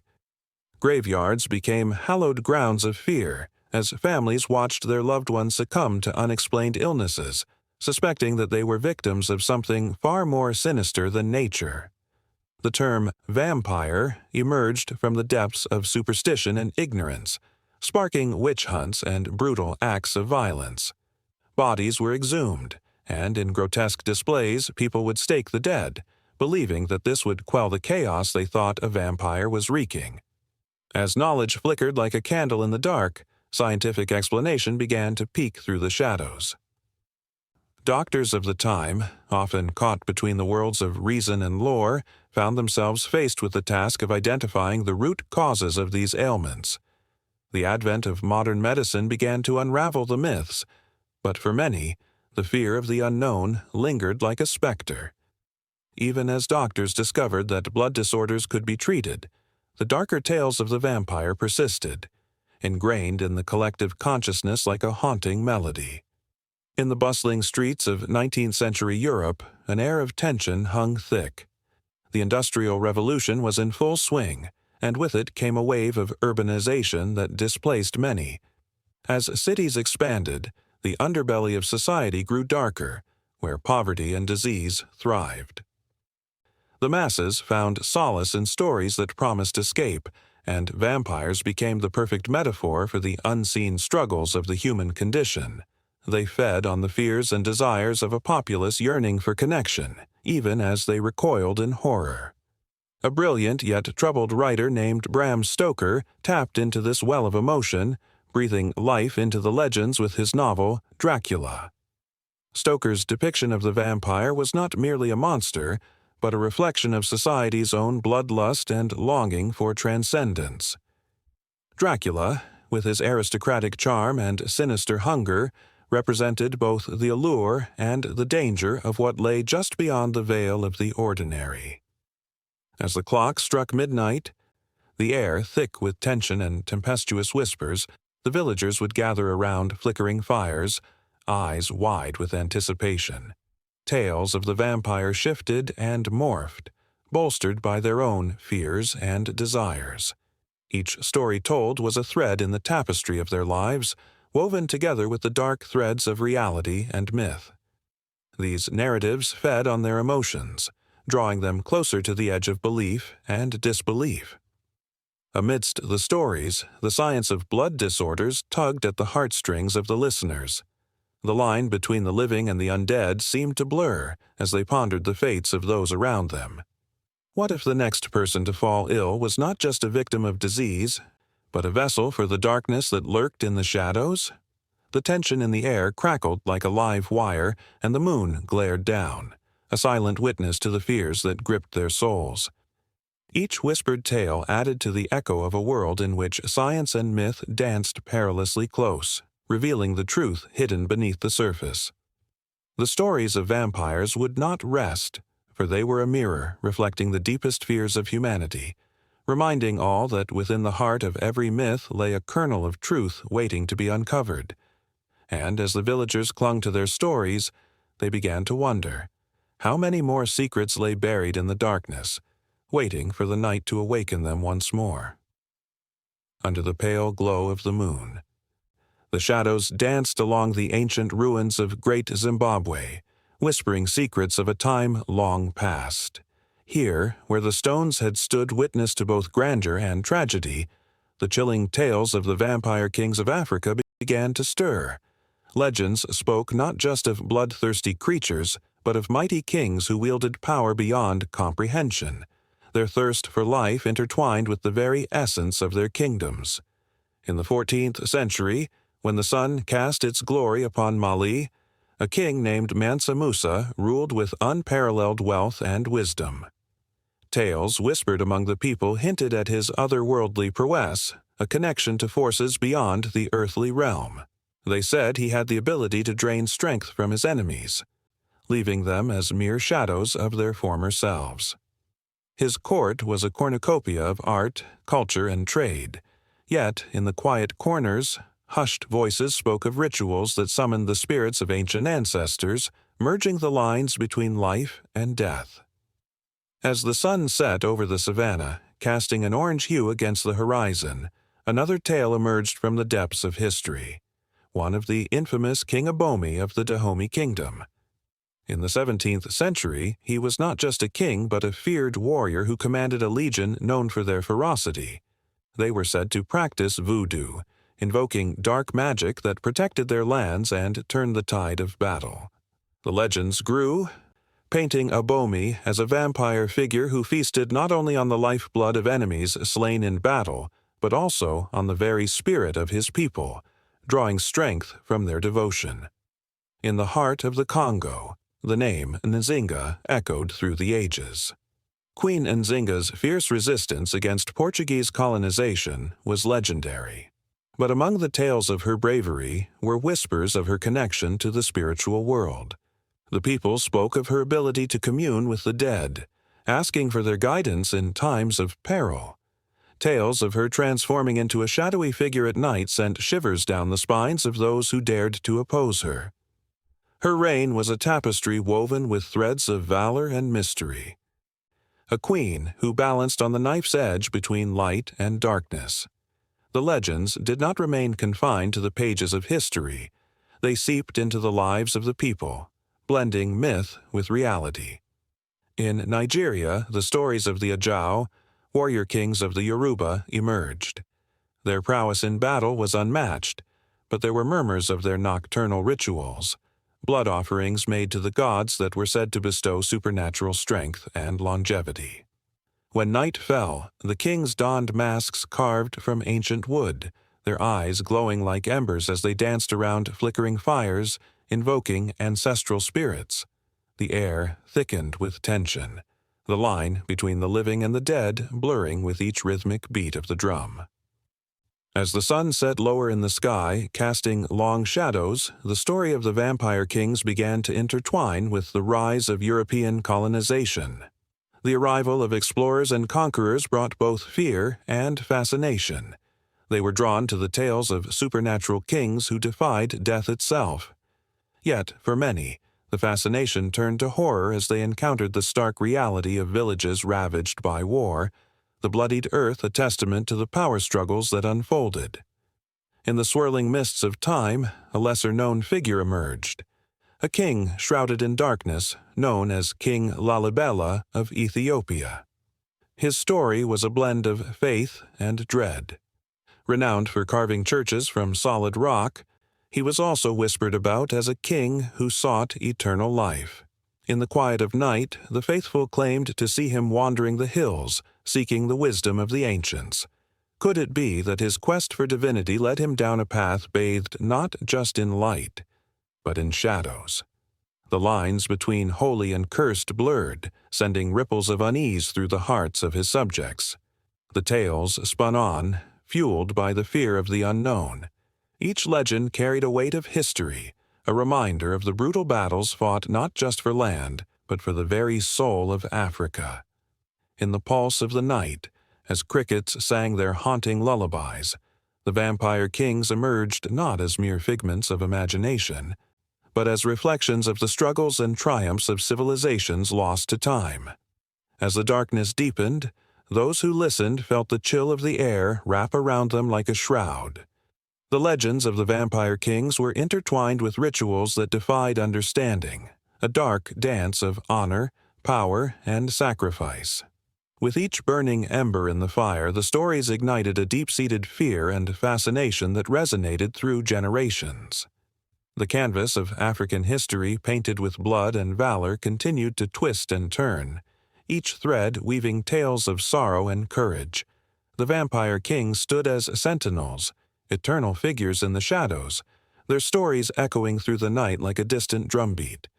The rituals, the sacrifices, the thirst for power, each element bled into the next, creating a haunting melody that invited listeners to lean closer, to breathe in the fear and passion woven into the very fabric of existence. As the last echoes of the legends faded into the night, a flicker of understanding remained. The vampire kings were not mere monsters lurking in the dark. They were reflections of humanity's deepest fears and aspirations, guardians of a legacy that would never truly fade away. The moon hung high and the air crackled with anticipation, as the shadows promised more tales yet untold, stories waiting to intertwine with new destinies, ready to ensnare those who dared to listen. The moon hung high, a silver sentinel watching over a world teetering on the brink of darkness. In the shadowy corners of the ancient city, whispers fluttered like dry leaves in an autumn breeze. A new age was dawning, one that sent shivers down the spines of those who dared to dream of a future ruled by the ageless beings of the night. Long ago, the tales of vampires began as mere folklore, but history has a way of bleeding into reality. In the 15th century, Vlad the Impaler struck fear into the hearts of his enemies, and many believed he was more than just a man. He was a harbinger of something darker. The air grew thick with dread as the stories circulated, tales of blood rituals and immortal feasts. Generations later, the likes of Bram Stoker immortalized these ghastly figures in literature, solidifying their grip on the human psyche. But what if those tales were not just stories? What if they were blueprints for a future where vampires would emerge from the shadows to reclaim their dominion? In the dimly lit corners of a dusty library, a scholar hunched over crumbling manuscripts, tracing the lines of ancient texts with trembling fingers.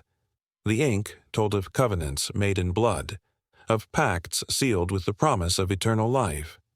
These were not mere fantasies, but remnants of a time when the boundaries between the living and the undead blurred.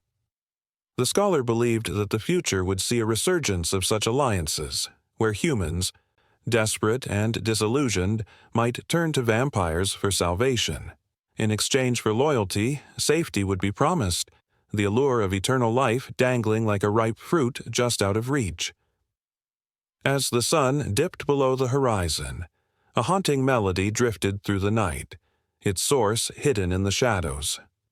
A gathering of vampires convened in an abandoned cathedral, their eyes gleaming with a mixture of hunger and ambition. They spoke of a world where human frailty was no longer a weakness but a resource, a world where fear would be wielded like a weapon. The intoxicating idea of a vampire aristocracy took shape, a society where the powerful would feast on the weak, their reign cloaked in the guise of protection. But as the theories spun out like cobwebs, another voice emerged, echoing through the vaulted ceilings. A dissenting vampire with a past steeped in bloodshed cautioned against the arrogance of assuming dominance. History had its own way of rebelling. The witch hunts of the 16th century and the fervor of the Enlightenment had revealed a persistent human resilience. What if the humans, armed with knowledge and technology, rose to challenge the ancient beings? The vampire community could find themselves hunted once again, retreating into the shadows they once ruled. With each heartbeat, the tension in the cathedral thickened. The flickering candles cast eerie shadows as visions of rebellion unfolded in the minds of the undead.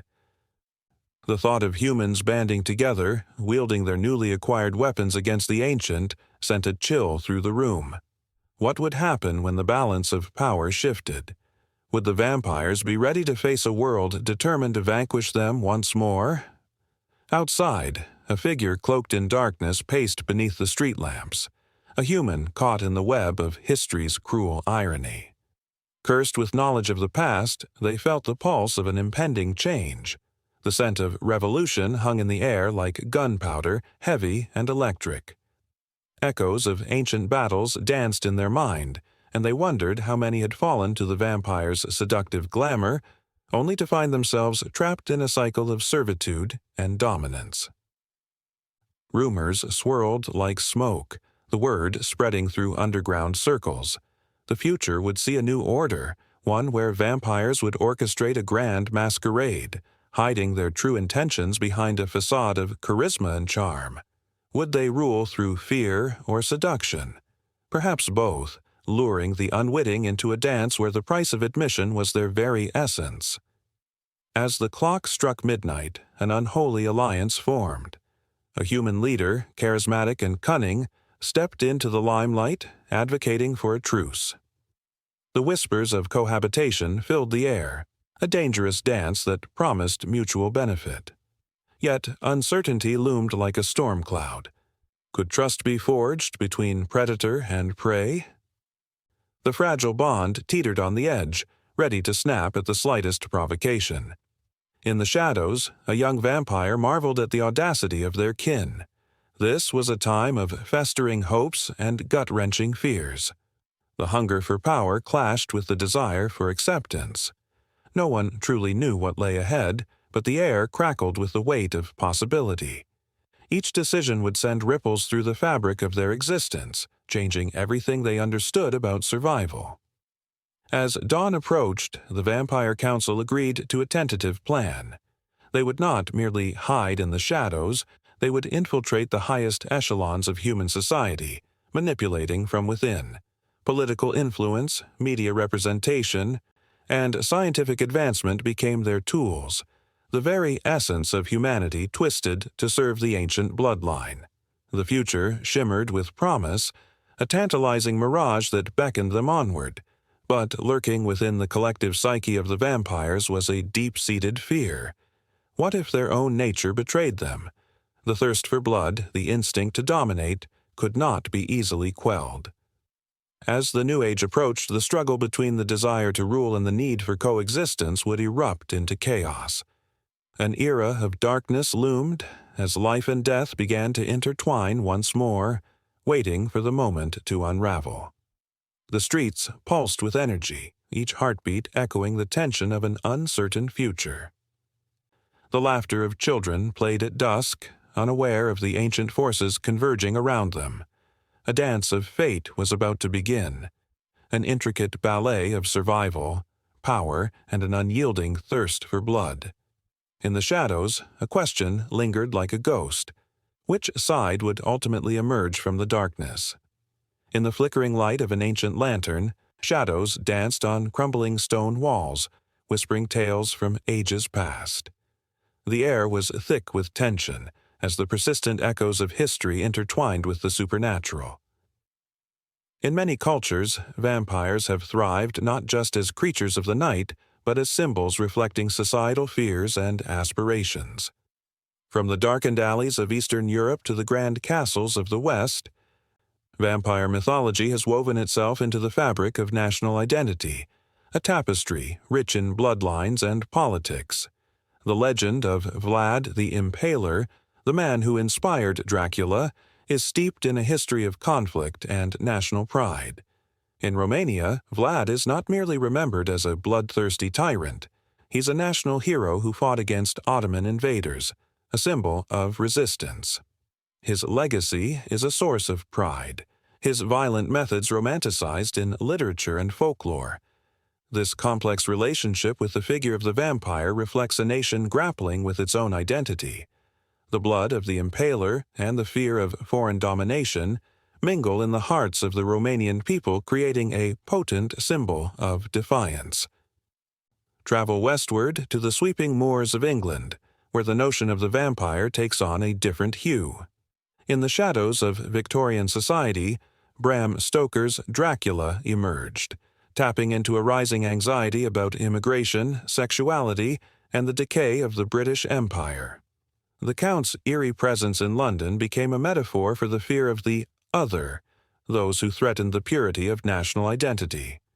The political implications of this story echoed through the corridors of time, as the vampire morphed into a figure that symbolized not only fear, but also fascination with the darkness that lurked just beneath the surface of civilization. In the United States, the depiction of vampires underwent yet another transformation, influenced by the country's unique history of immigration and otherness. Literature and film began to craft vampires that reflected the anxieties of the American public. Consider Anne Rice's The Vampire Chronicles, where the vampire becomes a tortured soul, struggling with identity in a world that shuns him. Here, the vampire is not simply a monster, but a representation of the marginalized, forcing society to confront its own prejudices. The American vampire embodies both the allure and danger of freedom, capturing the tumultuous spirit of a nation wrestling with its own ideals. But the political implications of vampire mythology extend beyond literature and folklore. In the heart of modern-day Romania, the legacy of Vlad the Impaler serves as a rallying point for nationalism. Festivals celebrating his life attract tourists and locals alike, merging history with a sense of national pride. The vampire myth is invoked in political discourse, where leaders draw parallels between their struggles and Vlad's legendary battles. The allure of the vampire becomes a tool for rallying a nation, uniting people under the banner of a shared past, however blood-soaked it may be. In the Balkans, the vampire myth serves as a reminder of historical conflicts and national boundaries. The tales of the undead evoke the memory of battles fought and lost, of empires that rose and fell. This folklore is not merely for entertainment. It is a living history that informs contemporary politics. In a region rife with disputes, the vampires of folklore become symbols of cultural identity, embodying the fears of foreign domination and the longing for sovereignty. The undead whisper the stories of those who fought for their land, a poignant reminder that the struggle for identity is never truly over. As the sun sets on these narratives, the shadows grow longer.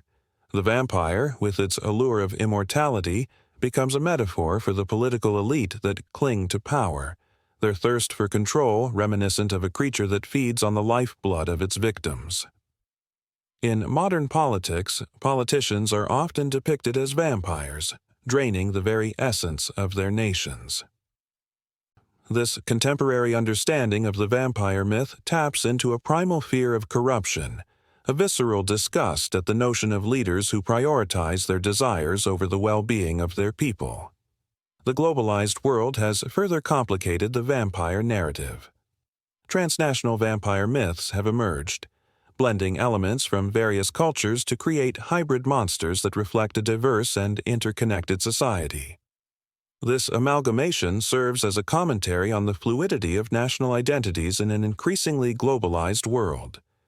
The vampire transcends borders, reminding us of our shared fears and desires, yet it also exposes the fractures within our societies. The vampire's bite is not just physical. It is a reminder of our vulnerability in a world that feels both familiar and foreign. As the night deepens, one cannot help but feel the weight of these stories. The political implications of vampire mythology resonate through the ages, a haunting reminder of the struggles for identity, power, and belonging. Every vampire tale, from the dark castles of Transylvania to the bustling streets of modern cities, reflects the complexities of human nature and society. These myths are not merely fiction. They are a lens through which we can examine our past and present, a continuous loop of emotions that keeps us riveted. And as the lantern flickers and the shadows twist and writhe, the stories of vampires beckon us to confront our own fears and desires. They urge us to question the narratives we hold dear, to examine the monsters that lurk not just in the dark, but within ourselves.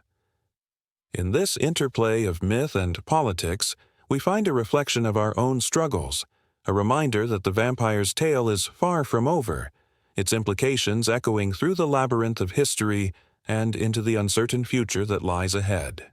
The night is alive with the promise of more stories to come, each one more compelling than the last, drawing us deeper into the darkness. In a shadowy castle perched on the edge of a craggy cliff, the air crackled with the weight of untold stories and ancient decisions. The flickering candlelight cast long dancing shadows across the stone walls, illuminating a figure draped in deep crimson velvet. There sat Vlad III, known to some as Dracula, his eyes glinting like polished obsidian. Around him, whispers of his immortal reign echoed through time, beckoning those who dared to contemplate the profound questions of existence. What does it mean to live forever? To hold the very essence of life in your hands while knowing the hearts of mortals beat only briefly. The notion of immortality, tantalizing yet terrifying, has long haunted the corridors of human thought. For Vlad, the question was not merely a philosophical musing, but a brutal reality woven into the fabric of his existence. Power coursed through his veins, but with it came an eternal burden. As he settled into the heavy silence, a ghostly wind swept through the chamber, eliciting echoes of those who had once crossed his path. Each soul, taken under the cloak of night, bore witness to the tangled web of ethics that surrounded his lofty throne. This was not just about the act of taking life. It was an intricate dance of dominance, desire, and the heavy price of immortality. His mind wandered to the other vampire kings of history, the shadowy figures whose legacies blurred the lines between heroism and tyranny. Consider the tales of the infamous Elizabeth Bathory, who believed that bathing in the blood of young maidens could preserve her youth. The morality of her actions spiraled into a chaotic discourse. Was she a monster or merely a woman seeking to defy the limits of flesh and time? The chilling laughter of her victims hung in the air, a reminder that immortality, while seductive, often demands a horrific price. But Vlad was no mere reflection of Bathory's horror. He was a beacon of power, a ruler who held dominion over his people with an iron fist and a heart of stone. He had learned that immortality is not simply a gift, but a curse that can warp the soul. Each century he witnessed was a tapestry of change, yet the essence of humanity remained unchanged, a struggle for power, love, and meaning amidst fleeting existence. The blood he spilled was not just a means to an end. It was a complicated tapestry of loss and legacy stitched into the very history of his land. As he gazed out over the darkened landscape, thoughts of the great philosophers came to mind, Plato, Aristotle, and Kant, whose inquiries into morality and ethics offered a foundation upon which his eternal existence could be scrutinized. What rights did he have over the lives he claimed? Did his immortality give him authority, or did it strip him of humanity? The answers eluded him, swirling like the mists that gathered at the base of his castle. Each philosophical argument layered upon him like an invisible cloak, heavy with the weight of moral dilemmas. The castle walls seemed to resonate with the cries of the oppressed, the echoes of the past mingling with the present. The very stones bore witness to the visceral truth that power often leads to isolation. Vlad's own kingdom reflected a paradox of his existence. Noble in conquest but guilty of atrocities, revered yet reviled. The people's love was as fleeting as their lives, and every tyrannical act etched deeper lines into his eternal face, carving a visage that mirrored both a king and a monster. His thoughts drifted to the modern-day interpretations of vampirism. Literature painted an alluring portrait of vampires as tragic heroes, cursed by their own desires. They became symbols of forbidden love and unquenchable thirst, representing the darkest corners of the human psyche. Yet, in the grand scope of history, such romanticism seemed hollow when faced with the stark reality of their choices. In the dim light, Vlad envisioned the countless lives he had touched and taken. Faced with the enormity of his immortality, a profound sadness settled over him like a mist. Did he not deserve to be remembered as more than a monster? Could he, the feared vampire king, find redemption among the ages? The ethics of his reign were as tortuous as the twisting corridors of his castle, each turn leading to greater revelations and haunting questions. The wind howled outside, and for a fleeting moment he felt the weight of every soul he had encountered, their lives flickering like candle flames extinguished too soon. Each decision he made rippled through time, a testament to the complex interplay of power and morality. Immortality had granted him strength but stripped away his humanity, isolating him in a world where no one could truly understand the ghosts that lingered in his heart. Vlad's grip tightened around the ornate goblet resting on the table before him, its crimson contents a bitter reminder of the choices he made. The taste of life, or death, was a constant temptation, one he wrestled with in the quiet of the night. He understood, perhaps better than anyone, that immortality was not merely about living forever, but about the weight of every single choice. A sudden crash of thunder reverberated through the castle, jolting him from his reverie. In that moment he knew that the ethical debates surrounding his existence would never cease. The night was alive with the cries of history, the lessons of the past tugging at his conscience, demanding acknowledgement. As the echoes of philosophy swirled around him, Vlad realized he was not just a king. He was a prisoner of his own making, forever bound to the moral labyrinth that defined his immortal soul. And as the candlelight flickered, a haunting thought took root.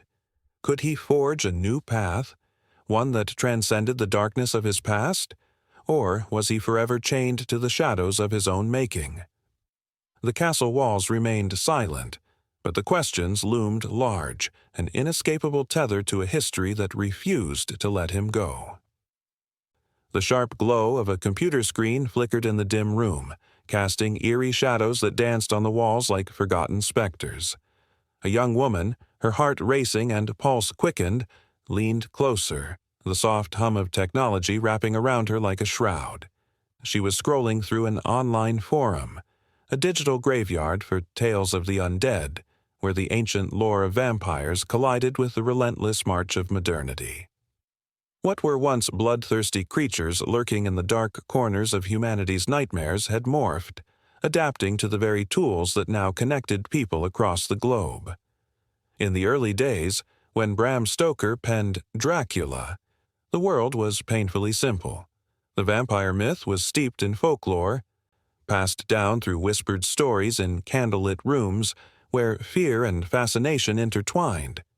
With a quill in hand, Stoker crafted an unsettling narrative that drew heavily on Victorian anxieties about sexuality, immigration, and disease. The vampire was a grotesque reflection of the unknown, a creature that lurked beyond the veil of civilization. But as centuries marched on, the landscape shifted dramatically. The advent of technology breathes new life and blood into these ancient tales. As the young woman continued her browsing, her thoughts drifted to the first smartphones, which transformed the landscape of storytelling in jaw-dropping ways.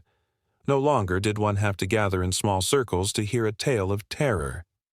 Now, With just a swipe of a finger, millions could be reached instantly. The vampire narrative transformed into a global phenomenon, morphing from the shadows of local lore to a beacon of cultural commentary. In this new world, vampires became icons of power, their allure intensified by technology. They no longer simply fed on blood, they fed on attention, social media likes, and the desire for connection. The allure of the vampire was no longer just in their capacity to terrify, it was in their ability to captivate. Youthful hearts, longing for excitement and forbidden love, began to see these creatures as romantic figures, a shift made possible by platforms that encouraged sharing and creating. The young woman felt a chill run down her spine as she recalled the passionate tales of Edward and Bella, where love transcended the boundaries of life and death, all neatly packaged and shared through endless online threads. Yet, as the narrative evolved, so did the vampire's relationship with technology.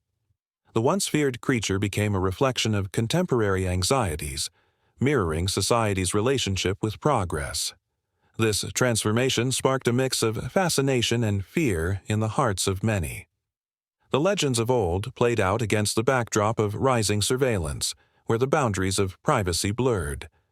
A vampire could now stalk their prey online, lurking on social media profiles and digital footprints. With a few clicks, they could unveil a person's deepest secrets, their fears, their desires. The young woman shuddered, imagining a world where even the undead had access to personal data. And then there were the technologies of destruction.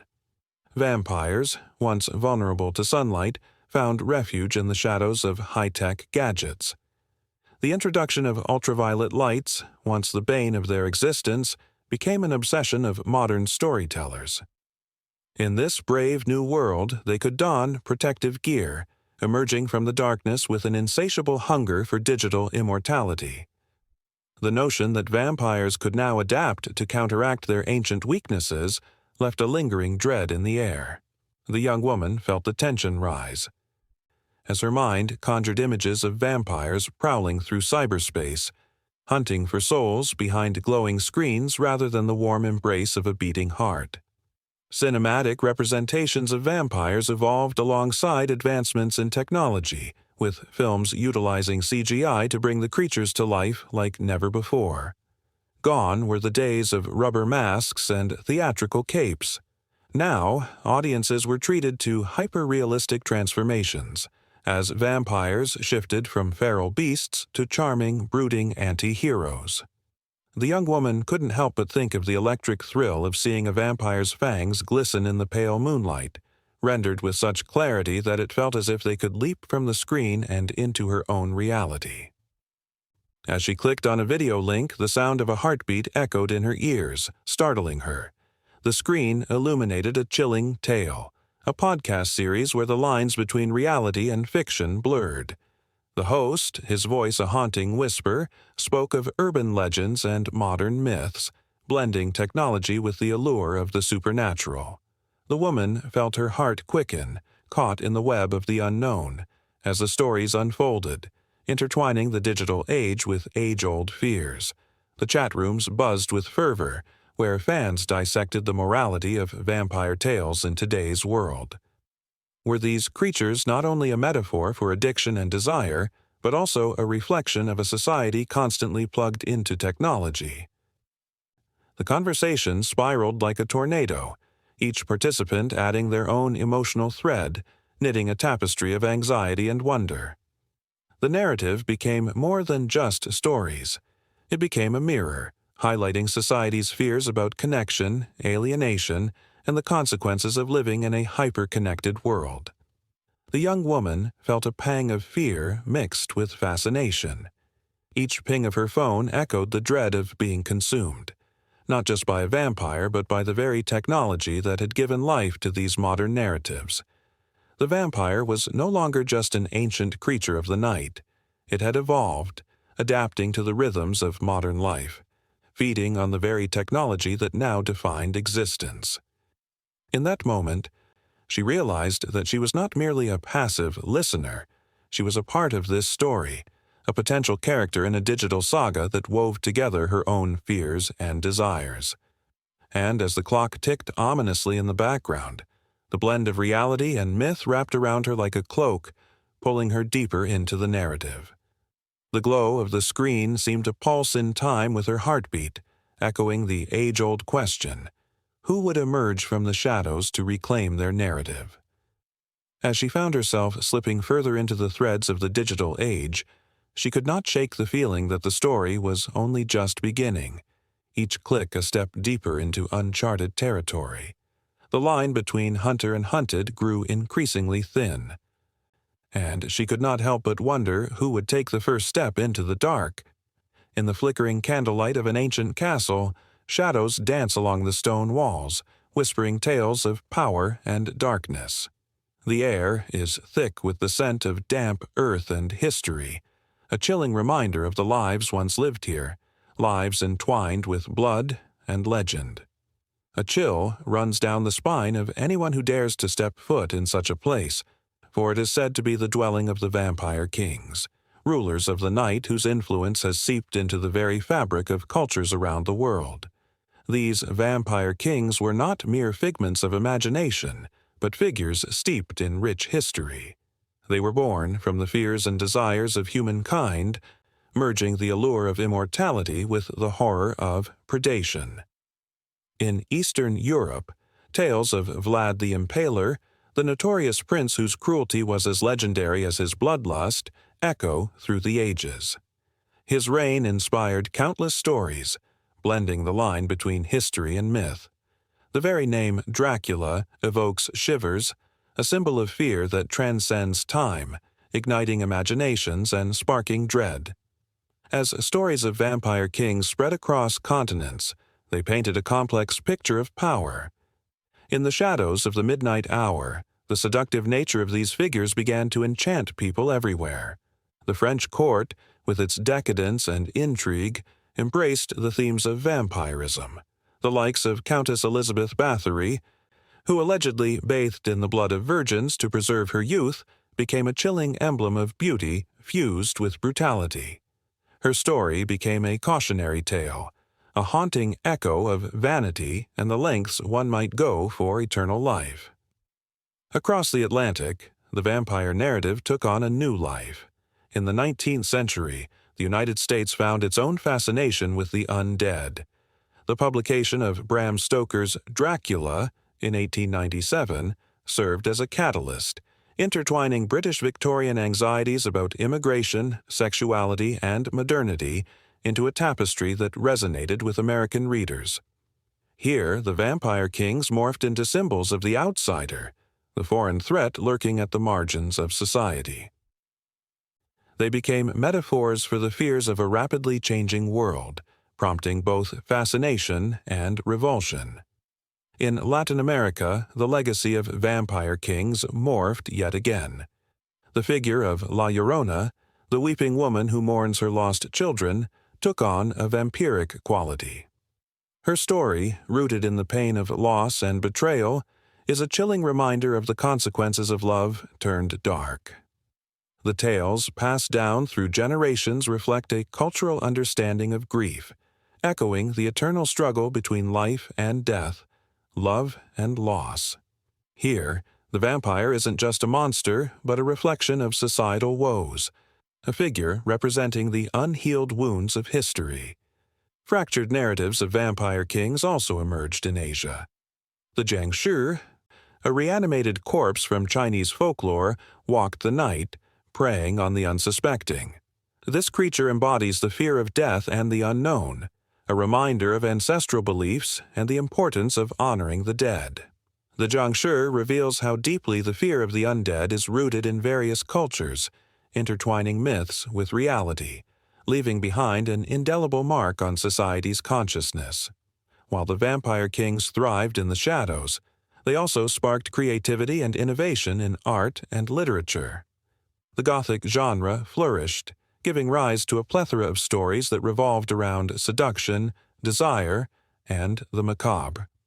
Films such as Nosferatu and Dracula captivated audiences, transcending cultural barriers and igniting imaginations worldwide. Each adaptation bore the weight of its time, reflecting societal fears, desires, and the ever-present dance between light and darkness. The allure of the Vampire King found its way into fashion, art, and even music. The haunting melodies of Gothic rock bands echoed the themes of longing, despair, and immortality. Whether it was the flamboyant aesthetics of the 1980s or the dark romanticism that permeated literature, the cultural impact was undeniable. They became icons of rebellion, challenging societal norms and inviting individuals to embrace their darker selves. As the centuries passed, the legacy of Vampire Kings transformed yet again.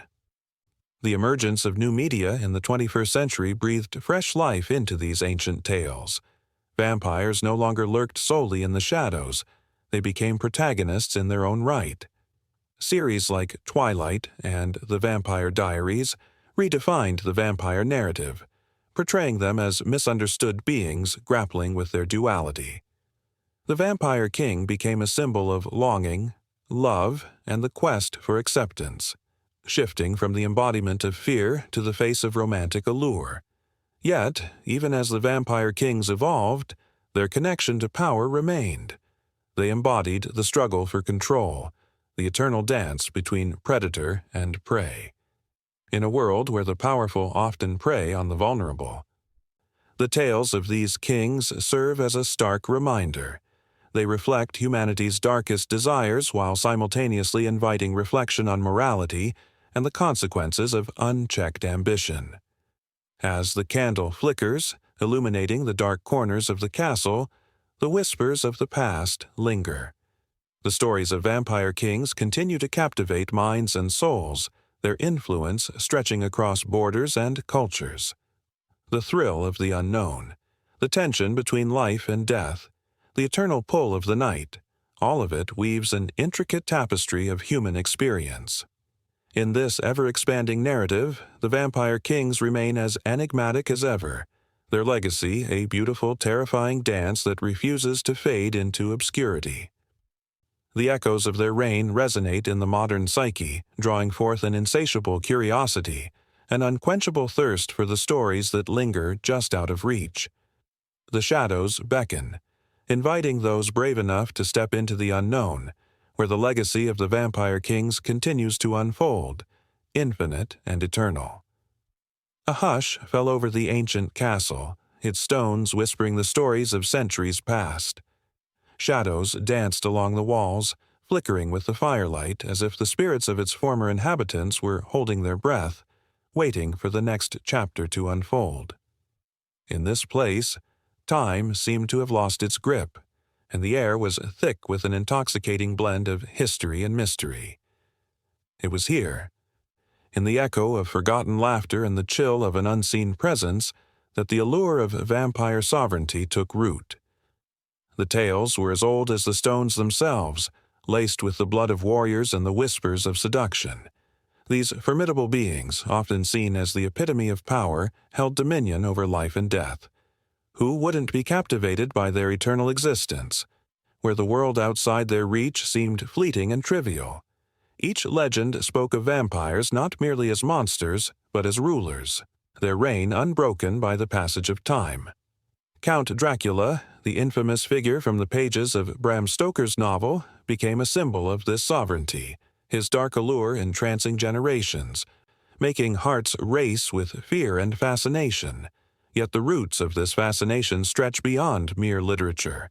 Historical figures like Vlad the Impaler, known for his brutal methods of ruling, inspired the myth of Dracula.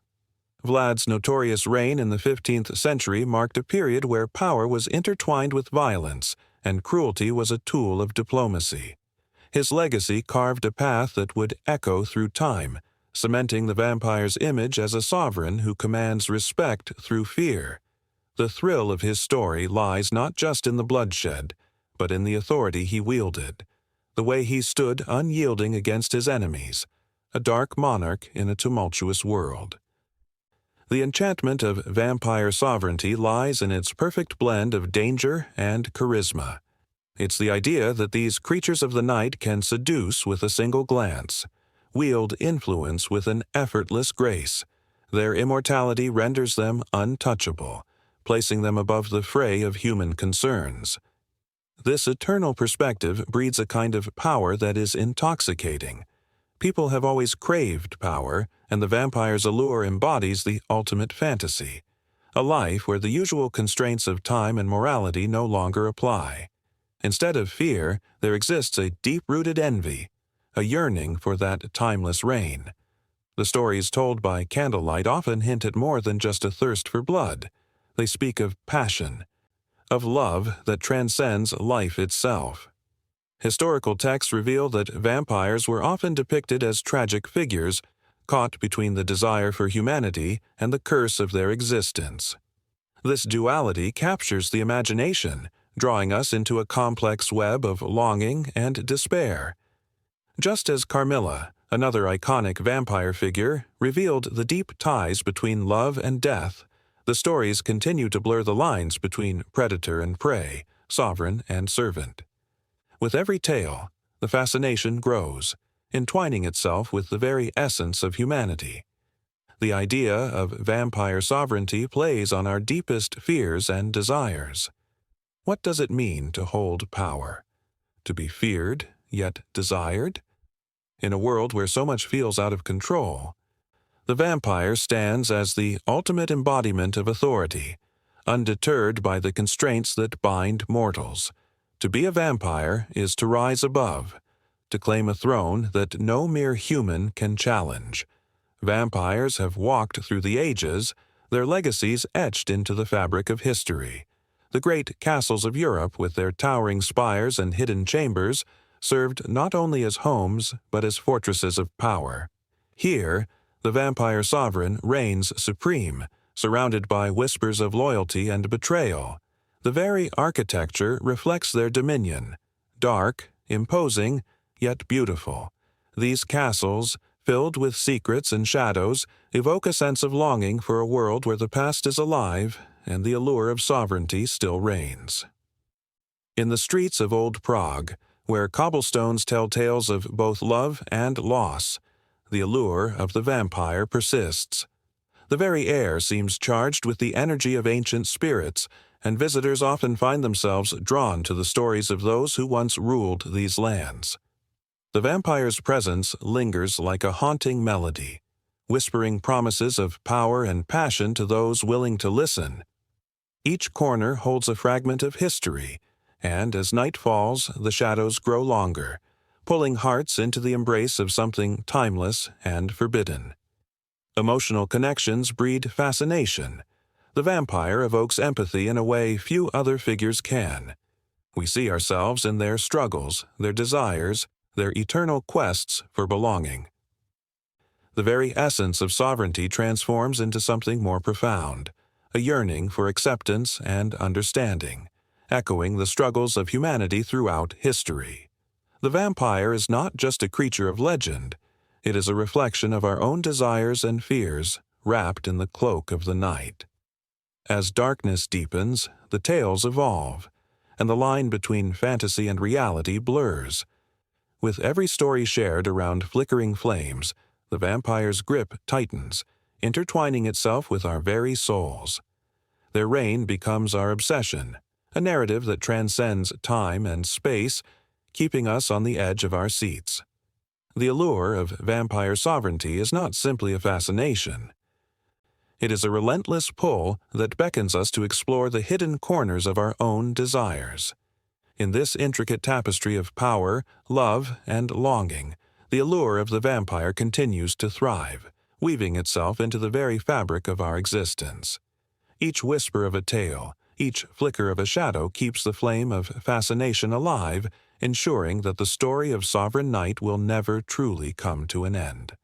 The hunger for more stories, more power, more intrigue, burns brightly, ready to lead us into the depths of the next chapter, where the shadows await with open arms.